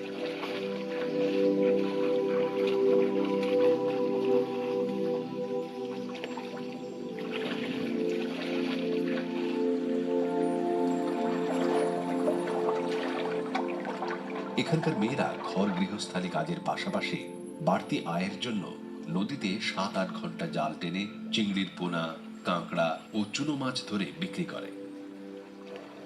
যে মেয়েরা নদীতে মাছ মারে না, তাদের সারাদিনের রোজ হয় অনেক সময় 50 টাকা হয়, অনেক সময় 20 টাকা হয়, অনেক সময় 100 টাকা হয়। এই রোজ নিয়ে তাদের আমাদের গ্রামের মেয়েদের বা ফ্যামিলি সেইভাবেই চলছে। যেদিন দেখাচ্ছে 1000 বাগদা 150 টাকা, এবার তুমি দোকানে গেলে তোমার 200 টাকা দেয়, তাহলে 150 টাকা আমার জমাবে কত, খাবে কত, রাখবো কত। সারাদিনে 80 থেকে 100 টাকা আয়ের পাশাপাশি উপরি লাভ হয় বিভিন্ন রকম রোগ। সারাদিন নোনা জলে জাল টেনে এখানকার মেয়েদের বিভিন্ন রকমের শারীরিক সমস্যা হয় প্রতিনিয়ত। আর এই সমস্যা থেকে বাঁচার উপায় জানা নেই এখানকার মেয়েদের। নোনা জল তো ভালো না এমনিতে, নদীতে পড়ে থাকলে একটা জলের ওপরে তো অসুবিধে হয় সবাই, ওই জন্য আমাদের এই রিওয়ারে চার নির্ভর করতে হয়, বাচ্চা কাচ্চা খাওয়াতে হয়। দেশ বিদেশে তো আমরা আর কাজ করতে পারি, নির্ভর চালাতে হয়। কখনো গায়ে ঘা হচ্ছে, নোনা ঘা, ডাক্তার দেখাচ্ছি তার মধ্যেও গায়ে ঘা হয়ে যাচ্ছে, সাজা হচ্ছে বুঝছি, জ্বালা করছে, একটু নোনা জ্বালা গেলে জ্বালা সহ্য করতে, গরিব আমার যায় অবস্থা এরকম নোনা ঘা বেরোচ্ছে গায়ে, চুলকাচ্ছে, জলে হসপিটালে এমনি সুচার ডাক্তার আছে, তারা ভালো চিকিৎসা করে। গায়ে যাদের ঘা পকড়া হচ্ছে তাদের ডাক্তার দেখা যায়, কিছু লোক তো লাভও করে। এই হাতে হাজা খাইয়ে খাইয়েছে, তার ঘা হয়েছে, বিশাল ঘা হয়েছে, 8 বছর পর্যন্ত এই ঘা ধরে গিয়েছে, পাঁচজনে আর পায়ে হাতে পায়ে ঘা হয়েছে, ওই নদীর জায়গা থেকে। তারপরে এই পায়লার পরের থেকে আমি ওষুধপত্র খাইয়ে এখন এই নোনা জলে, পুকুরের জলে তাও কোন টাইম স্নান করি। এখানে ডাক্তার পরিষেবা একদম দাদা ভালো, কী বলো তো, এখানে ওই সরকারি ডাক্তার চাওয়ার থেকে তার থেকে আমার এই হাতুড়ি ডাক্তার যে মোরা অনেক শান্তি, এইটাই বেটার, কারণ আমাদের এখানে পরিষেবাটা ভালো না। এখান থেকে নিজেদের রাস্তার পথে অনেক রুগী মারা যায়।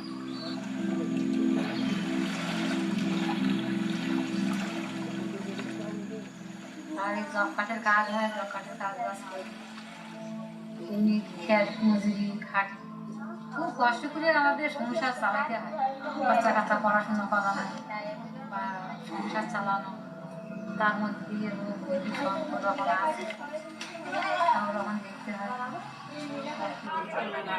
জলটা নিয়ে যখন ডাক্তার কাম ছিল করতো না, বিভিন্ন কষ্ট করে মানে ছেলে নিয়ে পড়াশোনা করে আছে। সংসার আমি জন্মন খাটি তার ওই ভোগ লেগেছে, আমি এদিকে কাজ বাজ করছি, কিছু নেই।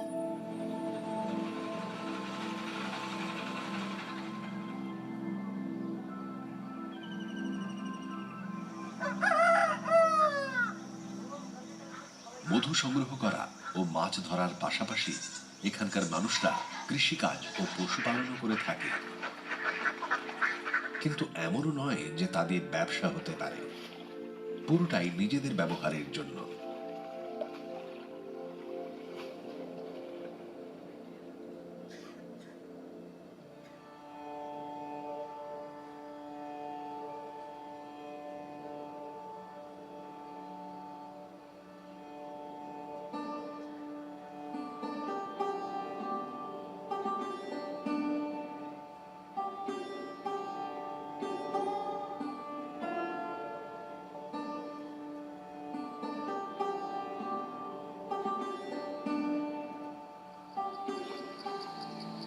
যদিও বা বাঘের চোখ এড়িয়ে, কুমিরকে রেসে হারিয়ে প্রাণ হাতে করে বাড়ি ফিরে একটু ভালো থাকার দুঃসাহস যেই করেছে,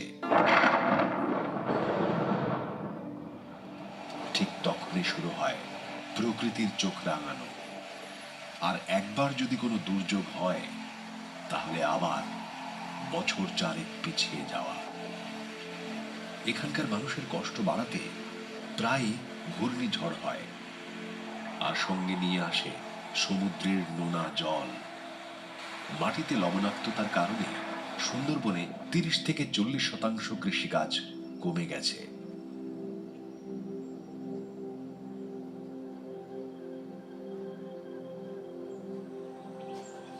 আয়লা পরের থেকে আমাদের এখানে যে আয়লায় জল উঠলো, ওটার পরে আপনার মানে জমি চাষবাস সেরকম উপযুক্ত ছিল না 2-3 বছর, ধানও ভালো হয়নি, মানুষের তো অভাবের একটা টানাটানি পড়ে গেল। সেখান থেকে বাড়ির পুরুষেরা তারা মাছের তাগিদে তখন বাইরে চলে গেল, ব্যাঙ্গালোর, তামিলনাড়ু, গুজরাট এরকম দিকটায় আয় করতে বেরিয়ে গিয়েছে তারা। আর বাড়ির মেয়েরা থাকে, তারা বাড়িটা সংসারটা 2 পয়সা আয় করে দেয়।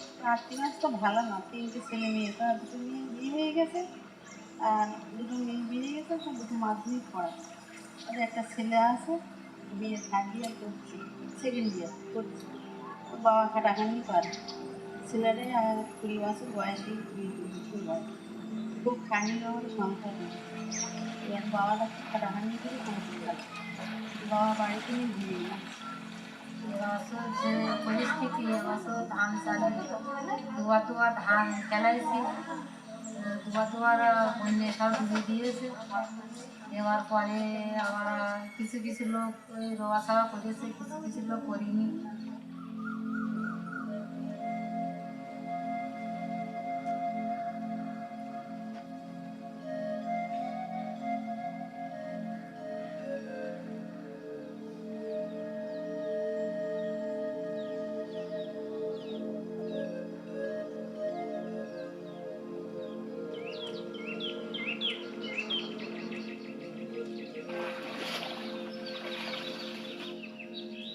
বৈদ্যুতিক আলো এসে পৌঁছলেও সভ্যতার আলো যেন দিনে দিনে নিভে আসছে এই ইউনেস্কো হেরিটেজ সাইট সুন্দরবনে। স্কুলে যাওয়াটাই খুব কঠিন কারণ কাজ করতে হয়তো ছোট থেকে সময় কোথায় পড়াশোনা করবে দুবেলা দুমুঠেকে বেঁচে থাকতে হবে এটাই বাস্তব চিত্র এখানকার স্কুল যদিও বা আছে এই অঞ্চলে কোনো কলেজ এখানে নেই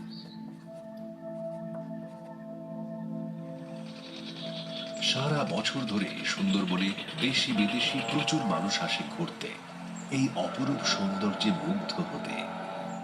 এই অপরূপ সৌন্দর্যের মধ্যখানে কত যে দুঃখ গাথা লুকিয়ে আছে সে কথা খুব কম লোকই জানে। অনেক টুরিস্ট আসে বাঘ দেখার জন্য আর আমরা তখন কি মনে করি ওনারা দেখুক আমাদের চোখে যেন কোনোদিন না পড়ে তো বললাম মাকে স্মরণ করতে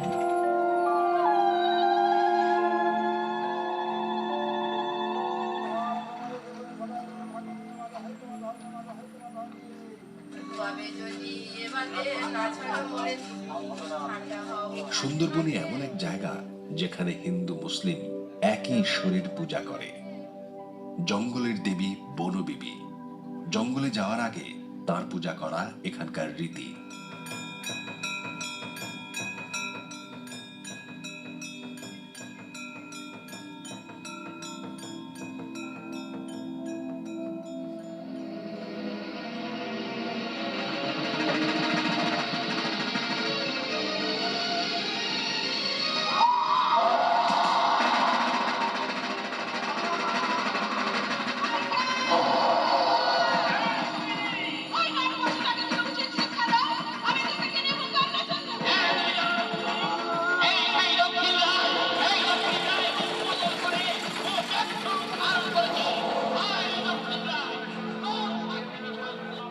সুন্দরবনের মানুষ সেই রীতিকে প্রজন্মের পর প্রজন্ম ধরে পালন করে আসছে।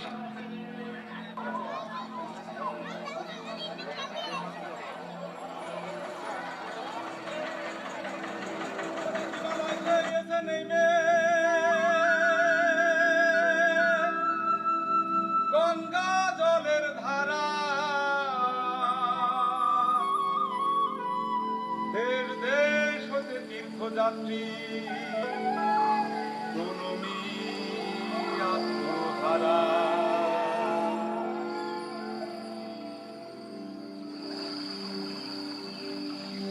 এই যে ক্যামেরা আপনারা ছবি তুলতেছেন আমাদের ছবি কি এই কয়েকটা ছবি আপনার ক্যামেরা উঠবে ভয়ঙ্কর সুন্দর করিয়া অভয় সুন্দর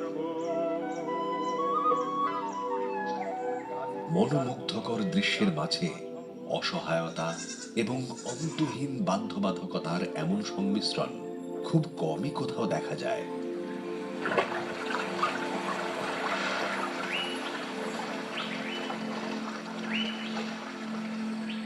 এদের সকলের চোখে স্বপ্ন আছে। এরা নিজেদের ছেলে মেয়েদের লেখাপড়া শেখাতে চান। এরা যে সমস্যার সম্মুখীন হয়েছেন তারা চান তাদের বাচ্চারা যেন সেই সমস্যার সম্মুখীন না হয় আর তারা যেন বড় হয়ে সেই সমস্যার সমাধান করতে পারে।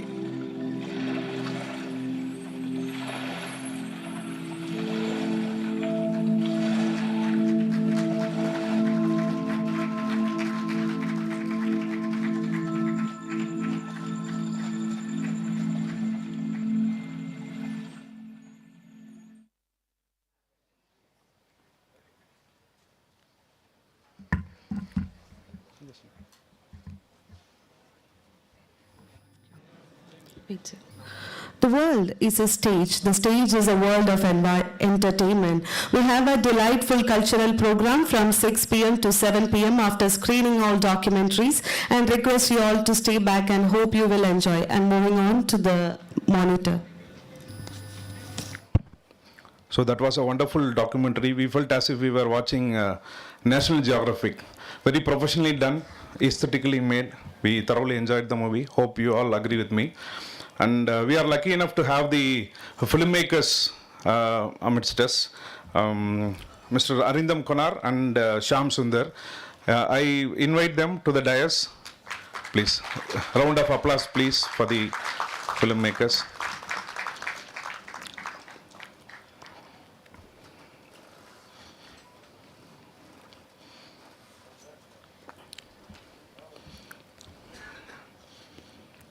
I kindly request you to introduce yourself. You can come over here. Yeah, you can also take that microphone. Kindly introduce yourselves and the idea behind making this movie, your objective, whatever you feel like saying. Yeah, please.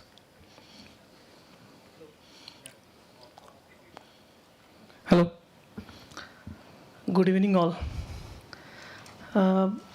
Special thanks to jury, first of all, who selected our film for this prestigious festival.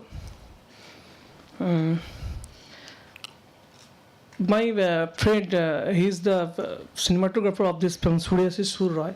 Actually, he visited Sundarban so many years and captures so many footage. And someday he showing this footage. When I saw this rushes, both me and our friend Samsundar Pal, so we think why not making film on this whole Sundarban, because we saw many films about Sundarban, but there's all the films are making on the certain portion, not whole the the topic of the Sundarban. So we tried to capture whole things are happening in the Sundarban. The people of the Sundarban suffer from this critical situation actually. Nowadays, the people of Sundarban actually migrated from Sundarban to other places because water are increasing so the environmental issue, and the land are goes on the river. So that's the thing which connect me, and we are trying to make this film actually. If anybody has... actually I'm not good in English speaking, so please forgive me for my language. No issue, sir. If anybody has any questions or any observations, you can put forth. Yeah, please. और एक चीज़ मैं यहाँ पे बताना चाहता हूँ कि जो हम लोग जब ये फिल्म मैंने सोच रहे थे, तो हम लोग यूनिवर्सिटी कोलकाता से है, तो हमारा जो डायरेक्टर है मार्चिनो बनाडोस्ता, मैं हम लोग स्पेशली थैंक्स देना चाहता हूँ। तो उन्होंने हम लोगों को बहुत इनकरेज किया और सपोर्ट किया फिल्म बनाने के लिए, तो तब हम लोग जाके ये फिल्म बना पाया पूरा things. Language is not a problem at all. It is not a hurdle. So they were able to connect with your film. They were able to appreciate it, enjoy the film. So that's it. Anybody has anything to ask? Yes, sir. Please, Mike.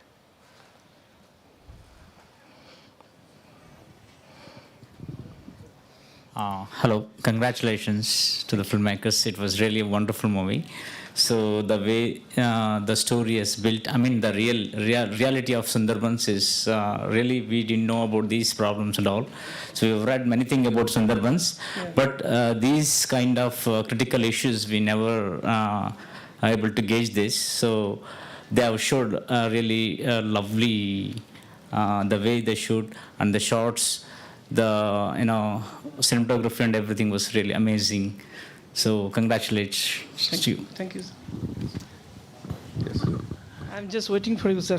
Okay. At the outset, I must congratulate you for this beautiful presentation, and I think I will like to suggest the name of the film. This is a story of survival. Sundarban, what you have shown us, the aim of these people is really how to survive day and how to survive night, because beyond that they can't think. Every day they have to live a new life, because such is the type of fear and sort of environment which they are facing. But I must congratulate you, your dedicated effort, and you must have put a lot of time in with these people, and you have been able to create that fear psychosis among, because you have played with the audience also. Because I was always thinking this type of visuals in my dreams when I get feared.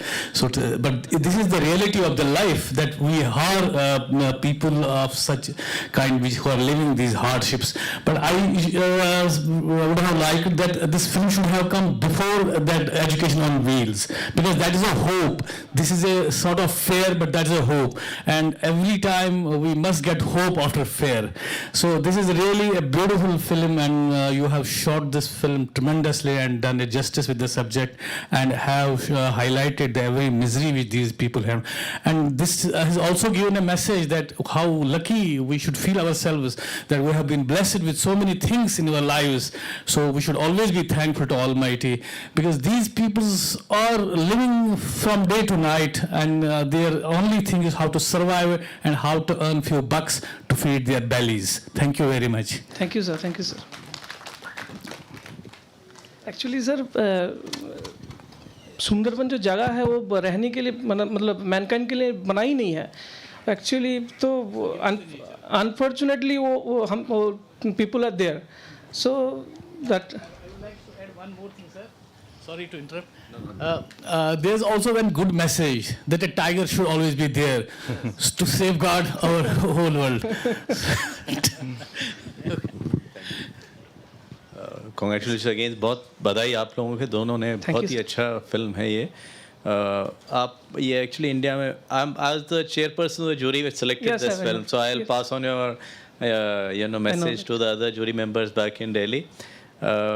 My question, because we have the good fortune of having the filmmakers here, and especially for the benefit of, we have a lot of young aspiring filmmakers, as you can see in the backstage and all of that.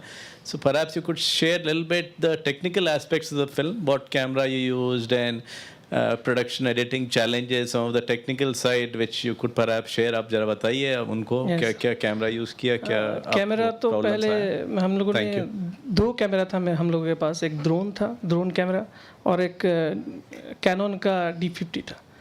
तो यही 2 camera था. तो पहले हम लोग जब shoot करने गए सुंदरबन में, तो हम लोग तो शूट कर रहे थे अपना, जहाँ जा रहे थे बोर्ड लेके शूट कर रहे थे. तो हम लोग तो मुझे फॉरेस्टर ने हम लोगों को बुलाया, फिर पूछा कि शूट क्यों कर रहे हो. तो हम लोग बोले कि तो हम लोग जो डायरेक्टर है MRC का, तो उन्होंने मुझे लिख के दिया था कि जैसे शूटिंग में कोई रुकावट नहीं आए. तो हम लोगों ने दिखा कि मैं ऐसा जगह से आया हूँ. तो उन लोगों ने बोला कि ठीक है तुम करो, लेकिन ड्रोन शॉट जो है वो सब तुमको फेंक देना चाहिए, क्योंकि ड्रोन अलाउ नहीं है जंगल के अंदर. तो ये बहुत ट्रैवल हो गया था उस टाइम. फिर जो सारे ड्रोन शॉट्स था पहले हम लिए थे, तो उन लोगों ने डिलीट कर दिया. फिर हम लोगों ने जंगल घुसा ही नहीं. हम लोगों ने क्या किया, पूरा नदी के ऊपर, बोट के ऊपर से पूरा चीज़ कैप्चर किया ड्रोन के थ्रू. हाँ. और एक चीज़ हुआ था, जब वो जो हानि कलेक्शन का जो बारे में जो दिखाया हमने, तो ये बहुत डेंजरस चीज़ है. वो जंगल के अंदर हम लोग गए थे और शूट कर किए थे. तो प्रोबेबली देखा नहीं क्योंकि मेरे आँखों से, लेकिन tiger passing through our self. So this is very dangerous things is happening. Thank you. Maybe just और एक चीज़ सर, हाँ, हम लोग के यहाँ पे थोड़ा बहुत ट्रिकी शॉट भी यूज़ किया हूँ. ठीक है, जो टाइगर का शॉट्स है वो जा रहा है वहाँ पे रिजर्व सेंटर से होके लेके यहाँ पे यूज़ किया. और एक चीज़, ये सिर्फ हम लोगों का 1 महीने का शूट नहीं है, बहुत साल से ये हो रहा है. एक्चुअली हम लोग बोला है जो हमारा जो DOP है सूर्यासी सूर रॉय, वो लास्ट 4-5 साल से वहाँ पे जा रहा था, वो शॉट कलेक्ट कर रहे थे क्योंकि वो उसका प्रोफेशन ही है उसका शूट करना। तो हम लोग देखा उसका शॉट, वो हम लोग डिस्कस किया, तो उसके बाद हम लोग एक आइडिया आया तो चलो तो शूट करने के जाए, तो उसके बाद वो शॉट मिला के हम लोग शॉट मिला के ये फिल्म बना है, ये है। Great. Just for the benefit of those who couldn't follow, what they are saying is that they had, first of all, it's not work of few months. Their friend who's a cameraman, cinematographer, he had shot this material over a course of several years. And they wanted to find a story with which they could weave together all this wonderful material, number one. Number two, they had used a Canon 5D camera use किया था कौन सा? 5D is what they shot, HDR, so that is how, DSLR, sorry. And third thing is this, that when they initially shooting the drone, that was the second camera they're doing, they had problem because of security issues there. They said you can't shoot drone here, so they had to delete all that material. So they shot again from the, once they're in the water, from the boat, whatever they could shoot, a little bit drone stuff, that is what they had done. And yes, so it was a mix of lot of material shot earlier and a little bit shot now. So those are the challenges they had faced to make this movie. Thank you. It was wonderfully done. Thank you. Thank you, sir. So they have come out of their comfort zone in doing this movie, especially that shot, as you mentioned, about that shot where they were harvesting the honey. Yes. So how did you do that? Did you put up a glass box or anything? No. Or any We are just, as it is going through this honey collector in the jungle. No precautions, nothing? No precautions. Okay. They have already they not use no precaution actually. Okay. We are just going. We just went along. Okay. That was really great. Any other observation, remark to add? Okay, let's give them one big round of applause. Congratulations to both of you. Thank you so much.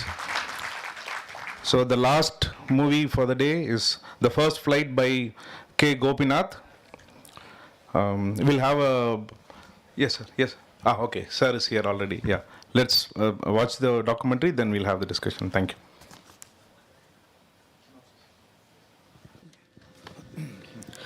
So at last, but not the least, the last documentary from this category, The First Flight by K. Gopinath. K. Gopinath is working in Educational Multimedia Research Center, University of Mysore, Karnataka since 2010 as a technician.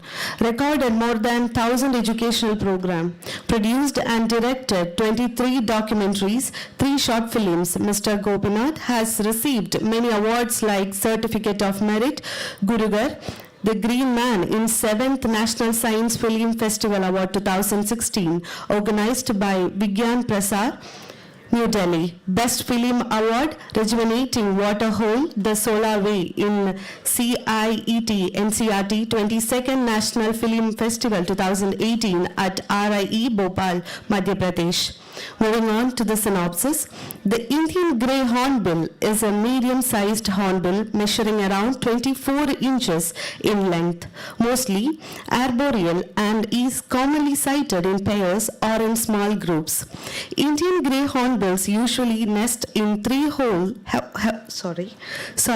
hollows on tall trees. The female enters the nest hollow and seals the next hole, leaving only a small vertical slit through which the male feeds her. While inside the nest, the female sheds her flight feathers and incubates the eggs. The regrowth of the female feathers coincides with the maturity of the chicks. It is at this point the nest is broken open. Hornbills feed on the figs, papaya fruits, papaya leaves, neem seeds, beetles, garden lizards, grasshoppers, and the like. The parent hornbills throw a special squeal, call the chicks to come out of the nest hole. Since then, for every 2 to 3 days, the chicks start coming out of the nest hole. So moving on to the documentary.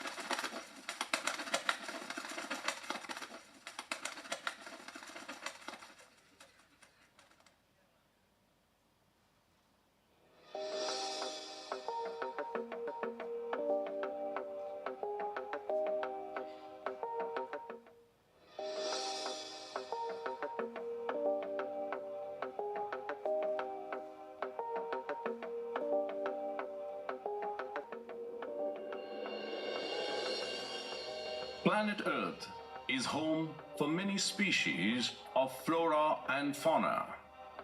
Of them, the most wonderful and spectacular are the avian species.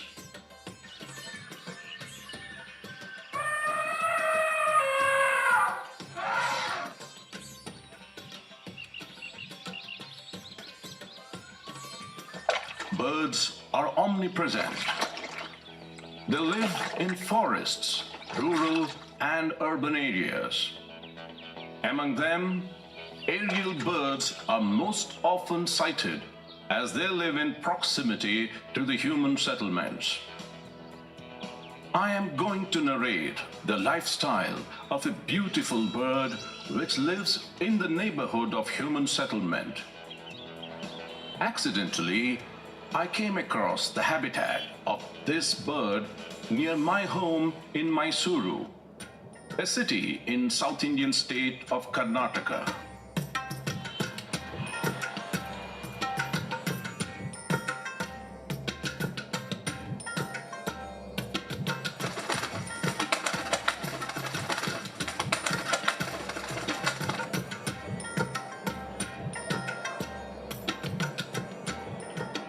I'm fortunate enough to get the opportunity to study its behavior.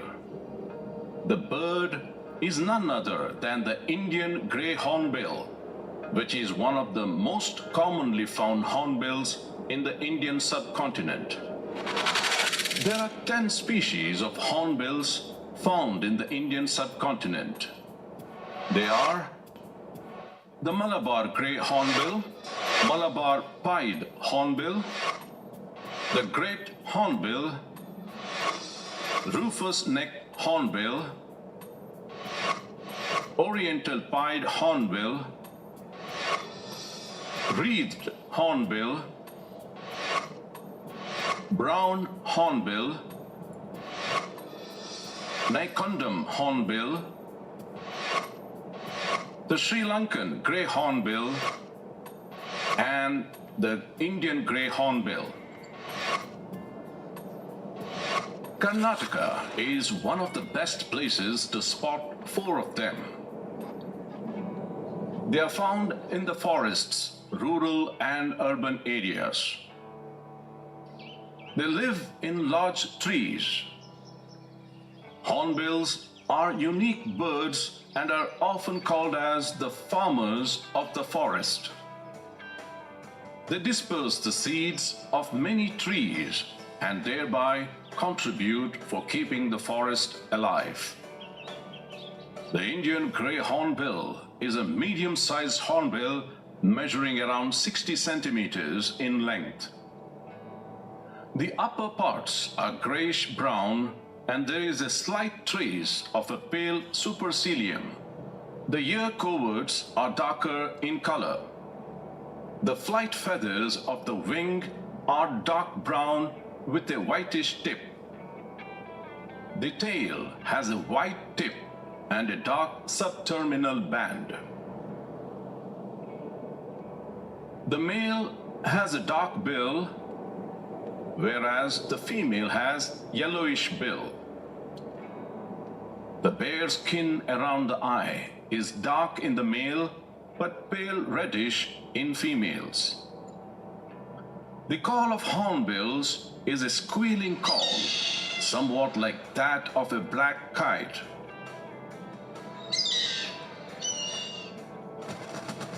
Hornbills have a red iris and the eyelids have eyelashes. The casque is short and pointed. These birds are known to spend most of their time on tall trees. The flight is heavy and involves flapping intermittently with long glides. They feed on fruits and berries from fig trees, insects, reptiles, small birds, and rarely they feed on slightly bigger birds as well. During dusk, Indian grey hornbills enjoy mud bath. They play with mud to get rid of louse and other insects.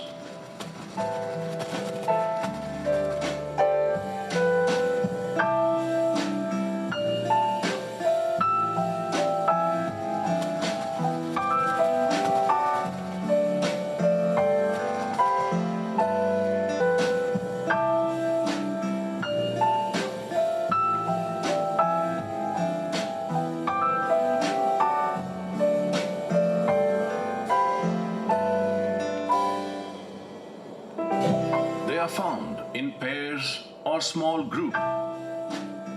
Hornbill pairs are formed after mid-air acrobatics called cask butting between competing males.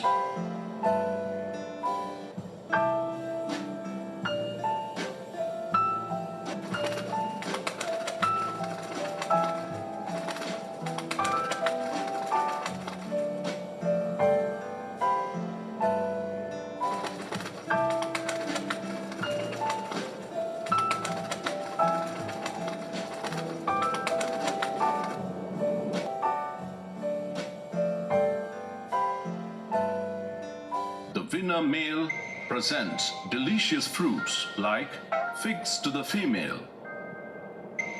The female then accepts the winning male as her partner. Some of the experts opine that the lifespan of Indian grey hornbills is approximately 8 to 10 years. The hornbills attain the adult age.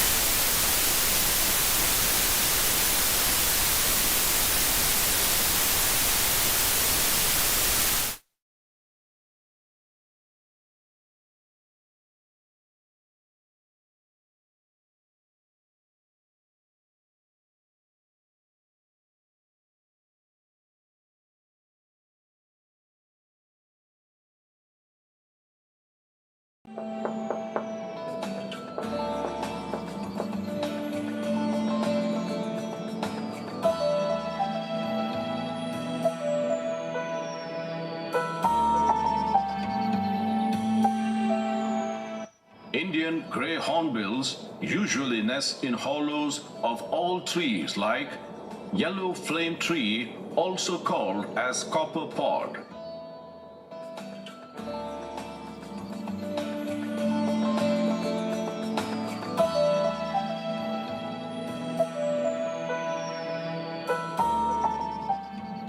An existing hollow may be excavated further according to the requirements.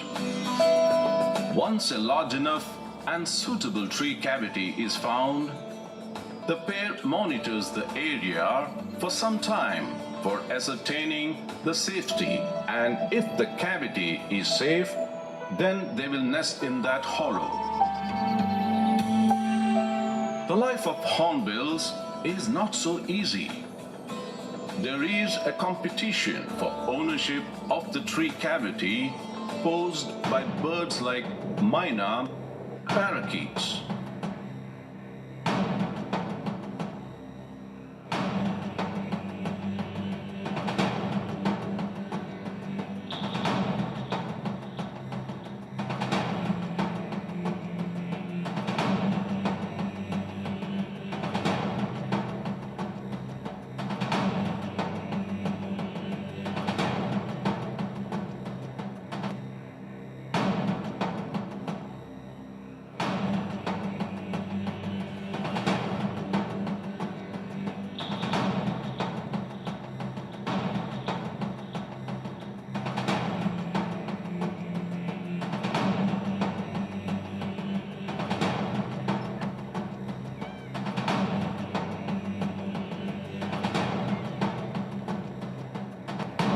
Further, the cavity is cleaned and made ready for breeding.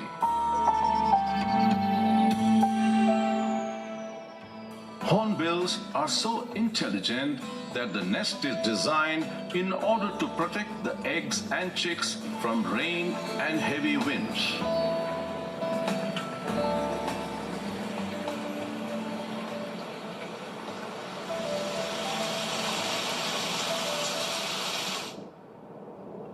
The hornbills exhibit strange behaviors like is when female had not returned to the tree for a few hours.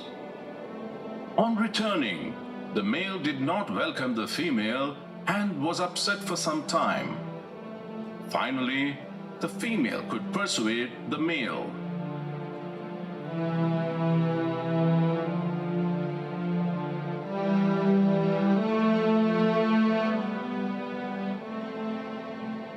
Hornbills have a very unique breeding and nesting habits. The nesting season is from March to May every year. 15 to 20 days after mating, the female enters the nest.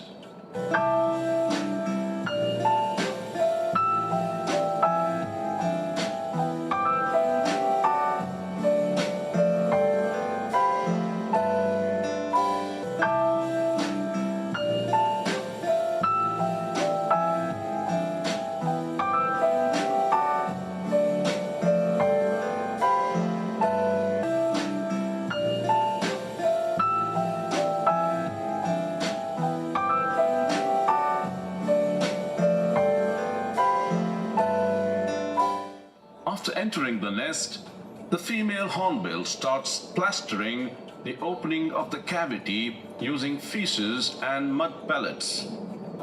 The opening will be vertical and width is enough to put its beak outside for receiving the food. This marks the beginning of the nesting season. The female seals herself in the nest cavity for months at a stretch. She lays the eggs and hatches the chicks. The clutch varies from 1 to 5 white eggs. During the nesting season, the male provides food 15 to 20 times a day to the mother and chicks inside the nest. The mother receives the food and then feeds the chicks.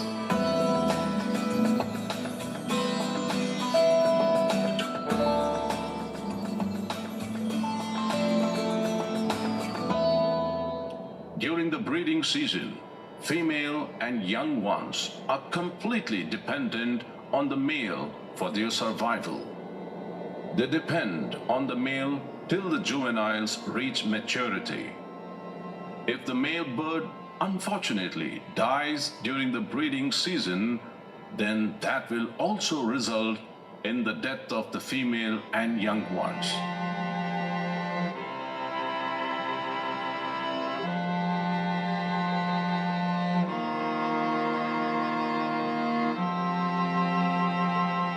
While inside the nest, the female sheds her flight feathers and incubates the eggs. Usually, the incubation period is for 40 to 45 days. The regrowth of the female's feathers coincides with the maturity of the chicks.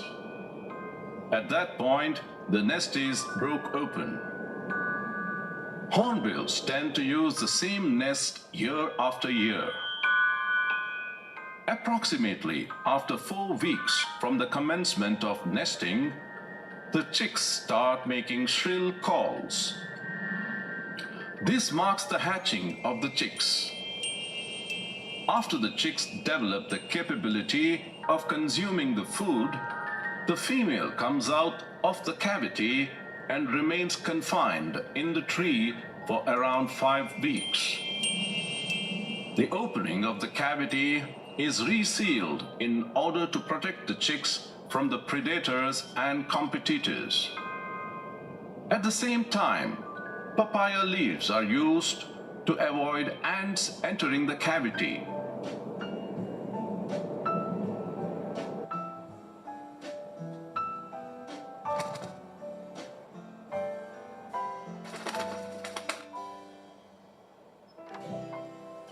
Hornbills usually eat berries and fruits, but the diet differs during the breeding season. They feed on grasshoppers, insects, and garden lizards as well.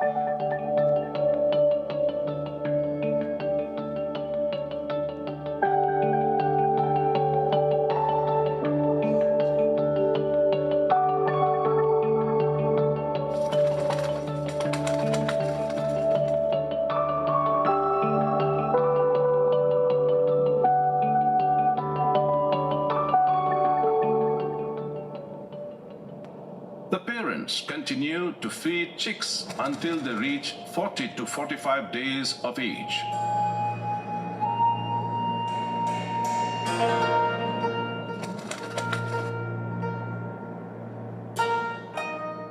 The opening of the nest is widened so that the chicks can observe the flying skills of their parents. At this point, they are considered as independent.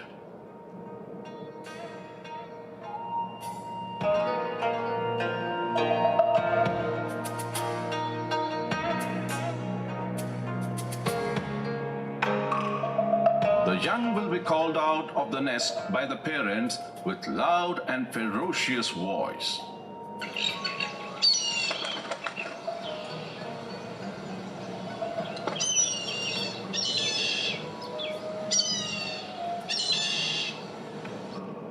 After hearing the call, the chicks come out of the nest and start living with their parents. For every 2 to 3 days, the chicks come out one after the other.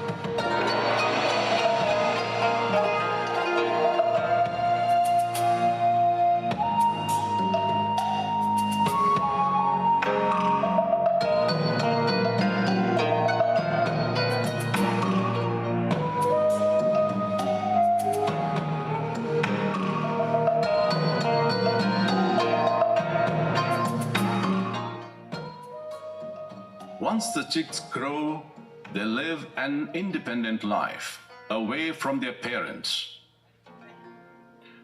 I'm fortunate enough to get this opportunity to learn the behavior and life cycle of Indian grey hornbills. It is our bounden duty to conserve the nature, more so the hornbills. These birds are indicators of the richness and diversity of the environment. And the life of hornbills goes on. Birds are sensitive. It is our responsibility on each one of us to conserve the nature, more so the birds. Let us pledge ourselves to protect the birds so that the birds will survive for longer time.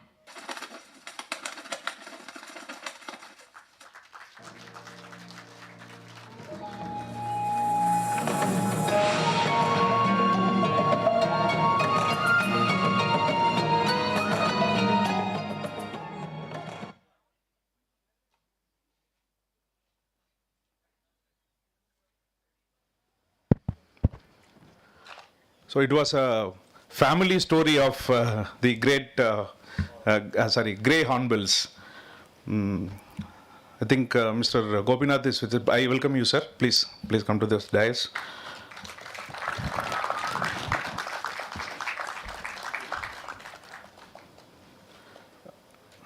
I think we can straight away consider this documentary as a course material for ornithology, study of birds. So, such a detailed one. Thank you yes, for sir. watching the documentary film. Yes, sir. I have shot this documentary film in the COVID time. Luckily, got the nest just behind my home. It's very easy to do the documentary film. Yes, sir. So we felt as if the birds have acted. They have performed for you. They were giving reactions and Yes. yeah. I have shot 2 life cycle of the bird. Okay. The COVID first wave and second wave. Okay. So department was a holiday, no? So that reason I got the chance to take the documentary. So what are the equipments and accessories you use? So Because I we could use see a lot 70, of. Yeah, 70 camera and 400 block lens. You have seen already in that visual. And Sony camera and 7000 Nikon. Okay, sir. did you have any knowledge about this hornbill, sir? No. Prior to taking this? First, I got the nest off of the life cycle. Okay. Again, I followed that bird, and again, second life cycle, I covered all the activities. Okay. Thank you, sir. Any questions? Any observations from the audience side? Mike, please.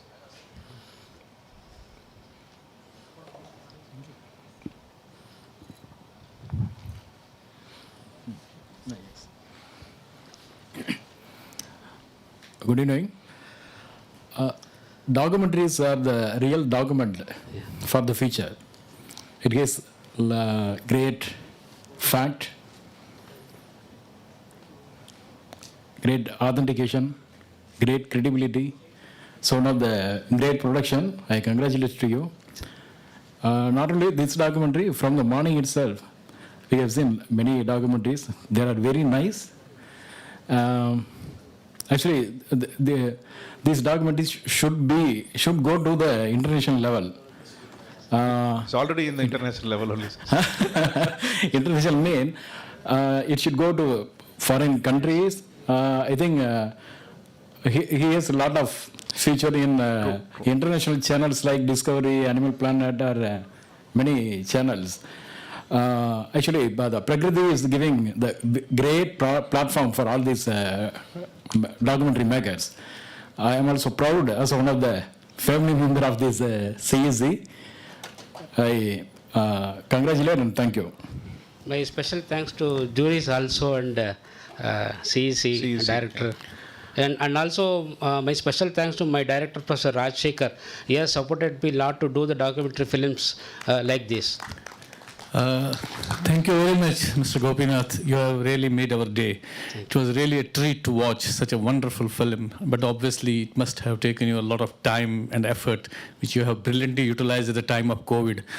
So I must congratulate you. This, even if you would not have used this narration in the film, your visuals were speaking.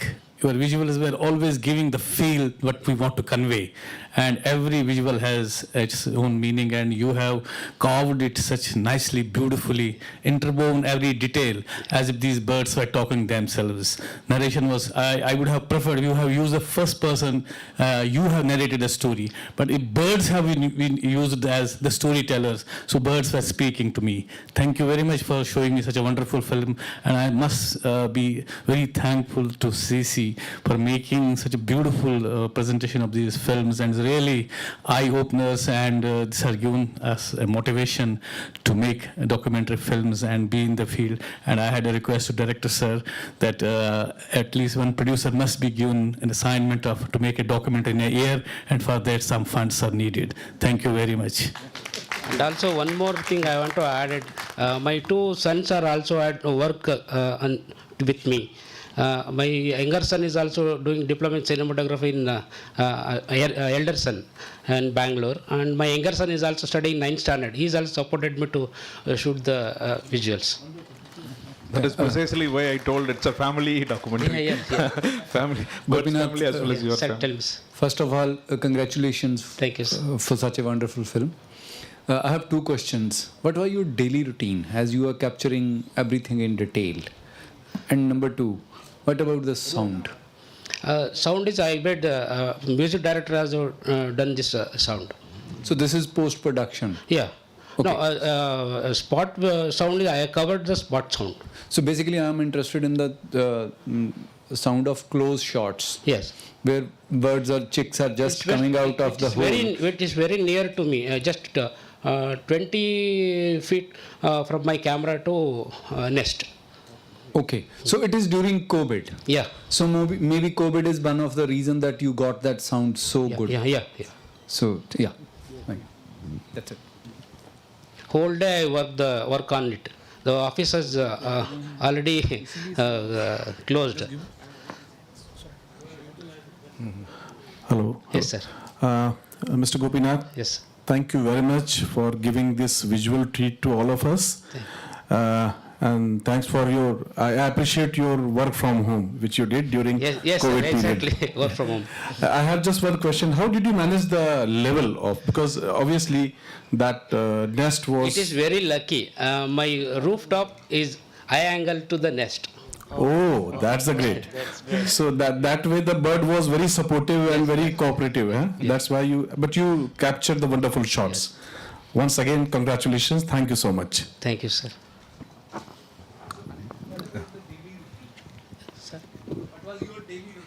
So every day morning I mounted the camera, I cover the whole visuals. Totally 600 hours I have visuals. 600 hours. Oh my God. Otherwise I am not getting the chicks coming out from the nest. Whole day I mounted the camera there. I used the 3 cameras in 3 different angles.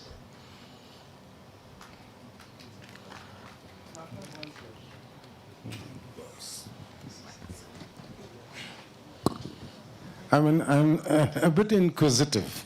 The film is wonderful, and I must congratulate you for that. Thank you, sir. But certain things you have interpreted, like the male is upset and the female is trying to. I have pamper them. observed this, sir. No. I have the whole day I'm sitting in front of the nest, in front of the bird. Yeah. I have observed that. I have written like that only. Yeah, that's right. Yes. So, Yes. Yes.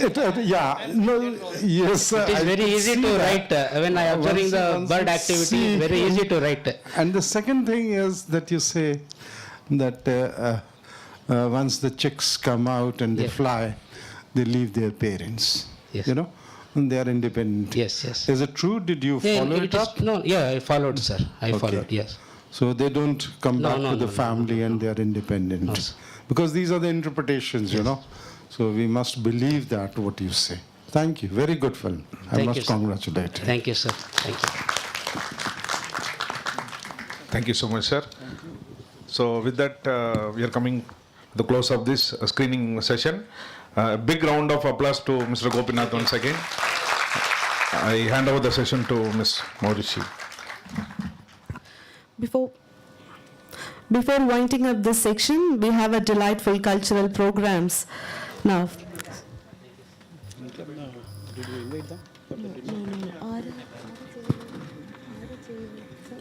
The delegates.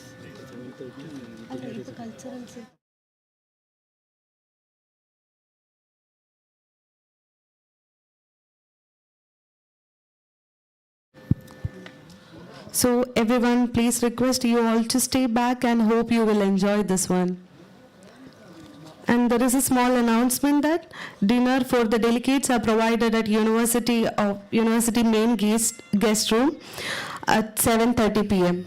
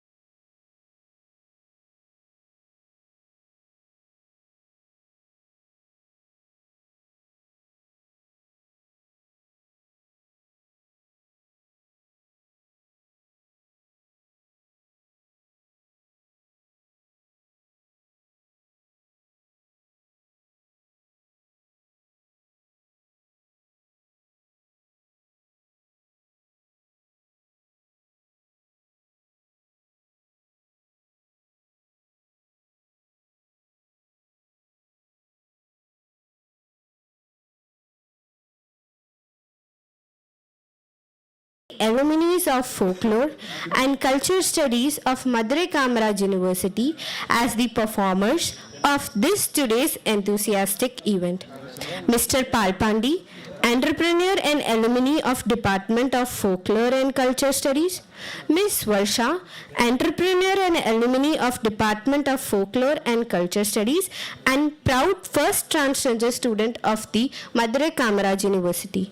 Mr. Prashant Kumar, student of Department of Folklore and Culture Studies. This is the most awaited section of every event. Let's begin the event with Mangal Isai as an auspicious start, performed by Chitram Folk Arts Team.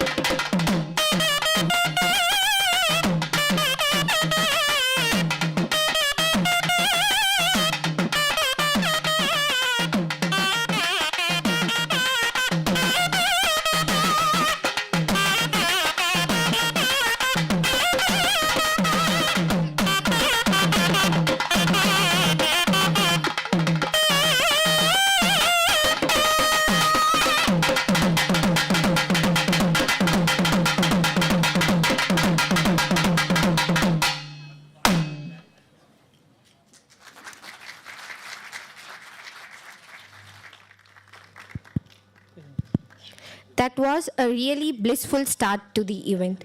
Let's start our adventure to the folklore and Tamil culture with a Karagatam performance.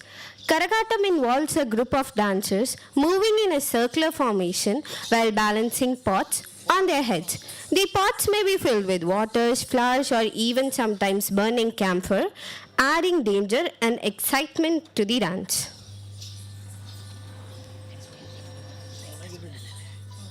Let's view that wonderful sight.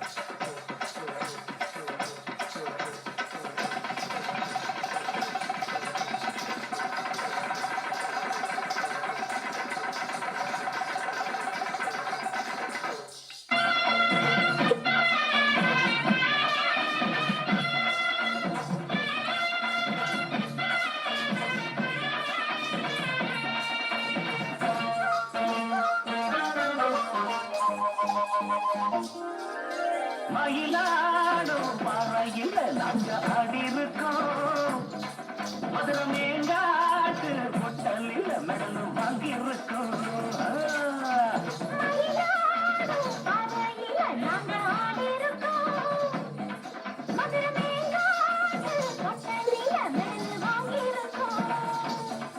நாங்க போகாத ஊரும் இல்ல, நாங்க இப்ப வாங்காத பேரும் இல்ல. நாங்க போகாத ஊரும் இல்ல, நாங்க இப்ப வாங்காத பேரும் இல்ல. ஆடமயிலாடும் பாறையில நாங்க ஆடி இருக்கோம். மதுரை மேங்காட்டு பொட்டலில மெடல் வாங்கி இருக்கோம்.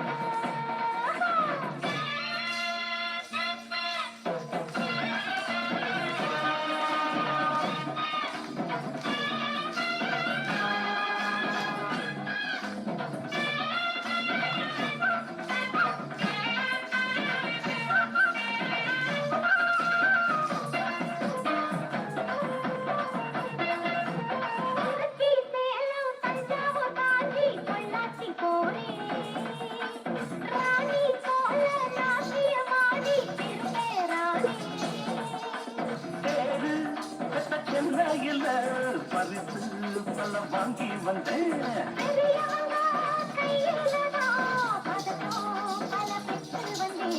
ஆட்டம் பாட்டத்துல என்ன யாரும் ஜெயிக்க வரல காலக்கட்டுக்குள்ள ராகமிட்டுக்குள்ள என்ன எதிர்த்து பாடி பாரு மயிலாடும் பறையில் அங்க ஆடி இருக்கோம் மதுரம் ஏங்காட்டு பொட்டலில் மெடல் வாங்கி இருக்கோம் நாங்க போகாத ஊரும் இல்ல நாங்க இப்ப வாங்காத பேரும் இல்ல நாங்க போகாத ஊரும் இல்ல நாங்க இப்ப வாங்காத பேரும் இல்ல தகிட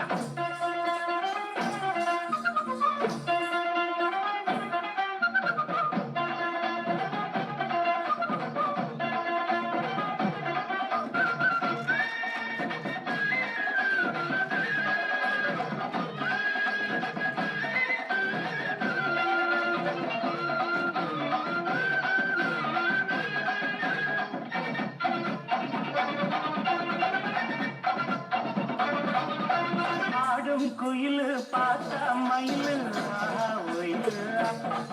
அப்ப ஆடும் போதும் பாடும் போதும் அது ஒரு கைது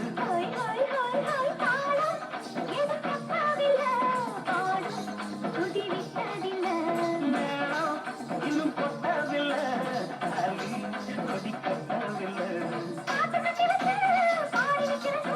நாட்டு சக்கரையே பத்துக்கு குறுங்காத்து நிற்கிறேன் காந்தகிடதேன் தாளம் எடுத்து பாடி பாரு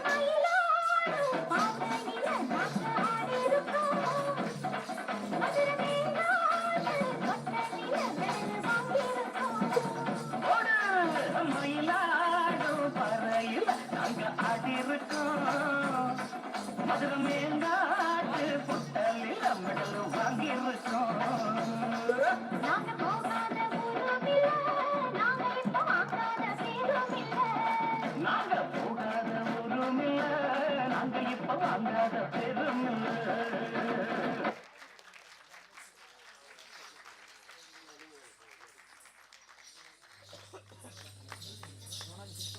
Wow, seriously wow. That was a highly balancing performance. Thank you Chitram Folk Arts team for that mind-blowing performance. Wow, these dancers, often wearing these colorful costumes adorned with intricate designs and patterns, adding to the visual speculate to the dance. Obviously, this requires another Karaghatam performance. I can bet that everybody would love to have another opportunity to see Karaghatam. Let's warmly welcome Miss Varsha on stage.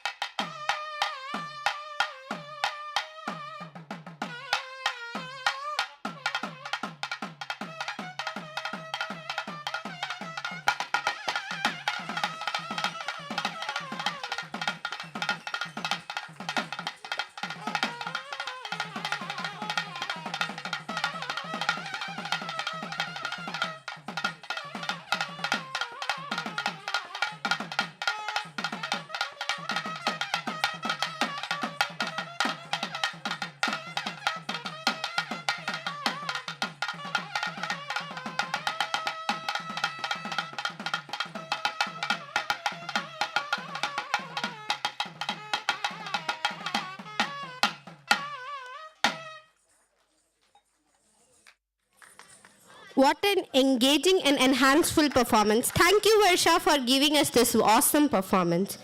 Next, Oilatam. Oilatam is tying handkerchiefs on their fingers and bells on their ankles while performing these steps. The traditional dance is mainly enjoyed during festivals in villages, portraying folk and mythological stories. The unique dance steps executed on music along with colorful dresses and tied handkerchiefs give Oilatam a distinct look that is pleasant for audiences. Let's welcome the team on the stage.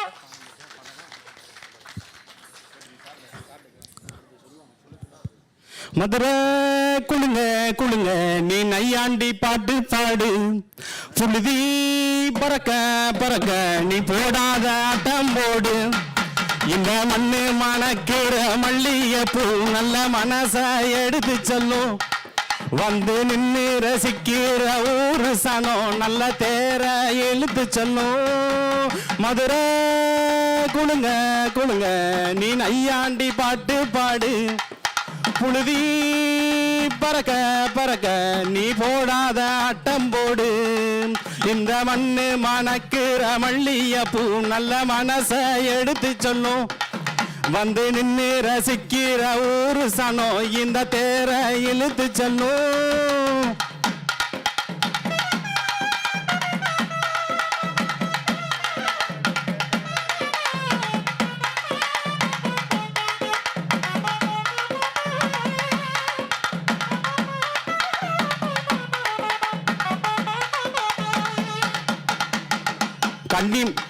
கண்ணிமைக்கும் நேரத்திலே காதல் கொண்டேனடி கல்கண்மணி கையில் வந்தா கடிச்சே திம்பேனடி வரந்தேடி ஊரு ஊரா பார்க்காத பொண்ணும் இல்லை நான் வரும்போது நீ நடந்த உன்னை மிஞ்ச யாரும் இல்ல அடி சிரிக்கோ சிங்காரியே 100 ரூபாய்க்கு சில்லற கோடு சீசன் இல்ல மாம்பழமே ஓ கண்ணத்தை பறிக்க விடு நீ நிமிர நிலகோலஞ்ச அந்த நினப்புல கைய பெசஞ்ச கண்ணிமைக்கும் நேரத்திலே காதல் கொண்டேனடி கல்கண்மேனி கையில் வந்தா கடிச்சே திம்பேனடி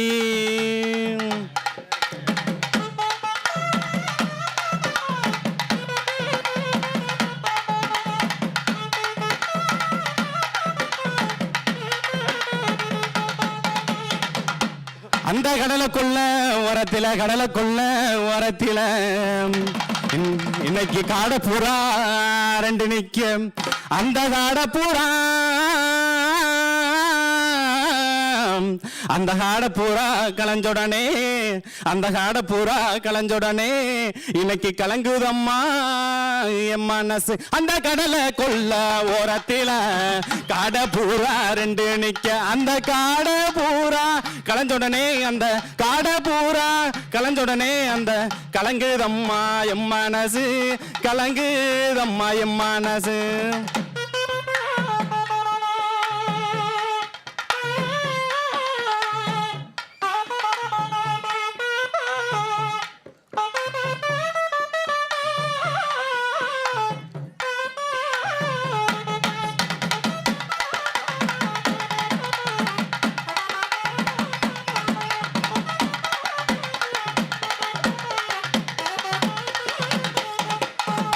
உடக்கர ஓரத்தில உனக்காக காத்திருப்பேன் உன்னோடு நான் ஒன்னா பேசணும் அதனால என் கண்ணுக்கு முன்ன வந்து நிக்க வேணும் உடக்கர ஓரத்தில உனக்காக காத்திருப்பேன் உன்னோடு நான் ஒன்னா பேசணும் அதனால என் கண்ணுக்கு முன்ன வந்து நிக்க வேணும்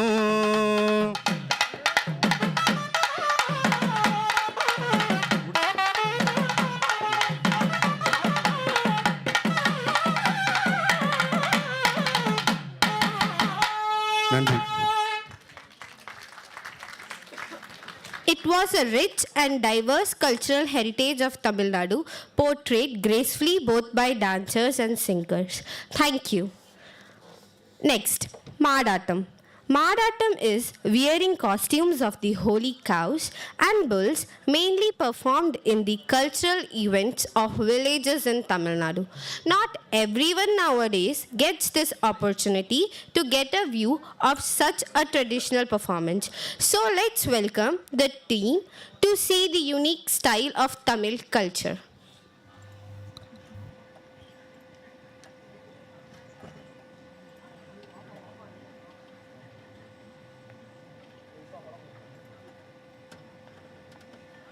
ஜல்லிக்கட்டு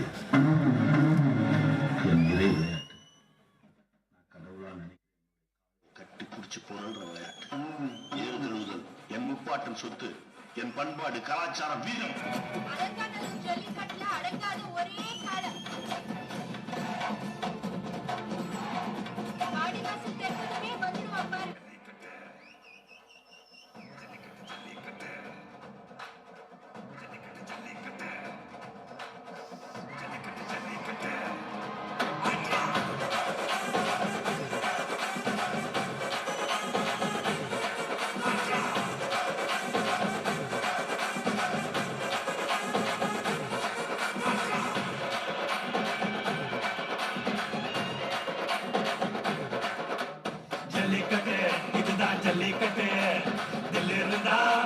மல்லிக்கட்டு ஜல்லிக்கட்டு இதுதான் ஜல்லிக்கட்டு தில்லிருந்தா மவனே மல்லிக்கட்டு கொம்ப தொட்டு கும்பிட்டுட்டு ஒத்திக்கிட்டு நடைய கட்டு கொம்ப தொட்டு கும்பிட்டுட்டு ஒத்திக்கிட்டு நடைய கட்டு இது ஜல்லிக்கட்டு ஜல்லிக்கட்டு இது ஜல்லிக்கட்டு தில்லிருந்தா வந்து மல்லிக்கட்டு ஜல்லிக்கட்டு இது ஜல்லிக்கட்டு மல்ல கட்டு கொம்பு பச்ச சிங்கடா இது கொம்பு பச்ச சிங்கடா கொம்பு பச்ச சிங்கடா இது ஜல்லிக்கட்டு காலடா கொம்பு பச்ச சிங்கடா இது கொம்பு பச்ச சிங்கடா கொம்பு பச்ச சிங்கடா இது மச்சி பரட்டு காலடா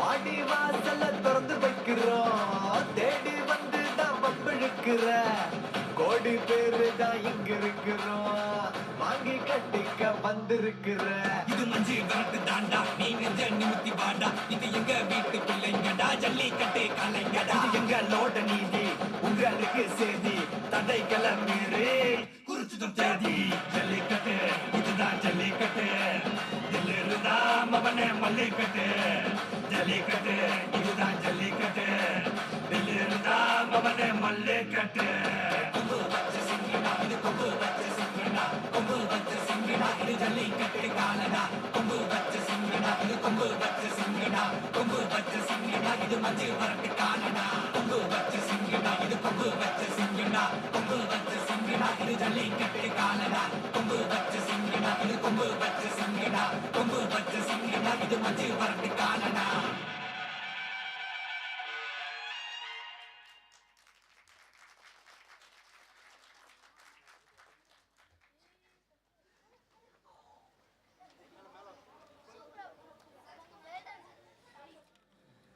Such performances make me realize how unique and attractive we stand all together in our cultures. Thank you, folks. Next, Punjabi dance. Punjabi dances shows how indigenous to the Punjab region they are. A very high, energetic performance awaits us. Let's explore this northern culture performance.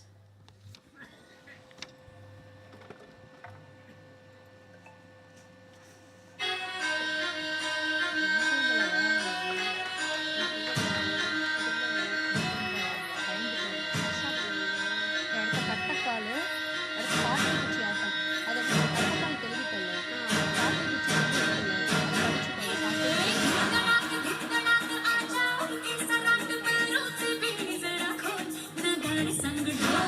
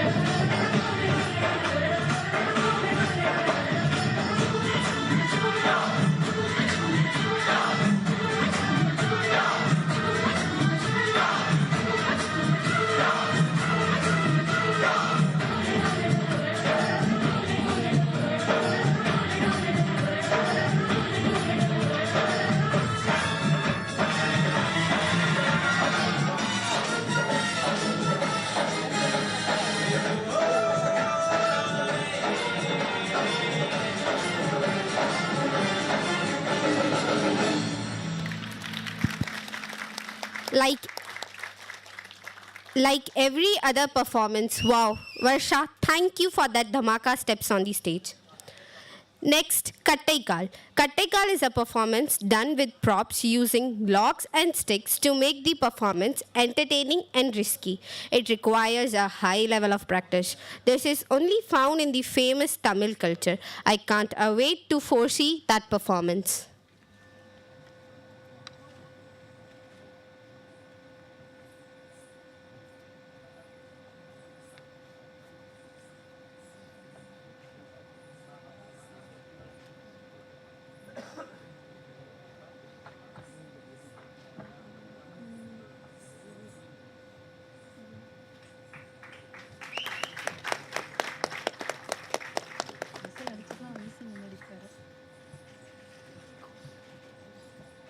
இது இந்த மண்ணோட கலை, இது எவனாலே அழிக்க முடியாது.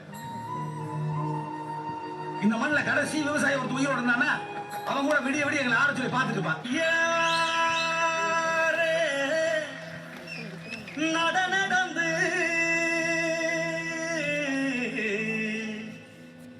ஊருக்கு தான் போற புள்ளே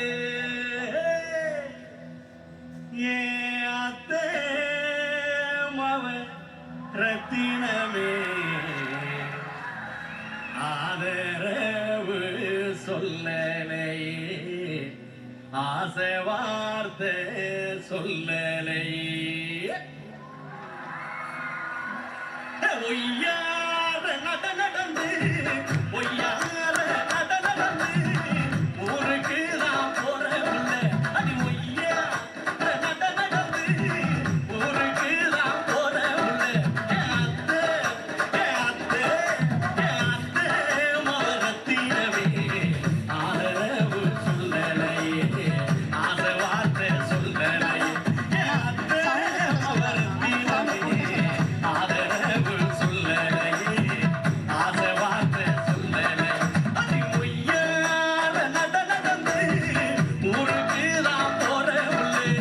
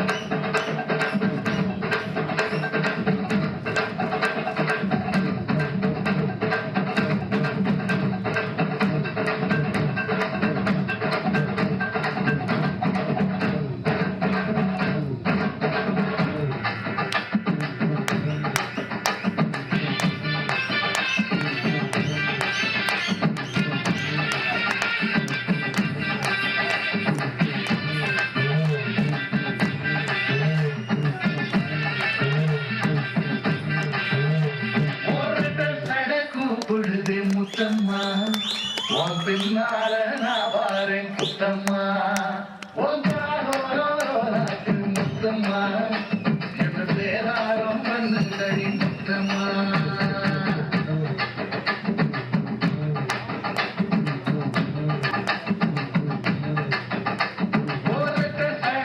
பொழுது முத்தம்மா உன் பின்னால நான் வாரேன் குத்தம்மா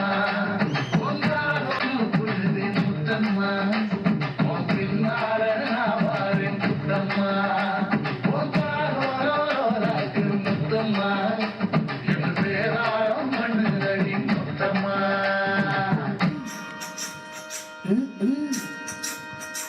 எங்கும்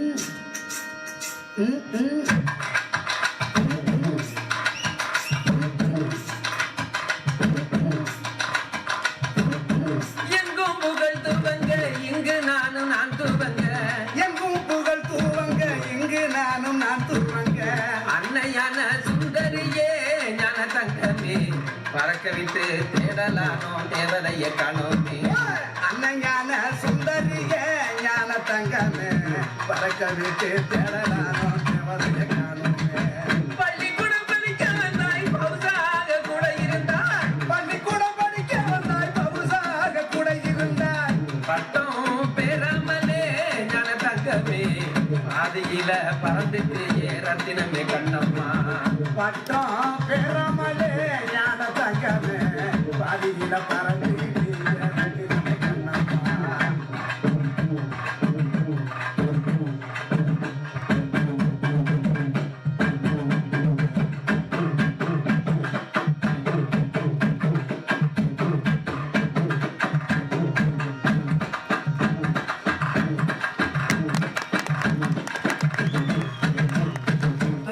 முடிஞ்சிட்டு அவங்க வந்து காலில் இருக்க கட்டையை அவுத்துட்டு திரும்ப உள்ளே வரணும்.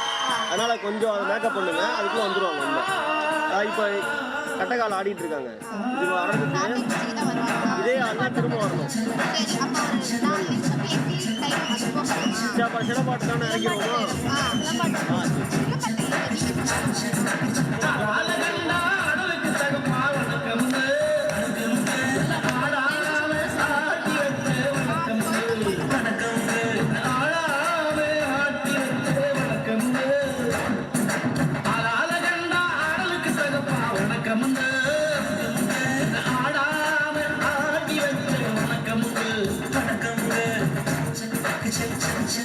என் காலுக்கு சலங்கையிட்டு உன் காலடிக்கு முதல் வணக்கம் என் கால் நடவாடுமையா கட்டளையில் வரைக்கும் என் காலுக்கு சலங்கையிட்டு உன் காலடிக்கு முதல் வணக்கம் என் கால் நடவாடுமையா நம்ம கட்டளை மாறுமாமா, அவங்களுக்கு மற்றதுக்கு பிரச்சனை வருமா? அப்படியே இருக்கட்டுமா?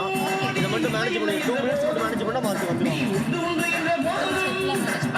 இல்லை என்ற போதும் சதையாடிய பாதமையாது நிற்காது ஒருபோதும் மழைக்காக தாண்டியும் அட கலைக்காக தாண்டியும் இது கலந்தாடும் பகலேவா நீ சொந்த காலிலே இருந்து தனி சுற்றும் பூமியில் இருந்து இது அப்பன் சொல்லிய சொல்லு மகனேவா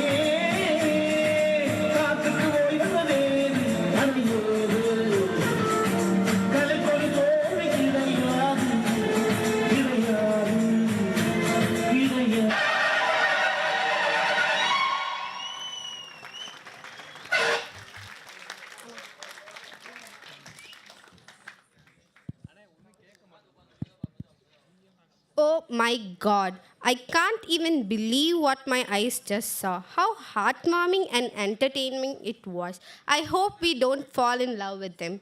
Thank you so much.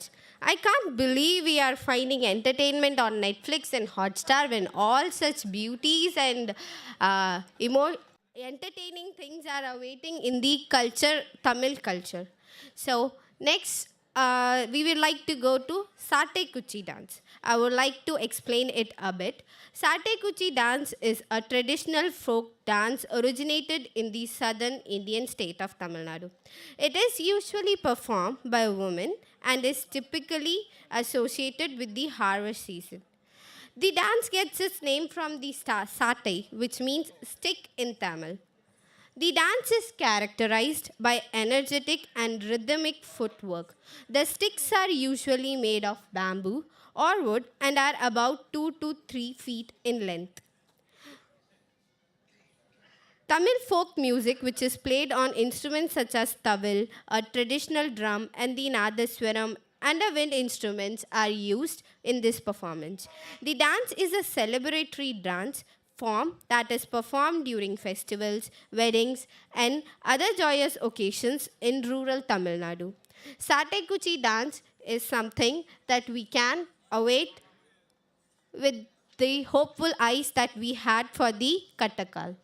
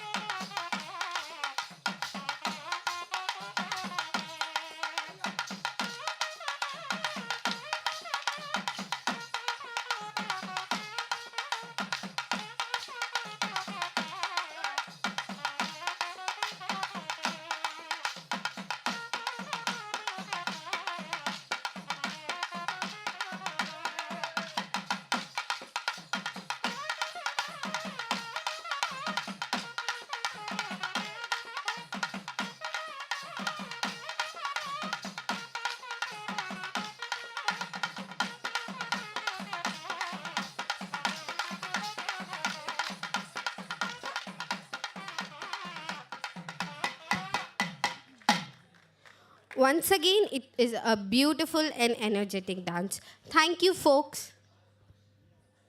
Silambam is a traditional martial art from Tamil Nadu with a history that dates back over 2000 years.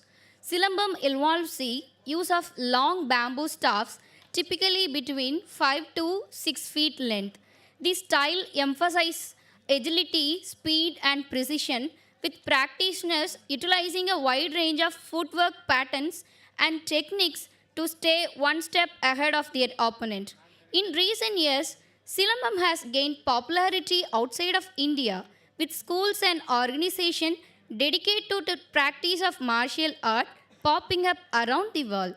I welcome Mr. Prasad to demonstrate the art of our culture and tradition.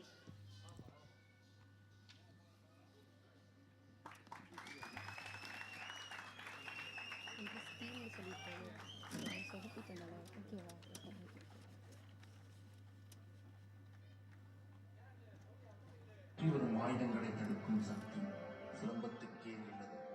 ஆனால் அதை சுற்றி நம் உடலையும் கலையையும் காக்கும் புத்தி நம்மிடம் இருக்கிறது.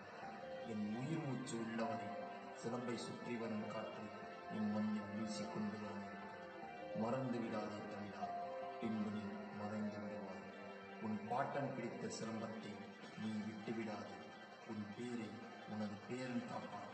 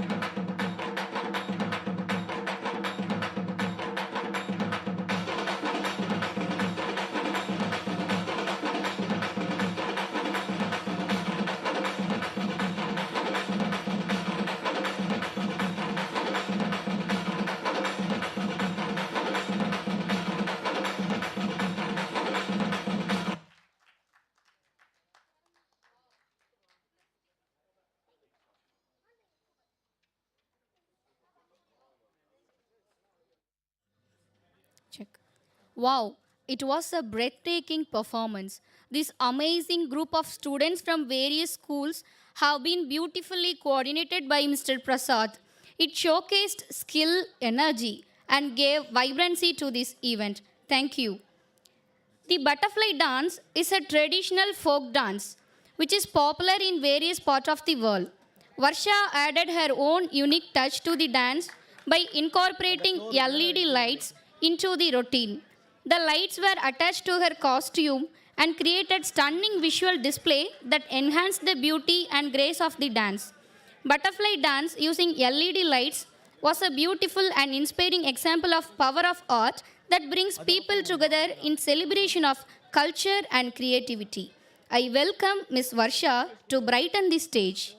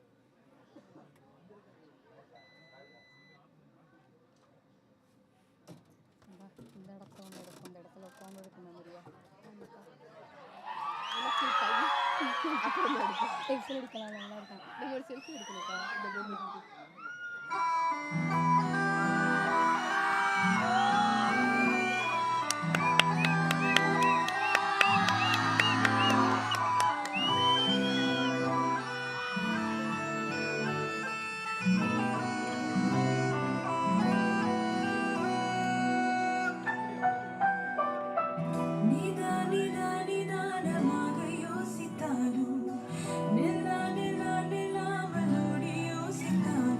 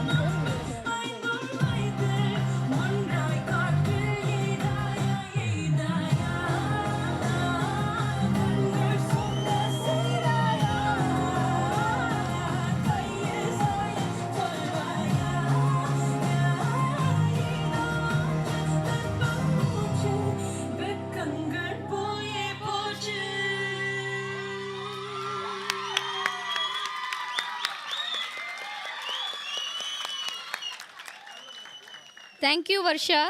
Your performance showcased the creativity and innovation of contemporary performance. Thank you. Next online we have Parayatam. Parayatam is a traditional folk dance, the beat of a parade drum. A group of dancers, the pace and the rhythm of the performance with the parade dance has no comparison. Cultural events such as weddings, festivals and even funerals include them. Parayatam is an important aspect of Tamil Nadu's rich cultural heritage and is celebrated as a symbol of cultural identity and pride. Let's welcome the team.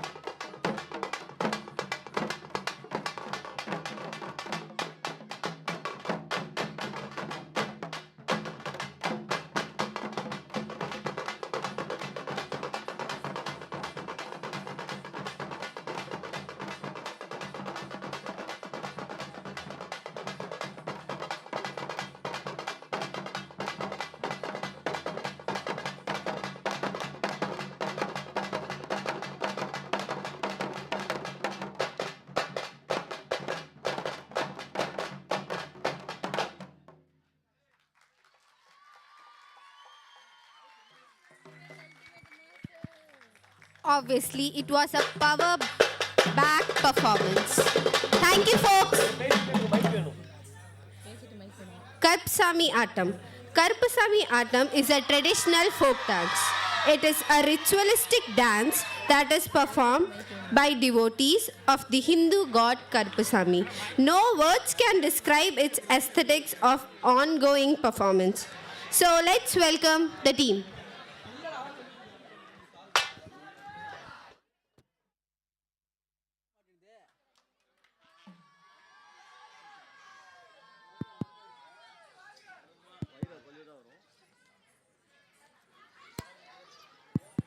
Hello hello hello hello hello hello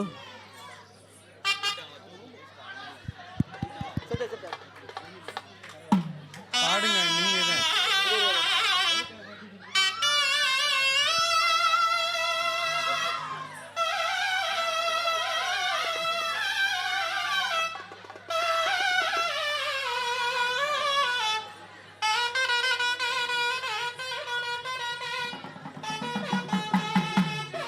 கொஞ்சம் வேகமாகவும் அடிக்க சொல்லுங்க உருட்டிக்கிட்டு இருக்கேன் hello hello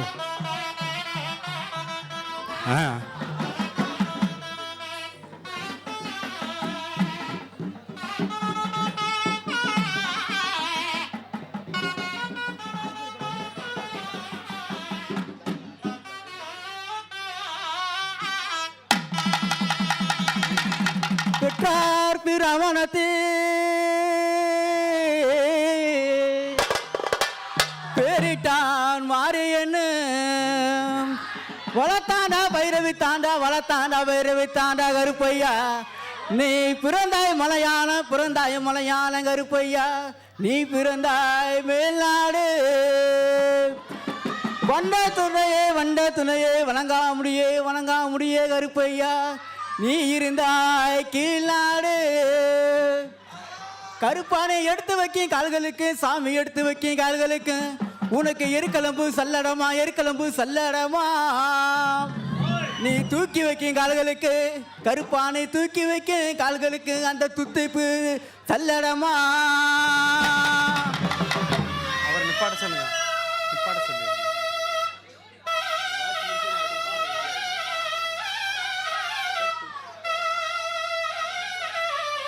வாயா கருப்பா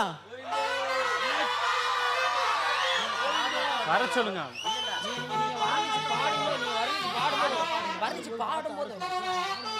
வாயா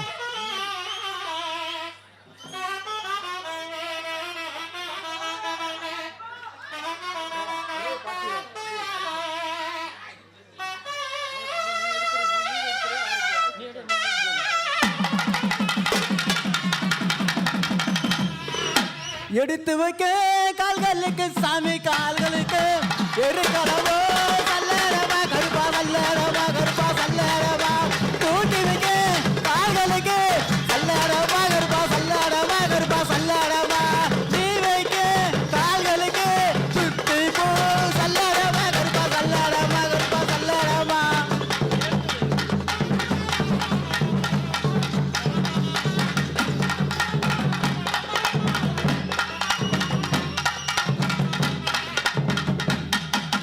அங்க ஏடி முழங்குது கருப்பசாமி தங்க காலசாமின்னுது அங்க ஏடி முழங்குது கருப்பசாமி தங்க காலசாமின்னுது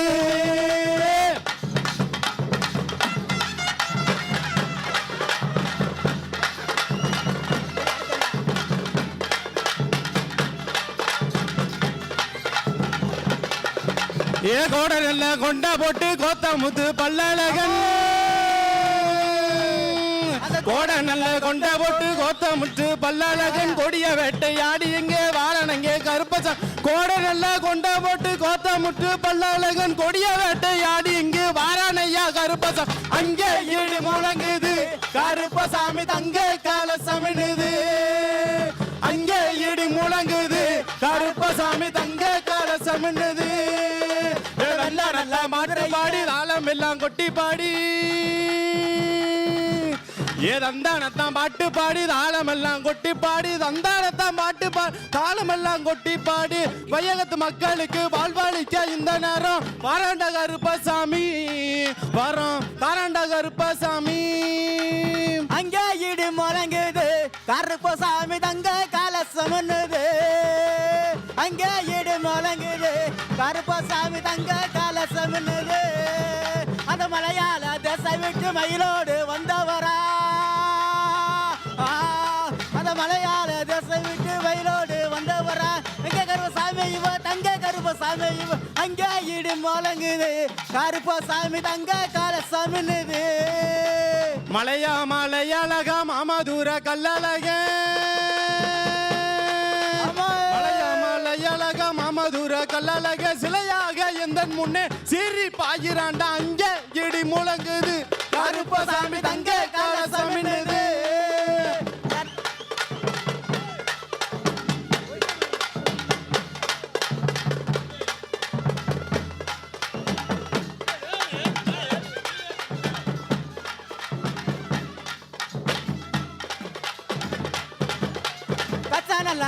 கட்டி கருங்கச்ச தானே கட்டி கச்ச நல்ல நெய்யை கட்டி கருங்கச்ச தானே கட்டி பத்தியால வந்தா வர்றாரு பத்தியால வந்தா வர்றா. நெட்டு நடு நேரையில் அங்கே இடி முழங்குது கருப்பசாமி தங்க கலசமின்னுது. அங்கே இடி முழங்குது கருப்பசாமி தங்க கலசமின்னுது.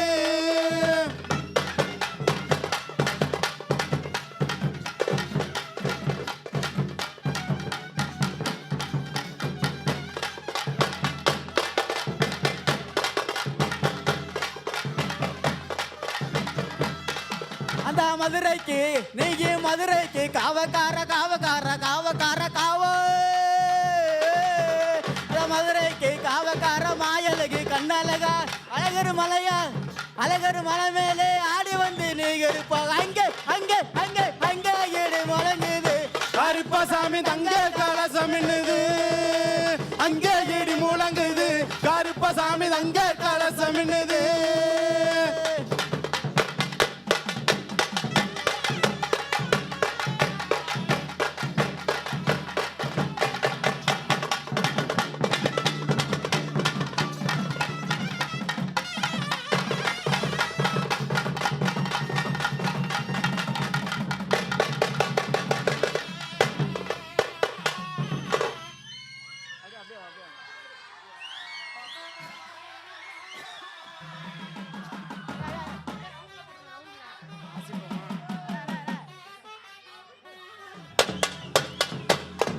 தேரோடும் எங்க சீரான மதுரையில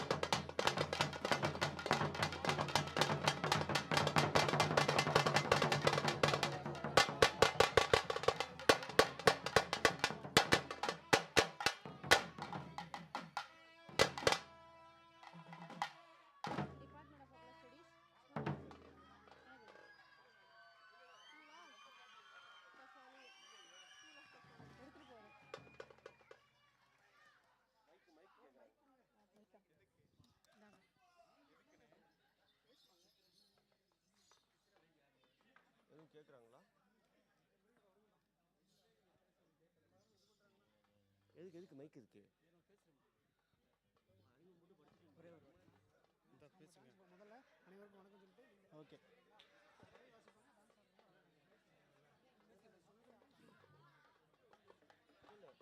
அறிவு மட்டும் படிச்சுக்கோங்களா? அறிவு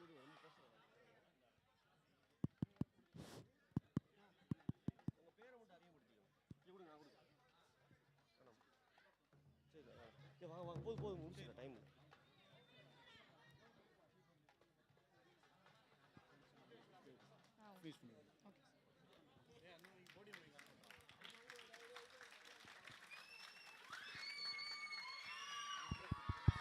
Let's give a great sound of final applause.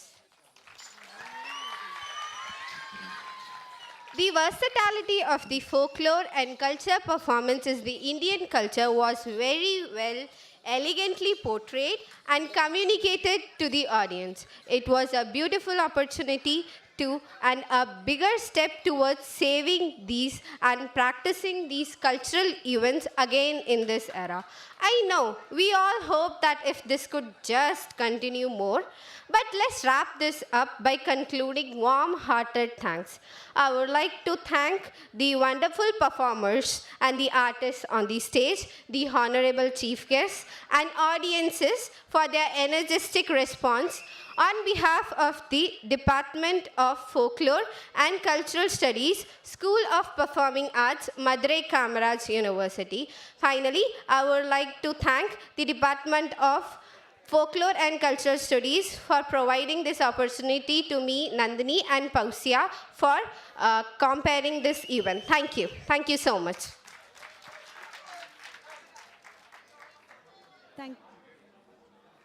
Thank you for all cooperation and well participation.